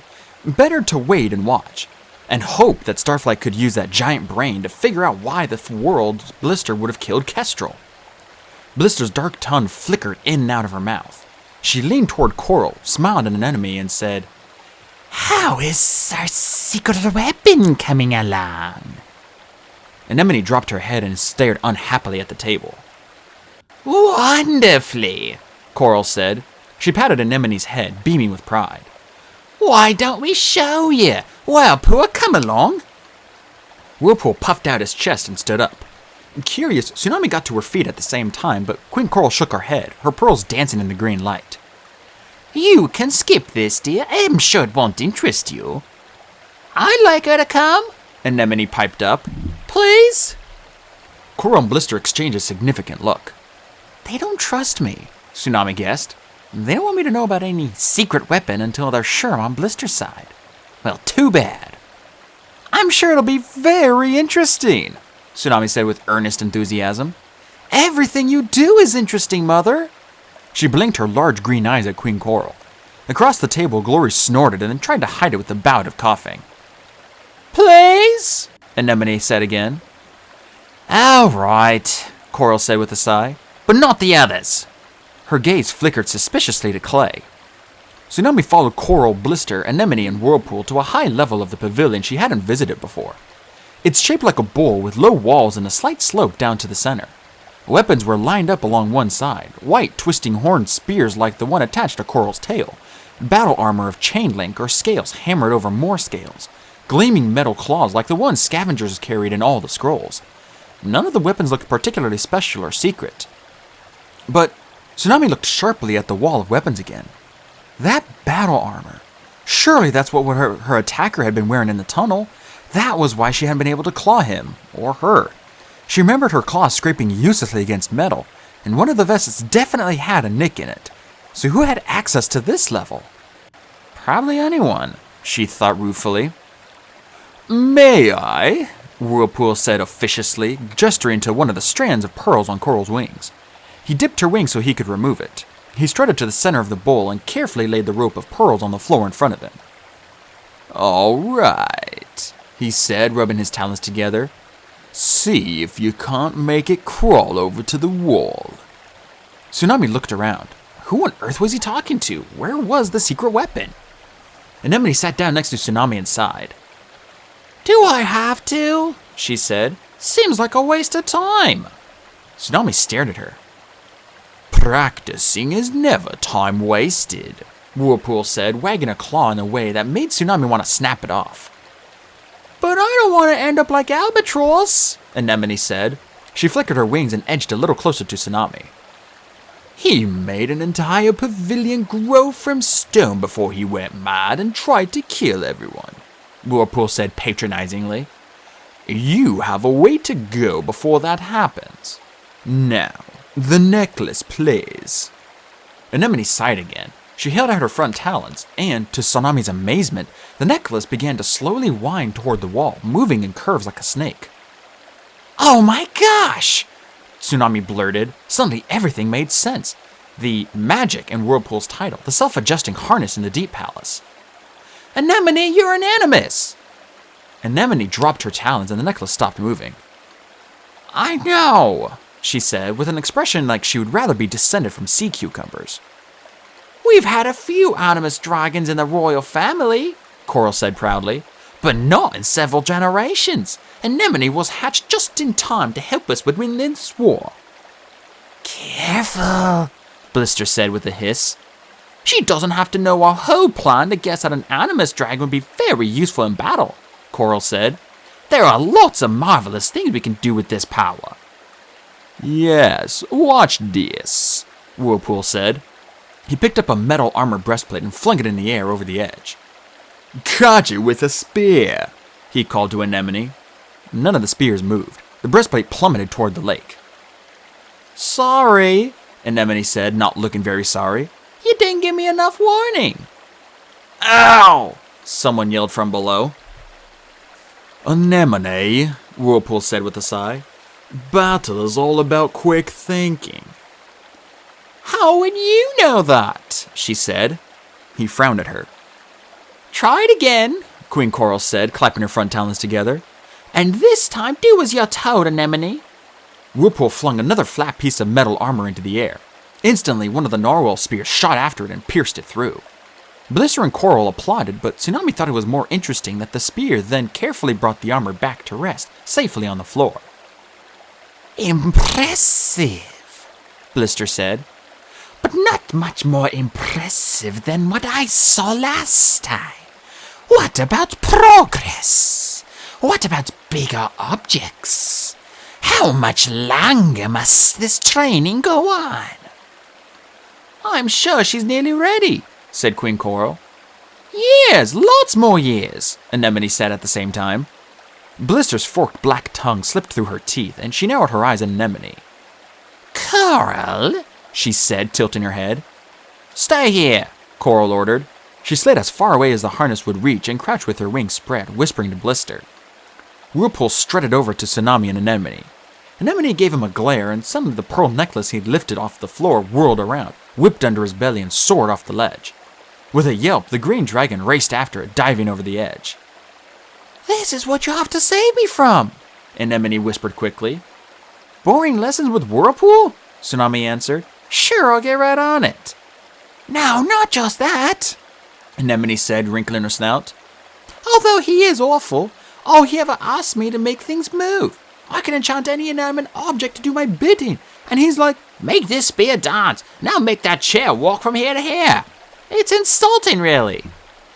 What else could you do? Tsunami asked. She glanced at Coral and Blister, but they both had their backs turned and were sharing their own secrets. According to Blister, I should be able to enchant the Sky Kingdom's palace to cave in all the sky wings, Anemone said softly, looking up at Tsunami. She also wants me to curse a spear so we'll search for Burns' heart and not stop till it kills her. Tsunami coiled her tail closer, trying not to look as shaken as she felt. If Anemone could do either of those things, she really was a secret weapon. Power like that could end this war in a week. I don't know for sure if I can do any of it, Anemone said. I'm scared to try. I don't want to try. Every time an Animus Dragon uses her power, she loses a bit of herself. Tsunami's sister held out her talons as if they might not really be hers. Albatross was a prince and a hero at first, but they didn't know about the price of Animus magic then. Building a pavilion turned them evil. She slipped one talon into Tsunami's grasp. It felt colder than ice and hard as stone. I don't want that to happen to me. How could I possibly save you? Tsunami wondered, even if she was tempted by that kind of power that could bring peace so quickly. But she couldn't ignore the fear in Anemone's eyes. First, I'll catch the dragon who's trying to kill us, she said, curling one wing around Anemone. Maybe then Mother will let you off the harness and start to trust you more. Maybe she'll listen when you tell her you don't want to use your power. Ha! Anemone muttered. Tsunami didn't know what else to say. She had no words of advice, really, for dealing with strange magical problems. But she did have a lot of other questions for Anemone, and this might be her only time to ask them. Can I ask you a question? She said. If none of Coral's daughters survived, who would be queen after her? Anemone flicked her tail around and studied the end of it. Who knows? I don't think a queen has ever died and passed on the throne peacefully, at least not in our kingdom. And who else would challenge it? I heard Uncle Shark say once that maybe a son should inherit, but I guess it'd probably be our cousin Moray. Except she doesn't want the job. She wants Coral to be queen forever. At least that's what she says.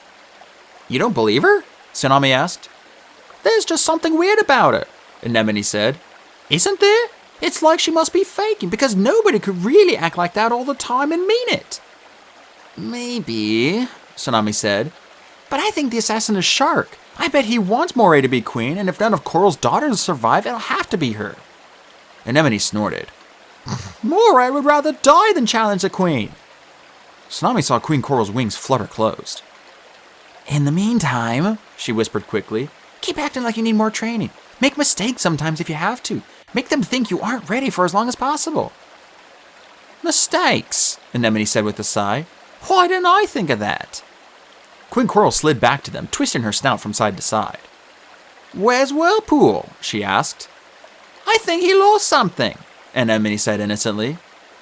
Queen Blister wants you to try, Coral started, but stopped as the Sandwing's head suddenly went up. Blister stared around the cavern, poised in her eerie stillness, nothing but her eyes moving. Tsunami felt hypnotized by her. Anemone and Coral were equally silent, waiting. Blister's gaze slowly lifted to the canopy of leaves and vines overhead. Then Tsunami heard it too. Something was moving around up there. Something big. Queen Coral hissed softly. I'll call the gods, she said. Wait. Blister lifted one claw. Her voice barely stirred the air. We want to catch whoever it is, not scare them away. She flicked her tail. Come. Quietly, she slid over the side of the pavilion and flew off the cliff wall. Coral and Anemone went after her, and Tsunami followed close behind. She wasn't sure she'd been invited, but she didn't care. Blister landed on a ledge beside the tallest waterfall. The water spilled out of a hole high above, nearly at the level of the canopy. It rushed in torrents down the cliff wall, dividing around boulders and sending small clouds of spray. And it was loud, loud enough to hide the sound of their wing beats as the four of them flew higher, staying close to the falls. She is clever, Tsunami thought, glancing at Blister. Why does that make me more nervous about her instead of less? On top of the waterfall, the Sandwing hovered for a moment, studying the canopy with her glittering dark eyes. From this height, the dragons far below looked like lizards, scurrying around the pavilion and swimming in the lake. Tsunami spotted Whirlpool, paddling frantically in circles with his talons outstretched. He was still trying to catch the pearl necklace as it twisted away from him. The canopy was thick and green, with vines twisted together over centuries and leaves of the size of dragon talons. Up close, Tsunami could also see small blue flowers shaped like broken eggshells shining in the small sunlit gaps.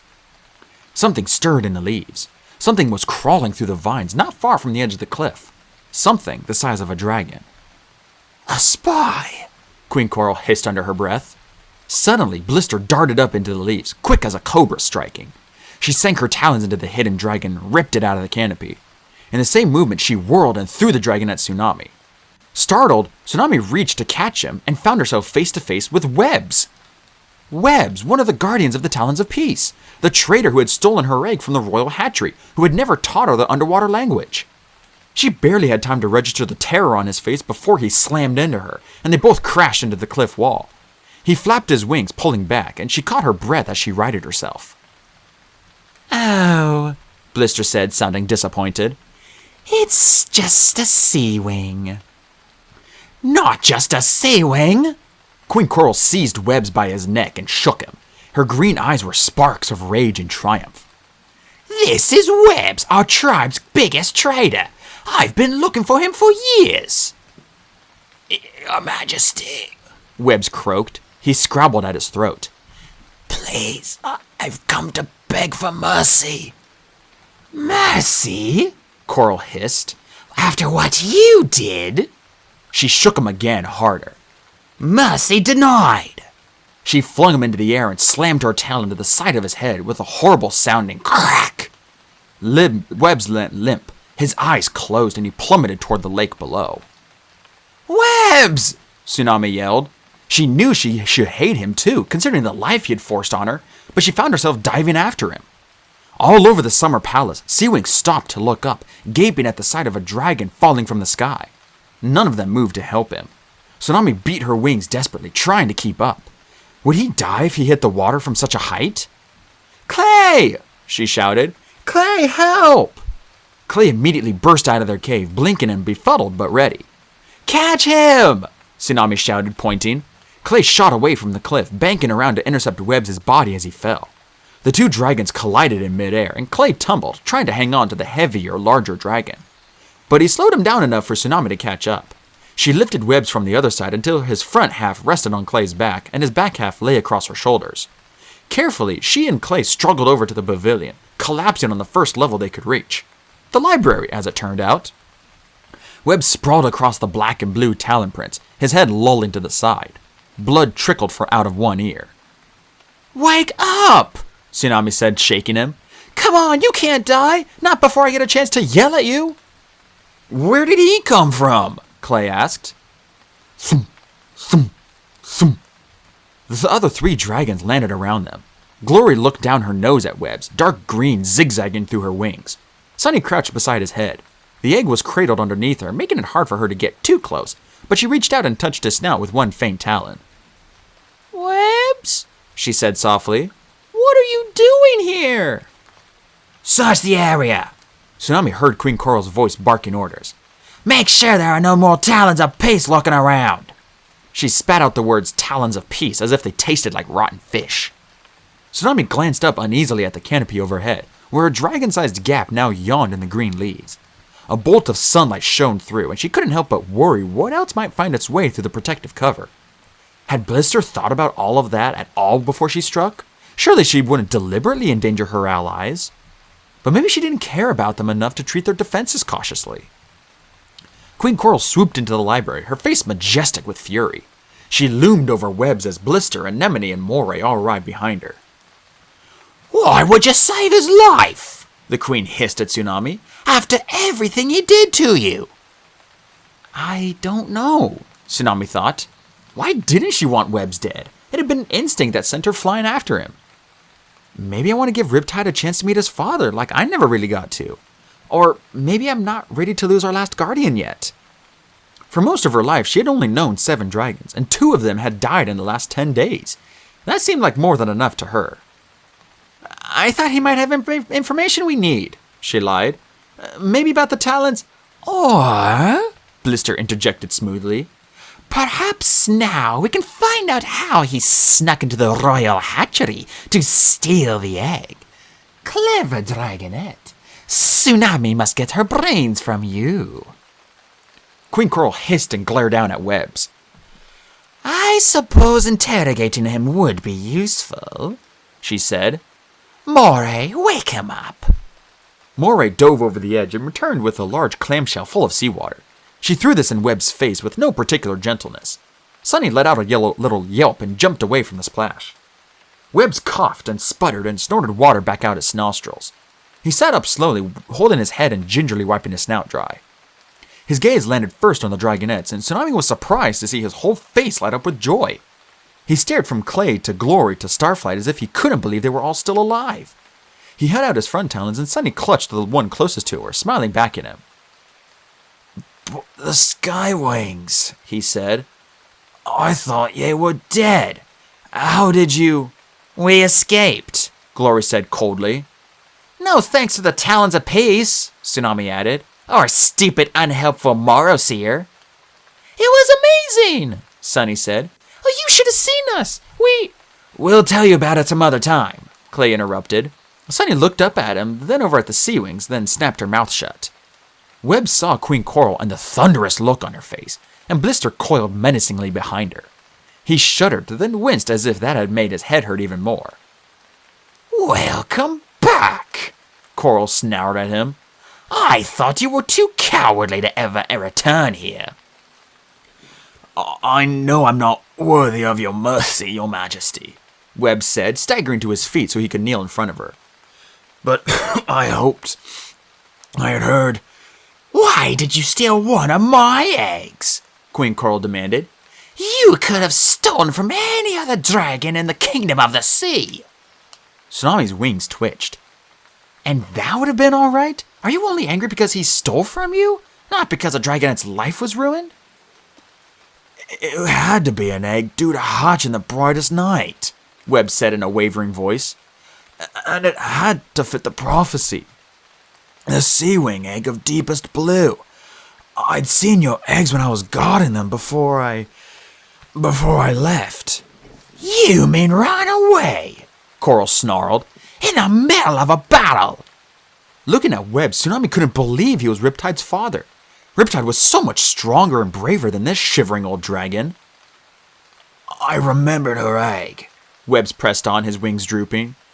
It was so blue, it had to be the right one. I'm so sorry, your majesty, he said in a rush. But the prophecy is so important. I would never betray you for anything else but for peace. How could I not do as the Talons asked? So how did you get into the hatchery? Coral's tail lashed threateningly. I had guards posted at that door every moment until the eggs hatched. Tsunami leaned toward him. If he knew of a secret way in, surely that would point them to the dragonette killer. Webbs hung his head. I drugged the guards, he said. I knew someone who had slipped me a sleeping potion in the evening meal. They were asleep when I crawled in and out again with the egg. It wasn't their fault. Well, Coral said dismissively, I killed them anyway. As for the someone who helped you, your wife, I presume. Webbs flinched. I wondered about that, Coral said. Her expression was mildly pleased, as if she was finally putting the pieces of an old puzzle into place. Stupid of her not to run away with you. Of course, that's why she was reassigned from the kitchens to active duty in the war soon after. Too bad that first battle was a bloodshed. Webbs looked as if all the light had been scraped out of his scales. Sunny made a woeful, sympathetic noise and edged closer, twining her tail around his. Even Glory looked a little sorry for him. Tsunami had never thought about Webbs leaving behind a family until she met Riptide. Even then, she hadn't pictured him abandoning a wife and baby dragonette. Maybe he really did care about the prophecy more than anything, if he was willing to give up so much for it. She would not have made the same choice herself. Now I know the dragonettes are safe, Webb said quietly. So you can do whatever you like, Timmy. I will, Coral rumbled. We can start with you telling me where to find the Talons of Peace. Why? Tsunami asked as Webb shook his head. Why would you want to find them? Coral showed all her sharp white teeth. Revenge, dear. They stole from me, and no one has ever gotten away with that. Now I must hunt them down and exterminate them. Don't you have more important things to do? Tsunami demanded. I think they're awful dragons, yes, with a really misguided sense of how to raise dragonettes to fulfill a prophecy. But all they want to do is end the war. Isn't that what everyone wants? We're not trying to end the war, Blister said in her slithering voice. We're trying to win it. I hope you can see the difference. But killing the Talons of Peace won't help with that. They haven't hurt anyone but us five, Tsunami said, waving her talons at the other dragonettes. In fact, Starflight said out of the blue, they almost certainly saved Tsunami's life. The Nightwing froze as everyone turned to stare at him. Queen Coral hissed menacingly. Even Webbs looked confused. What? Coral growled. Well, Starflight stammered, the other female dragonettes in our hatching all died. The same way every one of your potential heirs has died. Whoever's killing them, Webbs took her egg away before the assassin could get to it. If her egg had stayed in the hatchery, she'd be dead. By stealing her, he, and the talons of peace, actually saved her life. Right? Tsunami felt like she was shapeshifting, all her bones being shoved from one skin into another. No! The talons of peace ruined my life! I've always known that! It's the truest thing I know! They didn't save me! But she knew in her scales that Starflight was right. They did save her. By accident, but they did. Webbs did. She remembered all her dreams of how her life should have been if she had hatched here and been raised by her own mother. None of them would have happened. And she would have been dead within the first week. Her neck snapped like a sad little dragonette in the eggshell. Your Majesty! The small messenger dragon from before, Urchin, Tsunami remembered, tumbled out of the air and skidded to a stop at Queen Coral's claws. He bowed as low as he could, covering his face. We found a suspicious dragon lurking outside. He must be working with Webbs. Bring him to me. Queen Coral growled in a voice that rang off the cavern walls. Urchin pointed down at the tunnel, and they all leaned over to see Piranha and a troop of Sea-Wing soldiers dragging someone into the summer palace. They heaved him out of the water to fly him up to the queen. His webbed talons flopped to the side, his eyes closed, and a claw mark slashed across his sky blue scales were bleeding heavily. Tsunami's stomach flipped inside out like a jellyfish. It was Riptide! Webbs' green scales paled nearly to gray as Riptide was tossed onto the floor between him and Queen Coral. No! He cried. He had nothing to do with this. He's never had any contact with me. Moray tossed another clamshell of water over Riptide, and he groaned, shielding his eyes. It's true, Tsunami said desperately. Riptide wasn't here with Webbs. He's been helping me with my aquatic. It was true, but it sounded like a lie even to her own ears. Whirlpool is supposed to teach you that, not this miserable creature, Queen Coral said with narrowed eyes. Whirlpool is a horrible teacher, Tsunami flared. I'd be better off taking lessons from a barnacle. Riptide pushed himself slowly up to sitting. He glanced around at all the faces staring at him. His gaze stopped on Webbs, and the two dragons looked at each other for a long moment. Admit your treachery, said the queen. Betrayal runs in your family, after all. She swiped at Riptide's snout, but he stepped out of reach. Piranha hissed and poked him in the side with a narwhal spear. Don't hurt him, Tsunami said. Please, he's not working for the Talons of Peace, I promise. She was surprised to see Riptide wince. He looked down at his claws, avoiding her eyes. Was there something he hadn't told her? Throw them both in the new prison, Coral said with deep disgust. We'll find out what we need to know about the Talons later when I'm feeling a little more violent. Don't you have one more question for them? Blister interjected. She'd been quiet for so long it made Tsunami jump to hear her voice. Coral swung her head to look at the Sandwing. Why, they killed all of your heirs, Blister purred. I mean, obviously it was them, right? Obviously, Coral burst out. She glared at Webbs and Riptide. Working together, Blister murmured. It's the perfect climax to the story. It is, Coral agreed. No, Tsunami said. That makes no sense. Just like one of your brilliant mysteries, Blister went on, ignoring Tsunami. The Claws of Murder, for instance, or A Tale of Blood. That one was genius. It was, Coral agreed even more fervently. They're the perfect murderers. It all fits.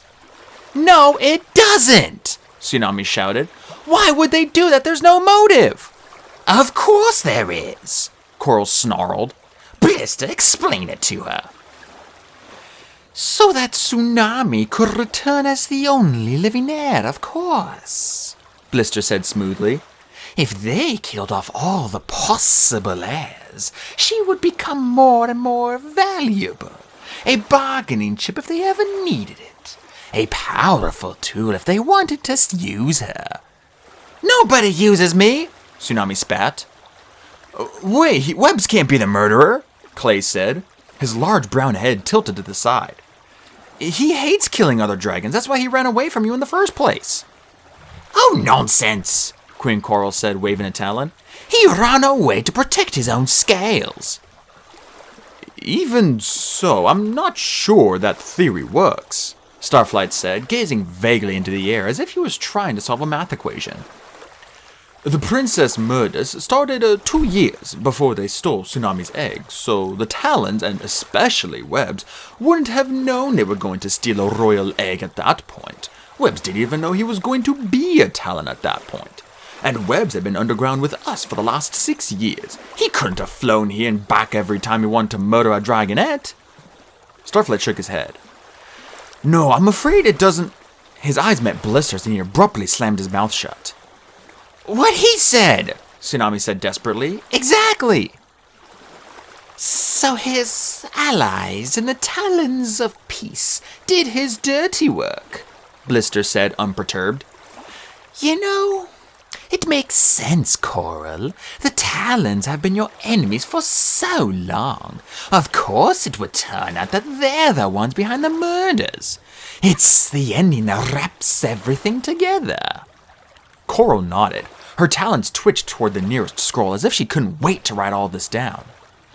Why are you doing this? Tsunami demanded, stepping closer to Blister. Why pin the murders on Webbs and Riptide, unless you're covering your own tracks? Blister gave a hoot of laughter. It doesn't matter to me what happens to Sea-Wing princesses, she said. Except that I feel my poor ally's pain, of course. I'm merely pointing out the obvious to her. These two should be executed for their crimes as soon as possible. You want Webbs dead, Tsunami thought. And you killed Kestrel, I'm sure of it. But why? Brilliant, just brilliant, Coral said, clapping her talons together. Take them away, we'll plan the execution later. Piranha and her guards closed around Webbs and Riptide.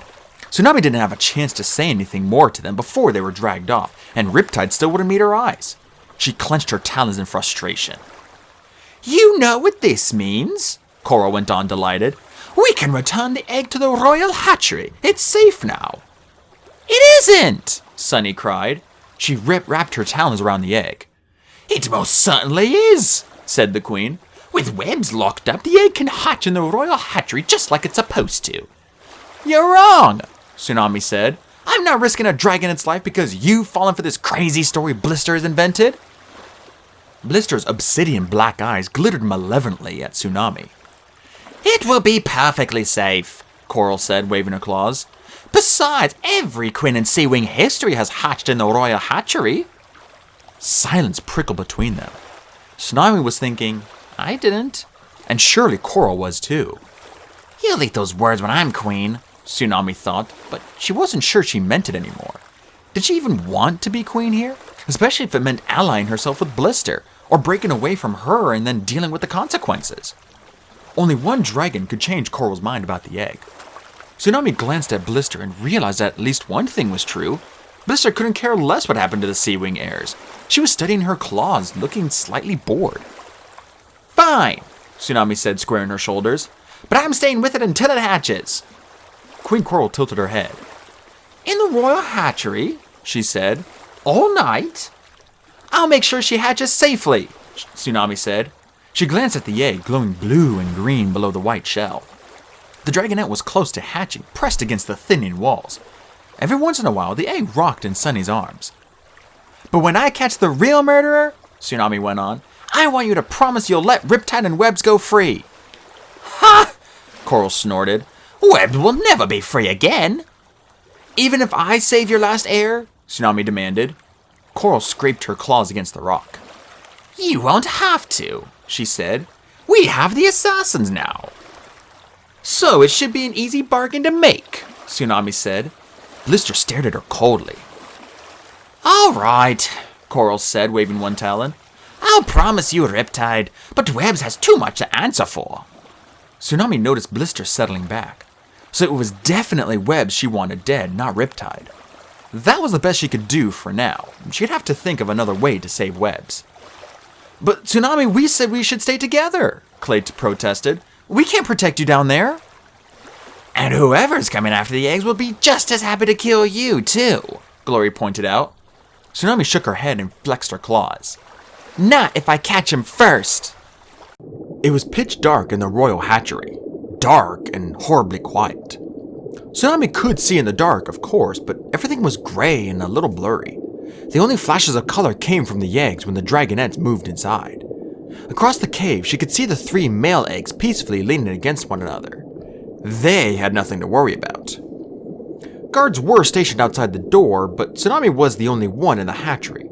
As soon as the door closed behind her, she prowled around all the walls, poking everything that stuck out and hoping a hole would suddenly yawn open in the floor. She circled the statue of Orca several times, shoving it at its talons and tail and pedestal, but nothing happened. There was no sign of a secret entrance anywhere. Finally, she curled up beside the egg and stared fiercely around the room. Alright, assassin, she thought. I'm ready for you. She had a narwhal spear lying on the floor beside her, although she had no idea how to use it. But she would not be taken by surprise again. The warm jets of water billowed silently up through tiny holes in the coral, surrounding the eggs in a bath of heat and small bubbles. It was a little too hot for Tsunami, but she didn't want to move away from the egg. She poked her nose underneath it, checking again for a secret trap door, but the floor was smooth and polished like the egg itself. A flutter moved in the eggshell, like a heartbeat, as the dragonette inside tried to stretch her wings. Tsunami rested her front talons on it for a moment. She wondered if Sunny was right about that the dragonette could hear them. She pressed her snout up to the egg and whispered through the water. Don't worry, I'm here to protect you. The tiny wings fluttered again. Tsunami leaned closer, wishing for some noise, some light in the hot, silent, dark room. Tsunami's head shot up. Stillness. Darkness. And yet, she had a creeping feeling that someone was suddenly in the room with her. Her tails tingled with her wings, as if squirrels were scuttling down her back. She stood up and flexed her claws. The one door to the hatchery was closed. The eggs were still. But the only movement in the room was the blip of small bubbles rising from the floor. Wait, the statue! Hadn't it been facing the door before? She stared at it until her eyes hurt. Had it turned its head? Was it looking at her? Tsunami's whole body was shaking. She blinked through the darkness at the statue of Orca. The statue stared back. Its eyes were sapphires, she remembered, but in the shades of gray here, they gleamed as obsidian dark and vicious as blisters. She was sure the statue had been facing the door when she came in, but now its head was turned toward her and the egg, watching them darkly. Impossible, she started to think, and then... Stone claws curled around the top of the pedestal. A stone tongue flicked between jagged, shark-like teeth. Nobody's sinking in, Tsunami had a moment to think. The assassin's already here. She's been here all along. And then the statue hurled off the pedestal, talons reaching to snatch the egg. Tsunami flung herself between the statue and her unhatched sister. Green marble claws raked Tsunami's neck, heavier and thicker than a real dragon's, like shards of rock stabbing between her scales. One caught in her gills and ripped a wider hole. Blood bubbled out as Tsunami shoved the statue away. Sorry, broke the rules. Blood in the hatchery, Tsunami thought dizzily. She staggered back, pressing one talon to her neck. How could she fight a statue? How could anyone beat a dragon of solid stone? It attacked again, relentless as the tide. The statue plowed into Tsunami and knocked her backward. Its weight bore down on her, crushing her against the floor. She struggled, clawing at its snout, but her claws scraped uselessly against marble and sang with pain. The statue was trying to walk over her, willing to trample her on its way to the egg. One foot came down heavily on Tsunami's chest, and she felt tiny cracks stabbing through her ribs. You are not getting that egg! Tsunami reached up and wrapped her front talons around the dragon's snout. She yanked it down toward her, dug her claws into the eye sockets, and popped the two sapphires free.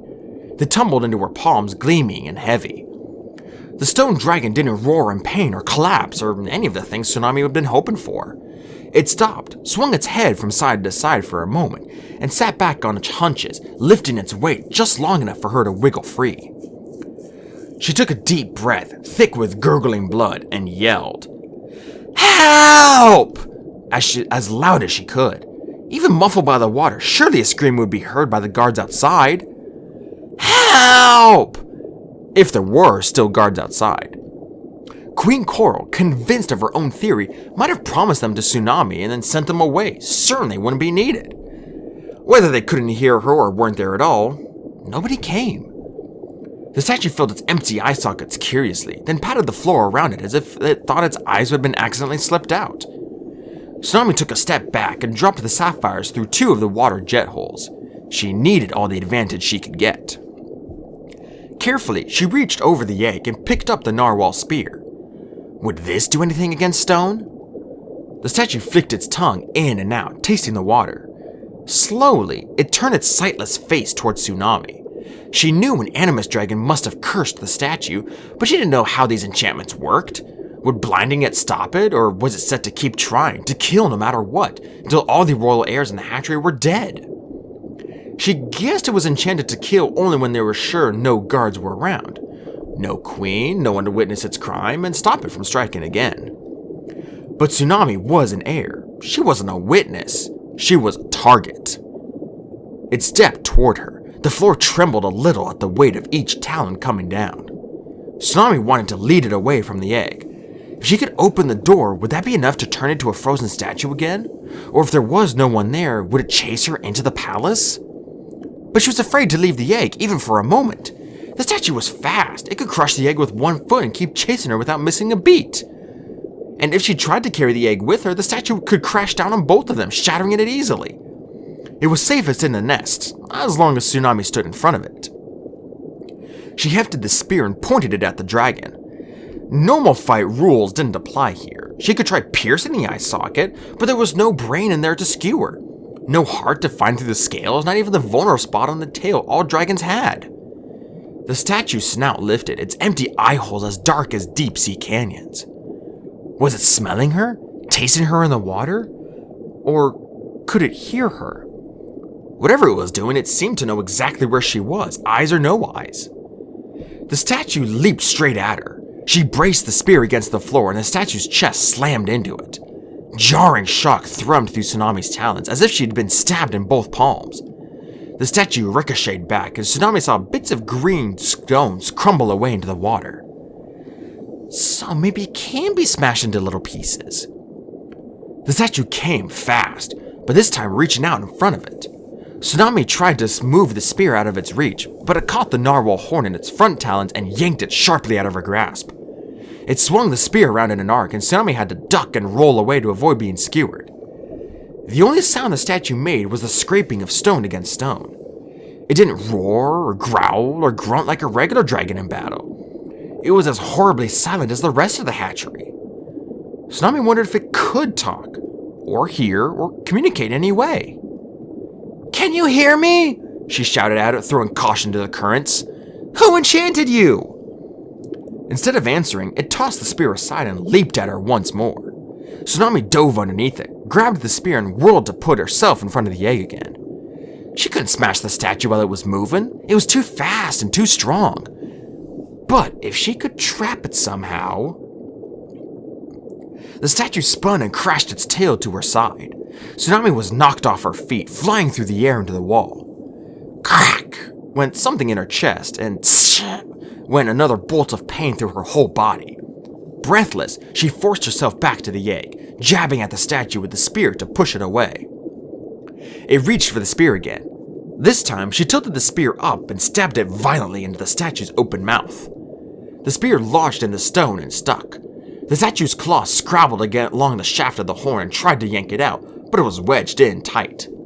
Tsunami shook the spear from side to side, and the statue's head wobbled along with it.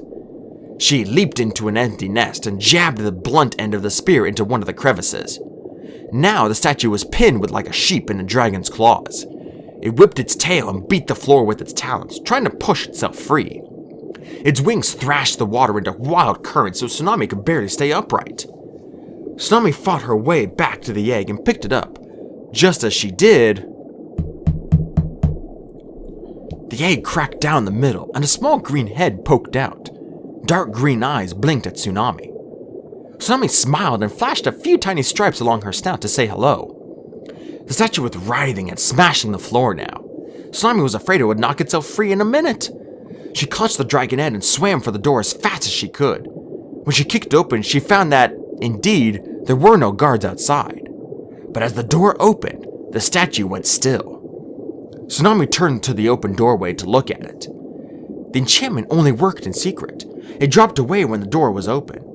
Whoever set the curse didn't want anyone to look in and catch the statue at its deadly work. Tsunami guessed that the spell also alerted the statue when someone was coming down the passageway, so it normally had time to return to its pedestal. And the statue would remain still as long as anyone else was around, like the queen or her guards. This statue was meant to keep murdering dragonettes for as long as it could. Well, not anymore, Tsunami thought fiercely. Even Queen Coral would have to believe the truth once she saw the statue as it was now. Marble Orca, once serene and regal on her pedestal, was trapped by the spear in battle position. Her claws reached out hungrily and a snarl transfigured her face. Coral would know for certain that this was the killer who had been hiding in her hatchery all these years. Now, the question was, who enchanted it? An animus dragon, of course, but it couldn't be Anemone, who hadn't hatched yet when the princess murders began. Tsunami had a new theory. Animus power runs in the royal family. But if Shark or Moray had this kind of power, they'd be using it for so much more. They'd use it to fight battles, to win the queen's favor, to be the secret weapon she wanted so badly. If Shark's goal was the throne for his daughter, he'd have to use his magic to get rid of Coral herself instead of knocking off the dragonettes. And if the animus was Moray, she'd have offered her power to the queen long ago for Coral to use however she wanted. No, it was another royal dragon. Tsunami was sure of it. She stepped back into the room, leaving the door open. She remembered Coral's words. My first daughter was a very talented sculptor. Tsunami settled the newly hatched dragonette around her neck, wincing at the pain from her gills. Orca may have died years ago, but she left a deadly gift behind. Carefully, she stepped over the nest and stared into the statue's face. Empty, lifeless, just a statue now.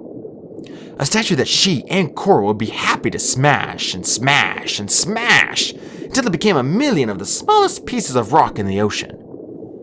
Orca's weapon would never assassinate another dragonette or crush another egg. Its killing days were over.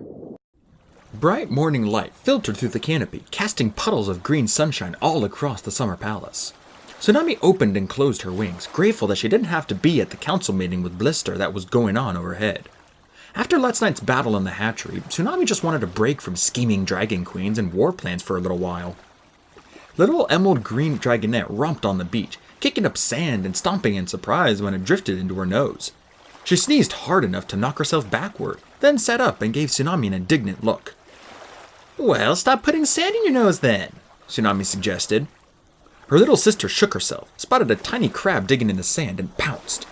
The crab vanished into its hole, and Dragonette looked at her empty talons in confusion. What's her name? Sunny asked. She leaned into Tsunami's side for a moment, and Tsunami felt a fizz of relief in her chest. Sunny had forgiven her, or forgotten she was mad in the first place. Either one was fine with Tsunami. I'm trying to think of the perfect name, Tsunami said. Mother said it was up to me. The Dragonette glanced up from her digging. Sand covered her snout like a mustache. Maybe you should call her Walrus, Glory offered, dissolving into giggles. She's not a walrus, Tsunami said. She's much more dignified than that. The Dragonette jumped at an insect in the air, lost her balance, and landed with her head in the sand and her tail sticking straight up. She flailed her wings furiously until Sunny gently lifted her free. Very, Glory said. Very dignified. She's awfully cute, Clay said. I think she has your snout, Tsunami. Tsunami flicked her tail, pleased. She looked around proudly and noticed that Starflight was sitting a short way from the rest of them. He was staring up at the pavilion with an anxious expression, running sand through his claws. Glory followed her gaze. She leaned over and poked the Nightwing sharply in the ribs. What's going on with you? Glory demanded. Why are you crawling around licking Blister's talons? I'm not, he protested. You really are, Tsunami said. Starflight wouldn't meet their eyes. I just think she'd be a good queen, he mumbled. No, you don't, Glory said. Back under the mountain, you specifically said she was kind of evil and probably had sinister plans for all of Pyrea. Oh, you did say that, Clay agreed. He poked a hole in the sand for the dragonette to climb into. I remember that. Starflight flashed him an annoyed look. That you remember. So, why do you suddenly love her so much? Tsunami asked. Her little sister rolled into the hole and jumped back out, flapping her wings to shake off the sand. Blister's smart, Starflight stammered. She's better than Burn or Blaze. I don't like her, Sunny said, to Tsunami's surprise. Really? Starflight said, his wings drooping. Sunny shook her head. She called me sweet, like that's all anyone needs to know about me. But you are sweet, Clay said, patting her head. It does kind of sum you up, Tsunami agreed. Sunny scowled at both of them in a way Tsunami thought was pretty cute. But I agree that I don't like her either. More than that, I don't trust her. I think we need to meet Blaze. Maybe all the stories about her brainlessness have been exaggerated. Doubtful, said Starflight glumly. So, we can go? Glory asked Tsunami. And look for Blaze? You mean we're done here? Even the baby dragon stopped digging for a moment to look at Tsunami.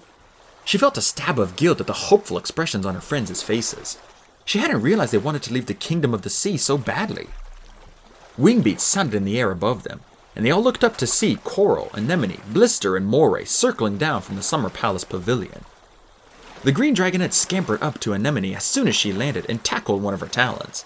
Anemone laughed and flipped her over. The little sister yelped, struggling upright again, then started clawing her way up Anemone's leg. Have you picked a name? Anemone asked Tsunami. What do you think of Akalet? Tsunami said. That's a kind of seabird, Starflight said in his know-it-all voice to Clay. Oh, Clay said. Cool. I mean, I knew that. Tsunami liked the look on her mother's face, watching the two sisters. She looked proud, protective, happy for them. Tsunami was right about her. Queen Coral wouldn't kill her own daughters, even though one of them would grow up one day to take her place. She cared about them, perhaps a little too much, but Tsunami thought that was better than not caring at all. She wondered if Blister or Burn had any dragonettes. Starflight would know. It must be in the scroll somewhere. Tsunami had a feeling Blister would happily kill off their own dragonettes if she thought it was necessary. Those glittering black eyes hid more secrets and plans than Tsunami wanted to know about. Orca's statue has been destroyed, Queen Coral said with a sigh. It was so beautiful, too. She was talented. I can't believe she hid her animus powers from me. She could have trained with Whirlpool, too. Wow, she really missed out, Tsunami said, winking at Anemone. We'll have to examine all the things she carved, Coral mused, just to make sure there aren't any other enchantments lurking around. We're sure it was Orca, right? Tsunami asked. No one else in the palace could be an animus. She wasn't able to stop herself from glancing at Moray, who glared back. Coral shook her head. Before we destroyed it, Anemone reanimated the statue, made it reveal who enchanted it. It said Orca, plain as day. She sighed again. Orca carved that statue and dedicated it to hatchery shortly before she challenged me. I gather she expected to win, so she was setting up a way to get rid of her possible heirs and challenges. That explains her last words to you, Moray hissed. Yes, said Coral sadly. She said, I did this all wrong. You're going to rule forever, aren't you, Mother? You should thank me. No one can stop you now. The queen looked down at Anemone and Akalet, playing in the sand. She stroked Anemone's head with a wistful expression. But, Clay said hesitantly, but if Orca was the assassin, then who attacked Tsunami in the tunnel? Queen Coral shrugged. We'll catch him eventually, she said. That's how stories work. Anemone gave Tsunami a frustrated look. Tsunami still thought that her attacker might have been Shark. He was already out of prison, patrolling the Summer Palace with a bad-tempered expression on his snout. and he certainly had been pleased or supportive when she staggered out of the hatchery with the dragonette, blood pouring from her gills. She reached up and touched the seaweed bandage on her neck. Her ribs ached whenever she moved, too, but the healer said she just had to rest and let the fractures fix themselves. Rest! The dragonettes of destiny have no time for rest, she thought ruefully. Now that we know the real assassin, Tsunami reminded Coral, you promised to set Riptide free. I know I did, said the Queen, but I'm not sure quite what to do with him. Clearly he can't stay in my kingdom. He'll have to crawl back to those Talons of Peace and see if they'll take him. Maybe he can come with us, Tsunami said, then snapped her mouth shut. But it was too late. Coral and Blister were both staring at her with a very uncomfortable way. With you? Coral said slowly. Are you going somewhere? Yes, I think we should, Tsunami said. She felt her friends shifting closer together behind her. I don't belong here, Mother. I wanted to, but I'm only causing trouble, and I'm not doing what I was hatched to do. I don't speak the underwater language. I don't understand the council. You have 2 daughters now who could be great queens one day. She nodded at Anemone. But my destiny is somewhere else. I have to go stop the war with my friends. And how do you plan to do that? Blister said softly. I don't know, Tsunami said. We'll figure it out. We were thinking we should go meet Blaze, Clay suggested, just to be fair. Clay, shut up, Tsunami thought with a wince. But it won't change how that we think you're... Starflight said hurriedly to Blister, then trailed off under Tsunami's baleful look.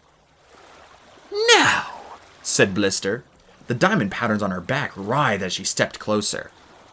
no one is leaving. You can't tell us what to do, Tsunami said. I am your choice, Blister hissed. The Talons of Peace want me. Oh, Glory said. Do they know that?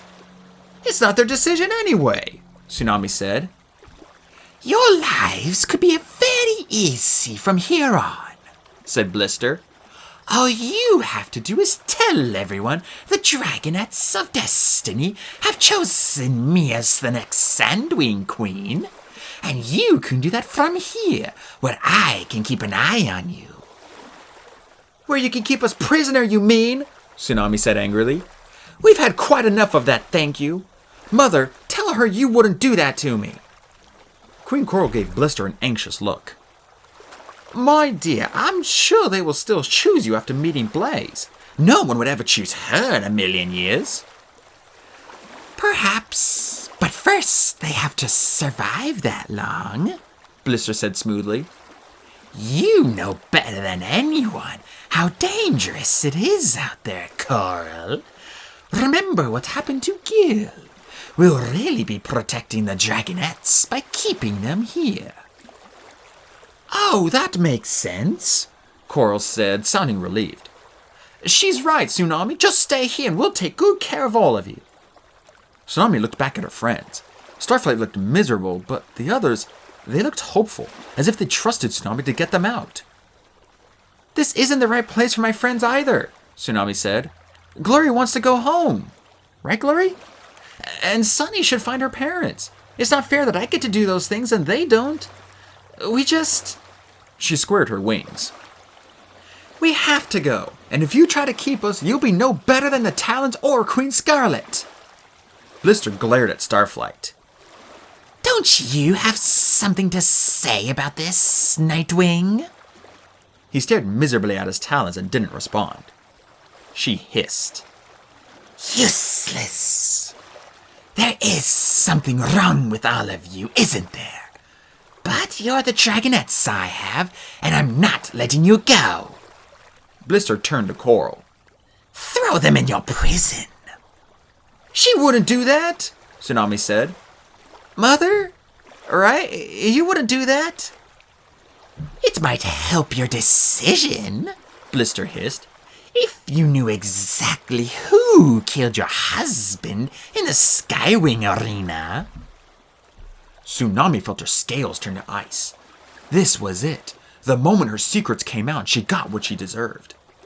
Coral's gills flared and her eyes widened. What are you saying? You know he died in the arena, Blister said. But do you know who his opponent was? The dragon who ripped the life out of him. Maybe you should also know, Starflight said suddenly, that Blister killed Kestrel and is lying to you about it, and that she wants Webbs dead for her own reasons and doesn't care about your daughters at all. Blister arched her neck like a cobra and hissed at him. Starflight threw his wings over his head as if he expected her tail to come stabbing down. But all she said was, You'll be sorry for that, useless Nightwing. Coral wrapped her wings around Anemone and Auklet and took a step back toward the water. She looked from Blister to Tsunami like she wasn't sure who to trust anymore. Don't listen to them, Coral, Blister said. They're only dragonettes, and dragonettes never know what's best for them. I think we can be pretty sure prison isn't at the top of the list, though, Tsunami snapped. And from now on, Blister, you show some respect and address my mother as Queen Coral. Smoke curled from Blister's snout. Tsunami wondered what Coral would do if the Sandwing attacked the Dragonettes of Destiny right in front of her. I don't know what's going on, Coral said, signaling with her tail. A platoon of Sea-Wing guards appeared from one of the caves. But for your own safety, Tsunami, you're staying here for now. Mother! Tsunami yelled. She smacked a guard in the snout with her tail and bared her teeth at another. Think for yourself at once! Let us go! But Queen Coral turned away, avoiding Blister's gaze as well. She curled Auklet into one of her talons and flew back to the pavilion with her daughters. Tsunami fought the guards, but there were too many of them, and her ribs were still screaming with pain from the night before. One by one, each of the Dragonettes was overpowered and dragged off to the same prison cave where Riptide and Webbs had disappeared the day before. Sea-Wings watched from all over the pavilion. Tsunami had never been so humiliated. Some Dragonettes of Destiny they were, tossed around like lumps of treasure to be hoarded. They'd come to the Kingdom of the Sea looking for safety, and instead they were prisoners once again. The prison cave was high on the cliff wall, not far from the canopy overlooking the pavilion below. Tsunami hadn't paid much attention to it before, except to notice that Riptide and Webbs had been taken there. But as the guards flew them up to the cave, she realized that it glowed with a weird blue light, and she could hear strange crackling sounds coming from inside. Sharp spears prodded her into the cave entrance, and she felt damp stone under her claws. As her eyes adjusted to the dim light, she saw a path winding into the huge cavern ahead of them. This wasn't the underwater prison Lagoon and Shark had been sent to. This was where Queen Coral kept the real threats, including, Tsunami realized as she was shoved along the stone floor, several prisoners of war. She saw at least 3 Skywings, hissing short blasts of flame at their captors. An Icewing lay with his wings spread out, gasping faintly from the heat he wasn't used to. 2 Sandwings were caged together, one of them curled in a ball with his eyes pressed shut, the other pacing and snarling. There was even a giant Mudwing with chains around her ankles like the ones that had been on Clay. She tilted her head curiously at Clay as he went by. But the strangest thing about the prison wasn't the dragon prisoners or even the staggeringly large size of the cavern. It was the cages. There were no bars, no doors. Instead, a channel of water as wide as 2 dragons encircled each prisoner, trapping them on islands of stone. Some large enough for multiple dragons, some with barely room for one. More water poured from grooves in the ceiling down the channels, creating cascading walls around the islands.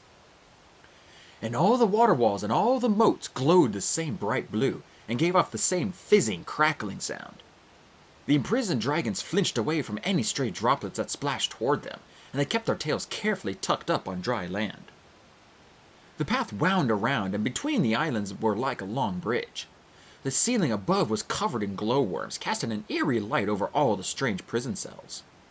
Tsunami twisted to peer into the moats. What were the prisoners so afraid of? Iridescent purple jellyfish pulsed here and there, adding their light to the glowworms up above. Tsunami knew that their tentacles could sting, but surely not bad enough to keep the prisoners in. If it were her, and it soon will be, she thought, she'd leap right through the water wall, splash through the moat, and fight her way out, no matter how many jellyfish were in her way. Suddenly, she caught sight of a dark green shape swimming in one of the channels. It was as long as a scavenger and as thick or round as a dragon tail, with no arms or legs or wings. As she squinted at it, another one surfaced not far away, and she caught a glimpse of a flat head with sunken, dead eyes. Nostrils flared at the end of its snout, and then it sank into the water again. Bubbles fizzled and snapped for a long moment where it had been. Sunny pressed close against Clay, her gray-green eyes enormous and terrified. Tsunami glanced around at Starflight and saw him studying the cages as well. Maybe he would understand what was going on. She didn't spot webs or riptide, but the dragonettes were pushed along so fast, and the water blurred the features of the prisoners, so it was hard to distinguish between a few imprisoned sea wings she could see. The guards finally stopped at one of the largest prison islands. There was the same moat around it, but no water came from the ceiling here. Tsunami couldn't see anything swimming in the moat either. "Hop over," growled one of the guards. "All of ya." What if we don't? Tsunami asked. "Then you'll be dragged off to separate cages instead of getting to share one," he answered. Clay jumped over the moat immediately. His talons scraped against the hard rock floor as he landed with a heavy thud. He turned and reached out to catch Sunny as she leaped after him. Starflight followed, and then Glory, and finally, reluctantly, Tsunami flapped her wings to lift herself over the chasm and land beside her friends. Another guard pulled on a chain that hung along the wall. Something clanked and groaned from within the stone as she drew the links through her claws. Tsunami leaned forward and saw a small door opening in the underwater wall of the moat. 3 of the thick green creatures wriggled through it, their dead eyes staring creepily up at her. A whoosh sounded from above, and talons yanked her back from the edge just as water came sluicing down. Tsunami looked up at the cave roof, then around to see it was Starflight who pulled her back. He let her go and twisted to watch the waterfall that now surrounded them. His claws tapped nervously against one another. What are those creepy things in the water? Tsunami asked him. I think they're electric eels, he said. Oh, Glory said, shaking out her wings as they were covered in bugs. The scrolls about them gave me nightmares for months. Sunny twined her tail around one of Clay's forelegs as if she were trying to get even closer to him. What's an electric eel? She asked. They give off a kind of shock, Starflight explained. Behind him, a blue fizzing light sparked up the waterfall and vanished again, making them all jump. It'd feel like getting hit by lightning, Glory added. And it can be strong enough to kill a dragon, said Starflight. Especially in saltwater, and when the eels are as big as the ones down here. So all this water around us, Tsunami started, could be charged with deadly force at any time, Starflight said. Not all the time, it's not a constant current, but if they're mad or hungry, they're probably giving off shocks pretty frequently. And then just touching the water could transfer that to you. Even if it only stunned you, it would hurt a lot. Tsunami frowned at the cascade. Through it, she could see the blurry outline of the guards slithering away. Evidently, they trusted their nasty prison setup to keep the dragonettes in. I can't believe we're prisoners again, Clay said with a sigh. Why does this keep happening to us? I know, Sunny agreed. Doesn't anyone trust the prophecy? If they believe in it, can't they have faith that we'll do the right thing? Everyone's trying to make sure the prophecy turns out the way they want to, Tsunami said. She turned in a circle, but there wasn't enough room to pace without brushing her wings or tail in the water. She sat back down with a growl. It would be helpful if the stupid prophecy had been a little more clear about what was supposed to happen. Why didn't you use your venom when they grabbed us? Starflight asked Glory. Believe me, I will, the Rainwing said fiercely. I'm waiting for the right moment. I think that's smart, Tsunami said. Even with Glory's magical death spit, we probably couldn't have fought off the whole palace, and it wouldn't have given away our best secret weapon. Glory looked surprised. Well, thank you, she said. Although, I'm going to vote against calling it magical death spit, please. Maybe tonight, Tsunami said, lowering her voice. When most of the palace is sleeping, maybe we can fight our way out then. Pass the water with the shocks that might kill us? Sunny asked. What good is magical death spit against lightning eels? Electric eels, Starflight corrected her. We are not calling it magical death spit, Glory said. Or Tsunami remembered the guards who had given her the key. Maybe we can convince someone to let us go. I like that plan, Clay said, bobbing his head. I like the one we melt everyone's eyeballs on our way out the door, Glory said. With magical death spit, Sunny said, then buried her head in Clay's wings to hide her giggles as Glory glared at her. 3 moons, Glory, said Tsunami. That's horrible. Who are you? Glory asked. What happened to the sea wing who'd fought her way out of anything? I'll still fight, Tsunami said. An image of Gil flashed in her mind and she shivered. I'm just saying there are lots of guards here who are really on our side. I bet we can find someone to help us. Sunny lifted her snout. Did you hear something? Like what? Starflight asked. The little sandwing hesitated. It's hard to be sure over the water sounds. Probably nothing, Tsunami said. Nothing helpful anyway. Sunny frowned at her. Someone's coming, Glory observed. They could see a pale shape flitting along the path toward them, though it was blurred by the waterfall. Is that what you heard? Starflight asked Sunny. She shook her head, looking perplexed.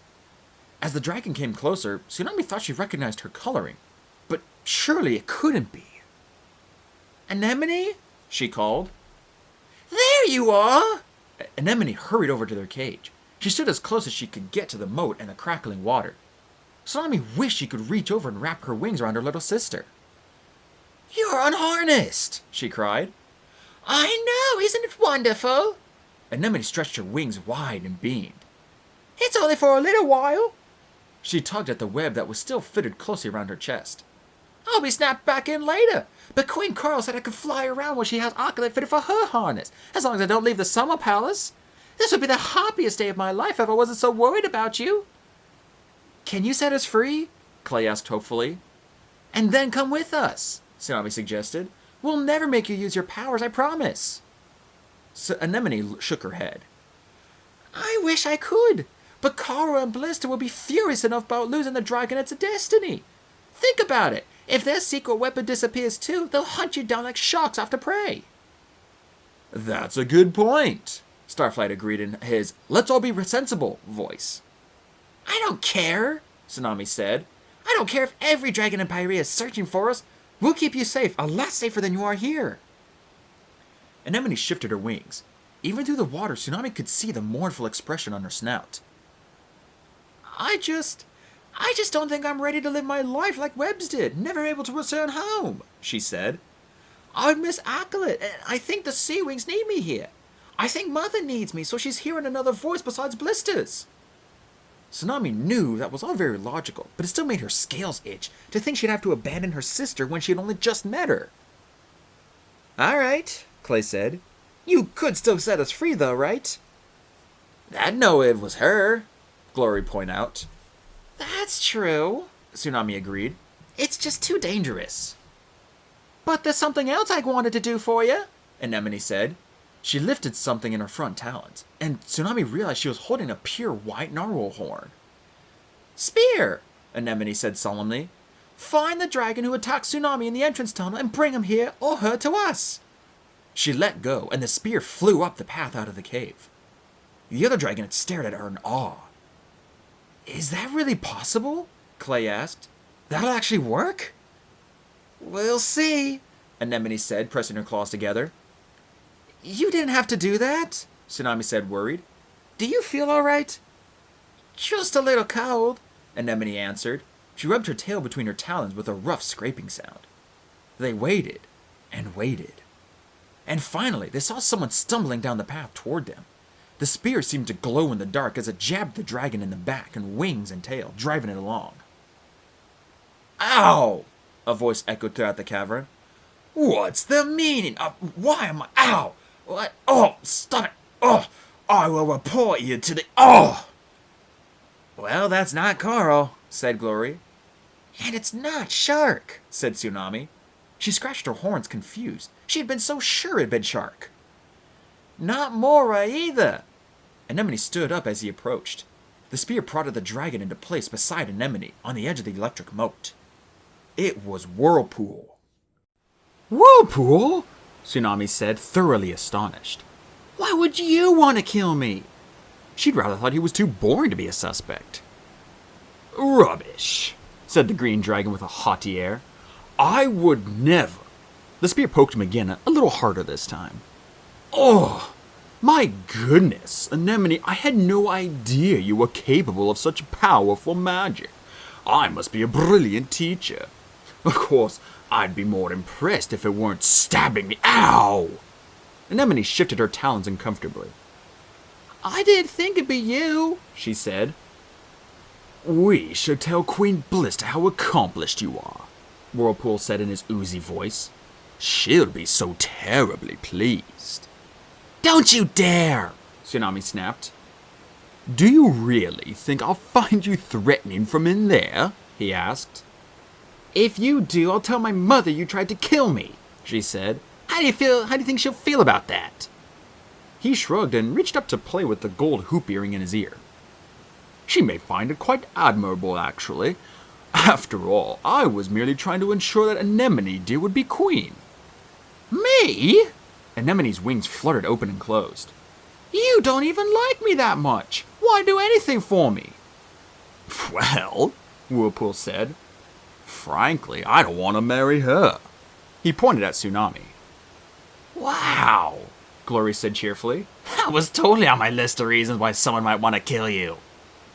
Don't worry, Tsunami snapped. I'd rather be torn apart by tiger sharks than ever marry you. But I do want to be king, Whirlpool said. He held out his talons as if imagining more gold rings looping around his claws. So I thought if I got rid of you, I'd improve my chances of marrying a more agreeable daughter. I don't ever want to marry you either, Anemone cried. It's not really up to you, Whirlpool said, taking a step back the path to the cave entrance. Once I tell Queen Coral and Queen Blister about what you can do, they'll be ever so grateful. They'll let me have anything I want. But, of course, then you'll be very busy using your powers to win the war, and you probably won't survive that, so I should really ask for Arcalit instead. He tapped his snout thoughtfully, as if musing to himself. You can't tell them, Tsunami shouted. She was supposed to protect Anemone from being used like this. It was the one thing her sister had asked of her, and now instead it would be her fault if Anemone became Blister's pawn. She lunged toward the waterfall, but Clay jumped forward at the same time and held her back. Blue light crackled in front of them, and down below, the eels clustered menacingly, like a sinister clump of seaweed. But at the same time, on the other side of the waterfall, Anemone was moving too. She seized the spear from the air, spun it around, and smacked the side of it into Whirlpool's head. He staggered forward, then crumpled without a sound. His wings tipped sideways, overbalancing him, and in one sudden movement, his body slipped over the edge into the electric eel moat. Anemone yelped with fear and dropped her weapon. She reached her talons toward the water, but it was too late. A blinding flash of blue sizzled up the cascading waterfall. Tsunami jumped back, and all 5 dragonettes huddled close in the center of the island. The water in the moat churned and seethed around the spot where Whirlpool had disappeared. Thick green tails thrashed through the bubbles, and sparks flew as if several bolts of lightning were striking at once. Sunny covered her eyes, and Clay put his wing around her. Tsunami wished she could do the same for Anemone. On the far side of the moat, her little sister looked petrified in place. Slowly, the flashes calmed down until only an occasional zap appeared in the wall. Then they all stopped. The waterfall was quiet, and so was the moat. Tsunami could see the eels still clustered around a large, dark shape at the bottom of the pool. But their frenzy had subsided, and she guessed she was lucky she couldn't see any details of what they were doing now. Anemone, she called. Are you alright? Anemone didn't answer. Her blurred outline was motionless, as if she were one of Orca's statues. I'm not sure I should tell you this, Starflight said, but you might be able to go through the water right now. Tsunami whipped around toward him. Really? Why? He pointed at the eels. After a burst like that, they'll need a while to recharge, I think. So they might not be able to let off any shocks for at least a minute or two. Wait, he added as Tsunami flared her wings. But I'm not sure. I didn't read those scrolls as often as the one about dragons. I'm sorry. Starflight's black head drooped. It's probably not worth the risk. I wouldn't listen to me. But Starflight, you know everything, Sunny said. I'm sure you're right. I could go through and turn off the waterfall, Tsunami said. Then it would only be me risking it. Starflight looked miserable. But it was my idea, he said. And if I might be wrong, shouldn't I... Poor Starflight. Tsunami twined her tail around his. She knew he wanted to be brave and helpful, but this was the kind of thing she did, not him. Don't be silly, she said. This is my kingdom. I'm responsible for doing the crazy things here. Do you remember what the scroll said about electric eels? Clay asked Glory. The Rainwing lifted her wings slightly. I don't think it was specific, she said. They can run out of charge for short periods of time, but I don't know if this is definitely one of them or how long it might last. Think it through. Be more like Starflight. Don't be impulsive, Tsunami thought. But then, what if this is our only chance of escape? She glanced over at Anemone. And I have to help her. But if I die, what happens to the others? She clenched her talons. An image of her mother's council flashed through her head. All right, she said. Let's vote. Holy moons, Glory said. Seriously, what have you done with the real Tsunami? Quickly, Tsunami said, shooting a glance at the quiet waterfall. I believe Starflight, Sunny said. I think you can make it through, definitely. I don't, Starflight said glumly. I vote that nobody tries, just to be safe. Well, I want to get out of here, Glory said, and I'm willing to risk Tsunami's bossy scales to do it. She shot Tsunami a toothy grin. Clay shook his head slowly. I don't know. You're too important to all of us, Tsunami. I don't think you should do it. Well, that doesn't help, Tsunami said with a snort. Now I just have to decide for myself anyway. Some council you guys are. But those were pretty much the votes she'd been expecting, and she'd listened to all of them, and she knew what she wanted to do. She took a deep breath, spun around, and launched herself at the wall of water. It felt like leaping into a freezing hailstorm, icy drops pelting her snout and closed eyes, slicing into her gills through the seaweed bandage, hammering the fractures in her ribs. She braced herself for lightning-sharp pain, but a moment later, her talons thumped onto solid rock. Tsunami opened her eyes as she skidded to a stop. She'd made it to the other side of the moat, and her scales were still intact. She grabbed Anemone's shoulders and shook her until a pale little dragon looked up to meet her eyes. You have to get out of here, Tsunami said. We're going to escape, and I don't want to make it look like you were involved. Go find Mother and hang around where she can see you so you have an alibi. All right? Are you listening? But look what I did, Anemone whispered, pointing at the pool. You didn't mean to do that, Tsunami said. She knew way too clearly how Anemone felt right now. Anemone, it was an accident. You didn't push him in the moat. And if it hadn't happened, think how many dragons you might have to kill with your powers. Now you can tell Mother that with no trainer, your powers seem to be getting weaker.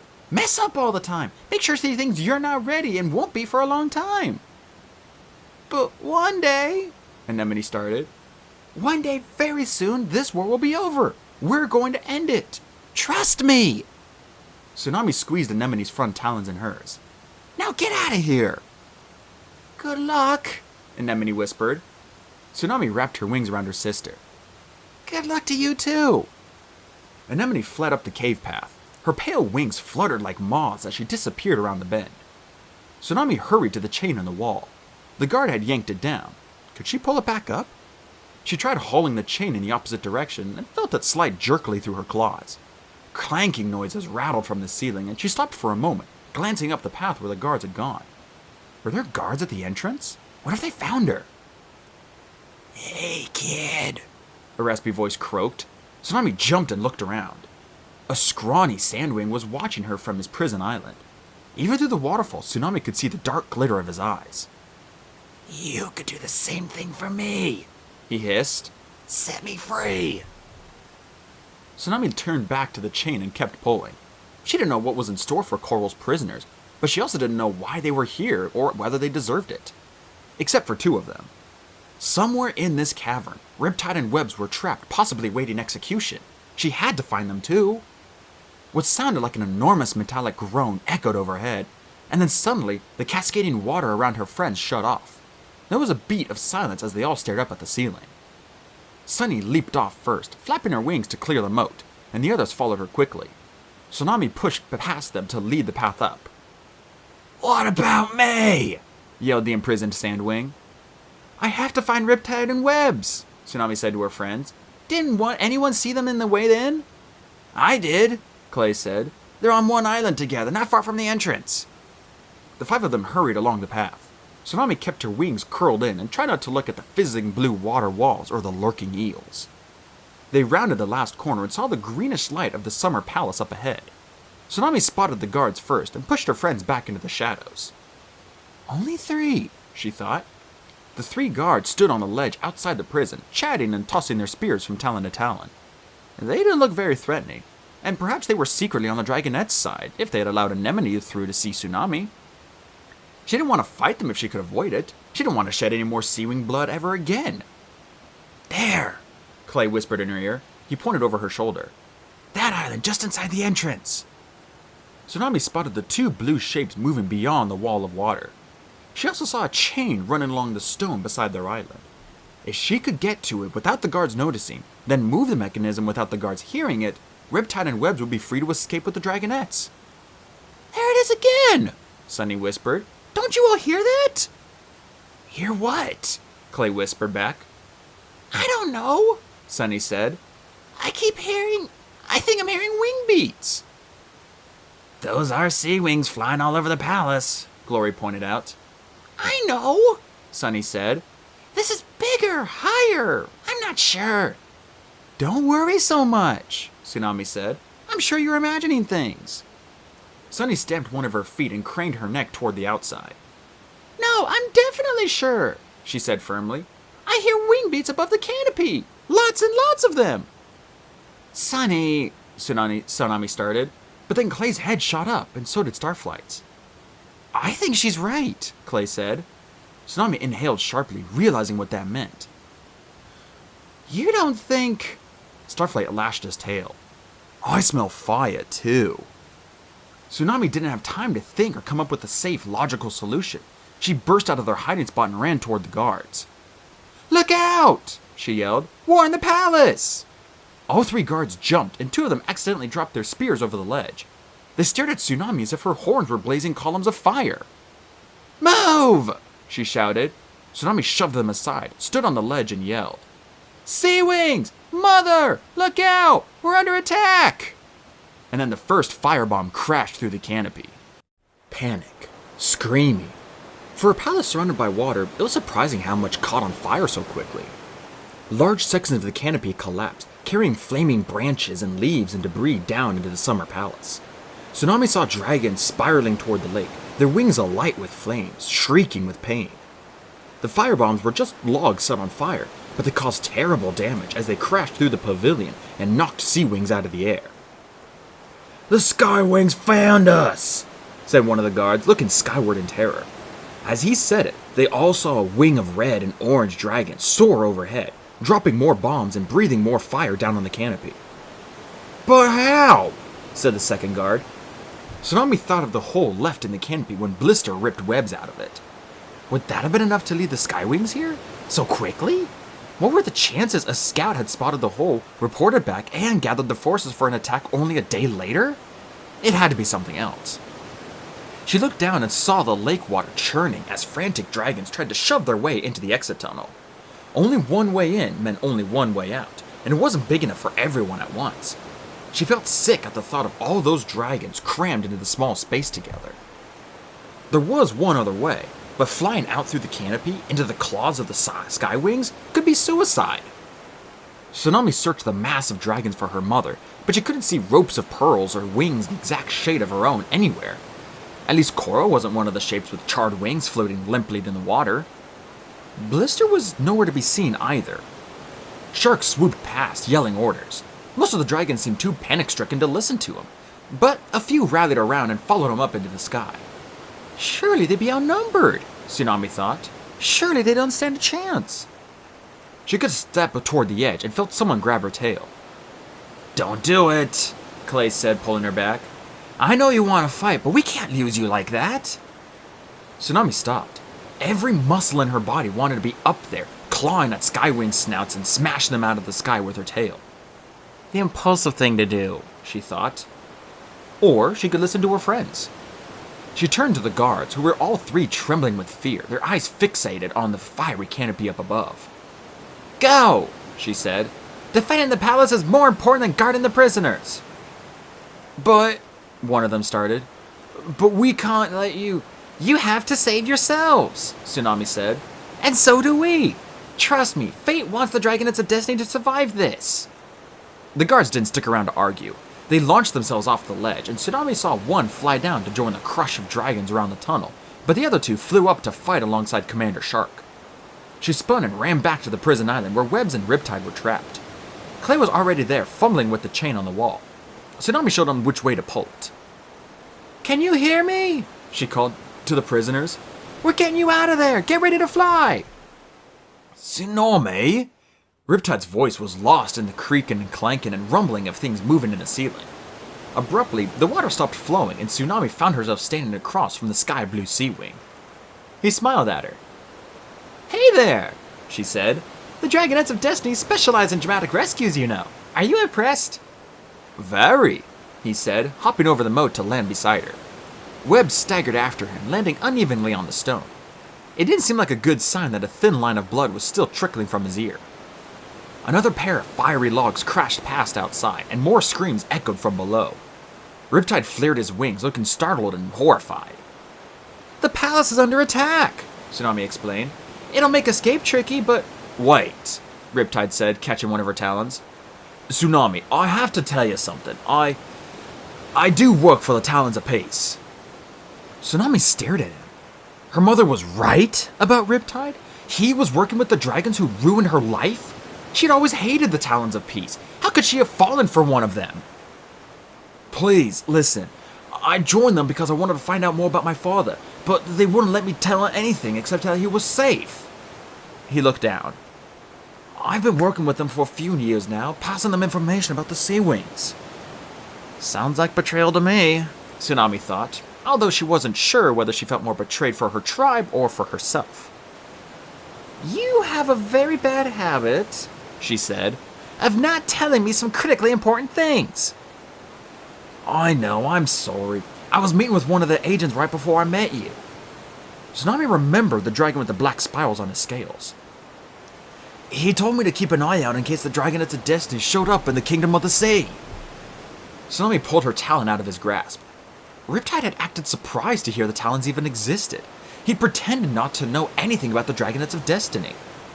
Clearly he was a good actor, hiding a secret like this while living in a tribe all these years. So could she believe anything he had said to her? Blood trickled from the gash on his side as he moved. "I stayed close to make sure you and the other Dragonets are safe." He held his wings and held out his talons to Tsunami. "I'm sorry I couldn't tell you the truth. I didn't think you'd trust me if you knew." He was right about that, but she didn't particularly trust him now either. An enormous crash sounded outside as something smashed into the pavilion. "We gotta go," said Glory from behind Tsunami. For once, she didn't add anything snide, and Tsunami wondered if she'd overheard Riptide's confession. Clay's voice said behind them. "Tsunami? Webs? Do we know this dragon?" They all turned and saw a large mudwing looming in the mouth of the cave. Her brown wings had creased with soot, and a horrible scar pulled down one corner of her mouth in a strange grimace. Webbs flicked his tail in surprise. "I do," he said. "She's with the Talons of Peace. She saved my life. Crocodile, what are you doing here?" The mudwing chuckled. Oh, poor Webbs. So wrong in so many ways. She stepped into the cavern and gave the Dragonets an appraising look. These are the brats that the Talons are so obsessed with. Scrawny. She lashed her tail. But the Skywings want you back anyway.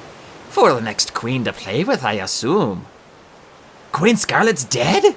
Glory blurted. For sure? "You're not working with the Skywings?" Webbs cried at the same time. Of course I am, Crocodile said. Who knew that infiltrating the Talons of Peace could be so useful? I never thought I'd get the chance to follow an idiot Sea-Wing back to the secret palace we've been searching for all this time. Webb's blanched and his wings drooped heavily, as if a whole new mountain of guilt had just landed on him. Plus bonus Dragonets of Destiny, Crocodile said. I'm so getting a promotion. Is Queen Scarlet really dead? Glory asked again. Nobody knows. Crocodile said with a shrug. She seems to have vanished. Nobody can even tell the same story about what happened to her. Well, lucky you, said Glory. You're about to find out. She snapped her mouth open and shot her black venom straight into Crocodile's eyes. The Mudwing bellowed in agony and fell back, scraping her wings against the cave walls. She clawed at her snout, but the acid had already eaten into her scales. With another shrieking roar, she shot out of the cave and dove for the lake below. Let's go! Tsunami shouted, spreading her wings.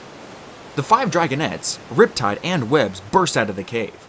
Below them, dragons were still trying to shove their way into the tunnel, and the churning mass of wings and scales around the exit didn't look any smaller than it had before. We can't go that way, Starflight said. We'll have to go out through the canopy, Tsunami said. They all looked up and saw 3 red dragons shoot by, breathing fire. I don't really love that plan either, Starflight said in a smaller voice. Tsunami spotted her mother at last. Queen Coral was standing on the library level, casting one last look at her scrolls. They weren't on fire yet, but they were the most flammable things in the palace. If they went up, the smoke would fill the palace and kill even more dragons. Her littlest dragonet was wrapped tightly to the queen's chest. Anemone stood on the edge of the pavilion, unharnessed, waiting. As they watched, Queen Coral began flinging her scrolls over the edge into the water. For a moment, Anemone joined her, and the queen paused to touch her daughter's head affectionately. She can be a good mother, Tsunami thought sadly, and a good queen. She wondered if there was any version of Pyrea where they could have grown up as a family. She and Coral and Gil and Anemone and Acolyte, normal and happy with no one trying to kill anyone. Too late now.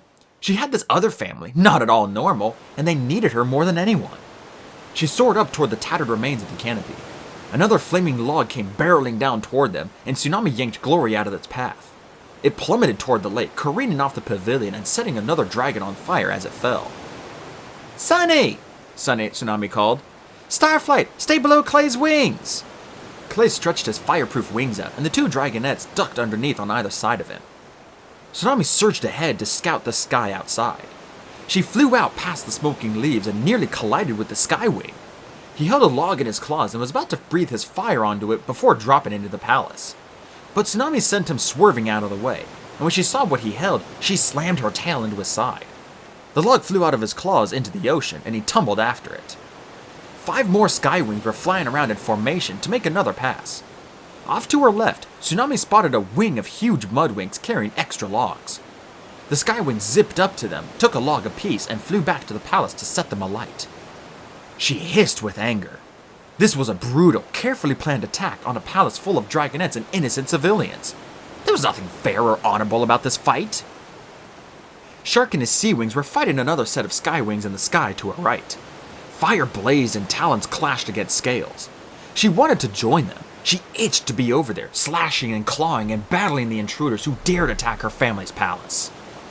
That's the kind of fighting she wouldn't feel guilty afterwards. But the dragonets were flying up beside her now, and she couldn't leave them. That way, she said, jerking her head at the biggest swath of the clear sky. From the sun, she guessed it was south. South toward the continent, which is where they needed to go.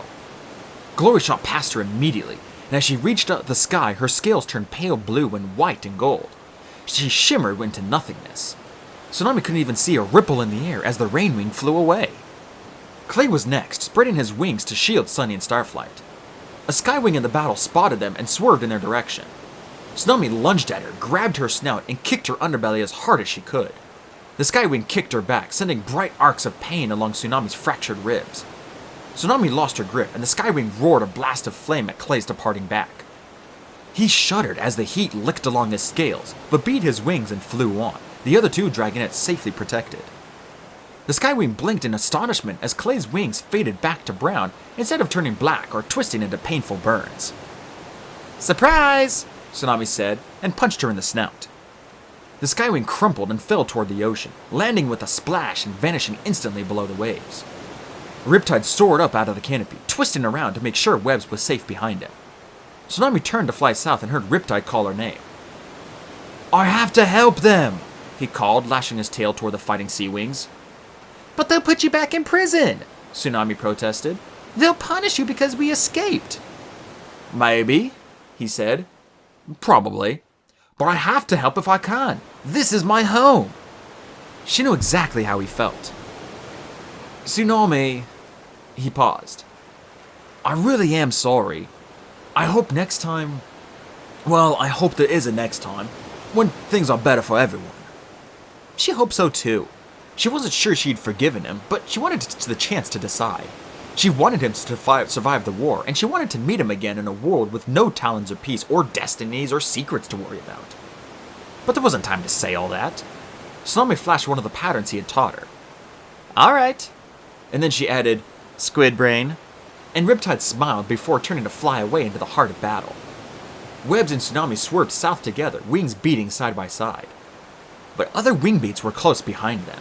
Tsunami twisted just in time to see Blister lunge out of the canopy and seize Webbs by the tail. She yanked him back toward her and stabbed her poisonous barb toward his heart. With a yell, Tsunami barreled into them, knocking the sandwing off of Webbs. Blister fell back toward the palace, hissing. Tsunami grabbed Webbs by his front talons and towed him after her. A few wing beats later, Webbs groaned softly. Did she get you? Tsunami demanded. She missed my heart, he said. but He lifted his wing to show an oozing graze near his tail. it's still poisonous, he said. We'll find a way to fix it, Tsunami said. just keep flying until we get to land. She looked back again and saw Blister hovering in the air, watching them go. Her cold, glittering black eyes seemed to follow Tsunami all the way to the edge of the sky. Tsunami was on a beach again. This time it was dark, long after sunset, and small stars shone in the sky like the silver scales on the underside of Starflight's wings. Tsunami stared down at the waves lapping over her talons.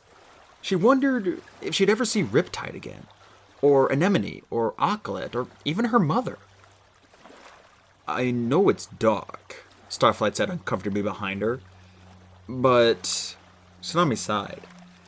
But we should stay under the trees. She stood up and followed him into the woods, shaking the sand off her talons. I'm trying to be more like you know, she said to him. I'm trying to stop and think and use my head and all that smart stuff, but it drives me a little crazy sometimes. Starflight stumbled on a tree root and turned to stare at her. Be more like me? He echoed. Why would you want that? I wish I were anything like you, especially brave. Tsunami brushed her wings with hers. You're all right the way you are, she said. Someone has to be the thoughtful, caring one, and you made Blister pretty mad. That took some courage. Besides, I don't think this group could handle two of me. In the moonlight, she caught a half smile flitting across his face. Webbs lay on a patch of moss, breathing in a nasty, shallow way. Sunny was curled up beside him so her scales could give him a little warmth. Clay was peering at the scratch near his tail, which was still oozing and started to turn black around the edges. We need help, Clay said. I have no idea how to fix this. His expression was woeful. Who would know how to cure someone of sandwing venom? Sunny asked. Sandwings, I guess, she answered herself. But I don't know where we can find one we can trust. The Talons of Peace? Starflight suggested doubtfully. I can't go back there, Webbs said. and you shouldn't either. Tsunami tilted her head at him curiously. After all these years of being a good Talon foot soldier, obeying their every command, suddenly he had changed his mind? If Crocodile was an infiltrator, He said, catching her look, there could be others. I don't know who's safe for you and who's not. Seriously, even the good dragons all seem to have plans for us, Tsunami said, thinking of her mother. Gosh, I hope Blaze is better than the other two, Sunny said fervently. Starflight winced but didn't argue with her. We can probably find her with the ice wings, he said, but we'll have to be very, very careful this time. Yeah, Clay agreed. I vote for not getting locked up ever again. Maybe we should try a different approach, Glory suggested. Maybe this time we could not barge in yelling, "We're the Dragonets of Destiny, we're awesome and special, we'd make terrific prisoners." Just an idea. know what we're supposed to do? Sunny asked Webbs hopefully. Did the Talons have any plans about how we could fulfill the destiny? If they did, Webbs said, they didn't share them with me. Awesome, Glory muttered. Tsunami glanced at her. The Rainwing's scales were shades of black and dark green, blending in with the dark forest around them. An idea struck her. I know who might help Webbs with the poison, Tsunami said. Who? Clay asked. The Rainwings, she said. Glory twisted around to give her a sharp look. Think about it, Tsunami went on. They have venom too, obviously. They must know something about what you to do when you poison the wrong dragon. True, Starflight said. Even if it's a different kind of poison, that's still a good point. And then we can look for Glory's family, Tsunami said, which I think is only fair. Glory's face was expressionless, but small puffs of rose pink were blooming in her scales. Tsunami guessed that meant she was happy, since it wasn't a color they saw very often on her. Are you sure? Glory said. That's what we should do next? Absolutely, Sunny said. We should definitely go find your home, Glory. I bet it's beautiful, Clay said in his sweet, earnest way. And your family will be so happy to see you. Webbs let out a small groan, but when they turned to look at him, he closed his eyes as if he had fallen asleep. Tsunami was sure he was just pretending, but what they did next wasn't up to him anyway. It's also closer to here than most of the other tribes, Starflight pointed out. We have to cross the outskirts of Mudwing territory, but the rainforest should be basically due southwest of here. I know that, Glory said crossly. You're not the only one who can memorize maps, Starflight. Perfect, Tsunami said. That's what we'll do. After we rest? Sunny asked hopefully. Tsunami thought she could keep flying all night if she had to. She wanted to put as much distance between them and Blister as possible. She wanted to shove all the other dragonettes ahead of her all the way to the rainforest without stopping. But she looked at Sunny's tired eyes and Starflight's drooping wings, and she settled herself close to Webbs' tail. After we rest, she agreed. Sunny lay down again with a relieved sigh. A few moments later, Tsunami saw her back rising and falling in deep sleep. Clay flopped down next to Tsunami, his tail draped over hers. I'm sorry about your mother, he said. And the palace, and Blister, and Whirlpool, and Riptide, and... Alright, I get it, thanks, Tsunami said, cutting him off with a nudge. I hope they'll make it through the attack, he said quietly. Me too, she said. But they'll be safe in the Deep Palace. At least they have somewhere to go. She thought for a moment. And I think Anemone will be a good queen one day. She has Coral's good qualities, but she thinks for herself, and she's still young. She'll get stronger and more independent as she gets older. If she's anything like you, independent will be an understatement, Glory said. She tucked herself along Clay's other side, and he put one wing over her. Starflight had tentatively nosed in beside Sunny, and now his eyes were closed as well. The Kingdom of the Sea wasn't the right place for me anyway, Tsunami said, partially to convince herself. What about your great royal destiny? Glory teased. What about how you'd be the greatest queen of all time? Well, Tsunami said with a shrug, I guess I'll have to settle for being the boss of you guys. Ha! Glory said, but not in her usual sarcastic way. Amused yellow bubbles floated through her wings, and she reached over to nose Tsunami's shoulder. You can certainly keep trying. I will, Tsunami thought, but not because I think I'm the greatest and everyone should listen to me. I'll keep trying to lead you because it's the only way I know how to keep you all safe. Maybe sometimes I'll have to listen the way Mother listens to her counsel, and sometimes I won't be able to do exactly what I want. But even when she was mad at her friends, she knew she could trust them. She had to be the kind of dragon they could trust as well. She glanced up at the moons, two of them glowing pale and ghostly beyond the trees. There were more important things than becoming queen. Stopping the war was one of them. If the five of them were the only ones who could, then maybe that's what they had to do, whether Tsunami believed in destiny or not. She wriggled closer to her friends, all of them sleeping soundly now. So, the Kingdom of the Sea wasn't home after all, she thought. I wonder if anywhere ever will be.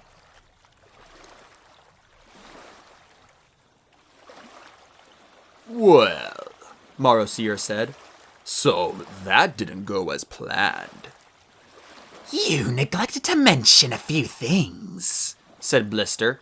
such as the fact that your 5 dragonettes are remarkably annoying.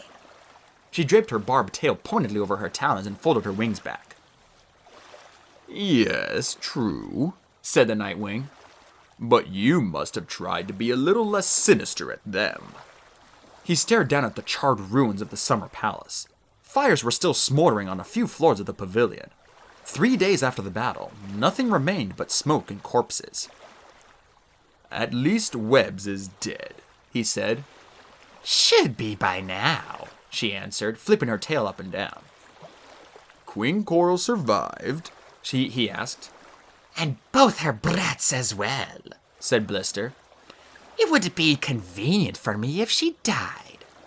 She bared her teeth and hissed softly. Of course, now she's hiding in her deep palace where I can't get to her. And she insists that my secret weapon will be of no use to me for years still. She's gotten all squeamish about Animus powers since finding out about her first daughter. Like she'd rather waste the little one's magic just to keep her from turning homicidal. Blister sighed a small burst of flame. It's not been my favorite week of the war. She batted away a piece of smoking foliage.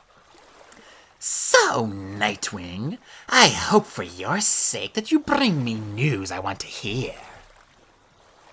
There is another option, said Morosier, but I'm not sure you'll like it much better. He spread his wings and beckoned to a green shape circling in the sky overhead. The sea wing landed carefully on the cliffside, vines crumbling to ashes below his claws. He glanced down at the palace and shuddered.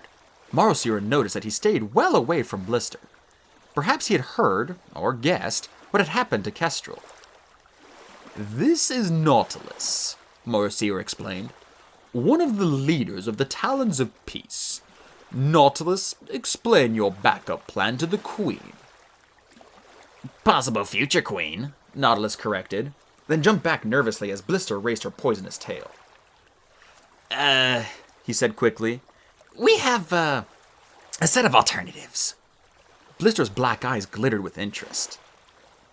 Alternatives? She said. Really? My. I had no idea the Talons of Peace could be so devious. Nautilus frowned. We'd prefer if thinking it as a plan for every contingency, he said. We have to do whatever's necessary so the prophecy will come true. Or true-ish, Morosier interjected. Of course, Blister said. Dragonettes can be so unpredictable. You are very wise. Well, Nautilus said, pleased, it was my idea. Of course it was, she said. Very clever. We are talking about fast dragonettes, yes? But, rumbled Morosier. Yes, Nautilus said, his tail twitched. But they're not quite perfect. Said Blister. Worse than the originals? Is that possible? Well, different, or else they'd be a plan A, Nautilus said. Obviously. All I want to know is whether they'll do as they're told, Blister said. Nautilus wrinkled a snout and stared at the sky. Maybe? This does sound promising, Blister said dryly. I can't wait to meet them. Perhaps we can take the best options from each group, Morosier said. Kill the Rainwing, obviously. We can probably work with the original Mudwing. Your Nightwing is useless, Blister said. Worst traitor I've ever seen. Morosier shook his head. That is very disappointing. We don't often kill off our dragonettes, but... He sighed. If we must... said Nautilus. You might want to meet our other options first. I mean, not to interfere, just a suggestion. And we'll definitely kill the Sea Wing, Blister snarled. Nautilus flapped his wings, backing away in a hurry. Not you, she said impatiently. Well, not right now. I thought Tsunami had some potential, Marosira muttered. Potential to gnaw my tail off, Blister growled. No, she definitely has to go. We have dragons working on it as we speak, Marosira promised. Recruiting assassins is surprisingly easy in the middle of a war. Good. Blister flicked her tail menacingly. Those dragonettes need to know they're not as valuable as they think they are. Anyone can be replaced. She smiled with all her teeth. After all, there's more than one way to fulfill a prophecy.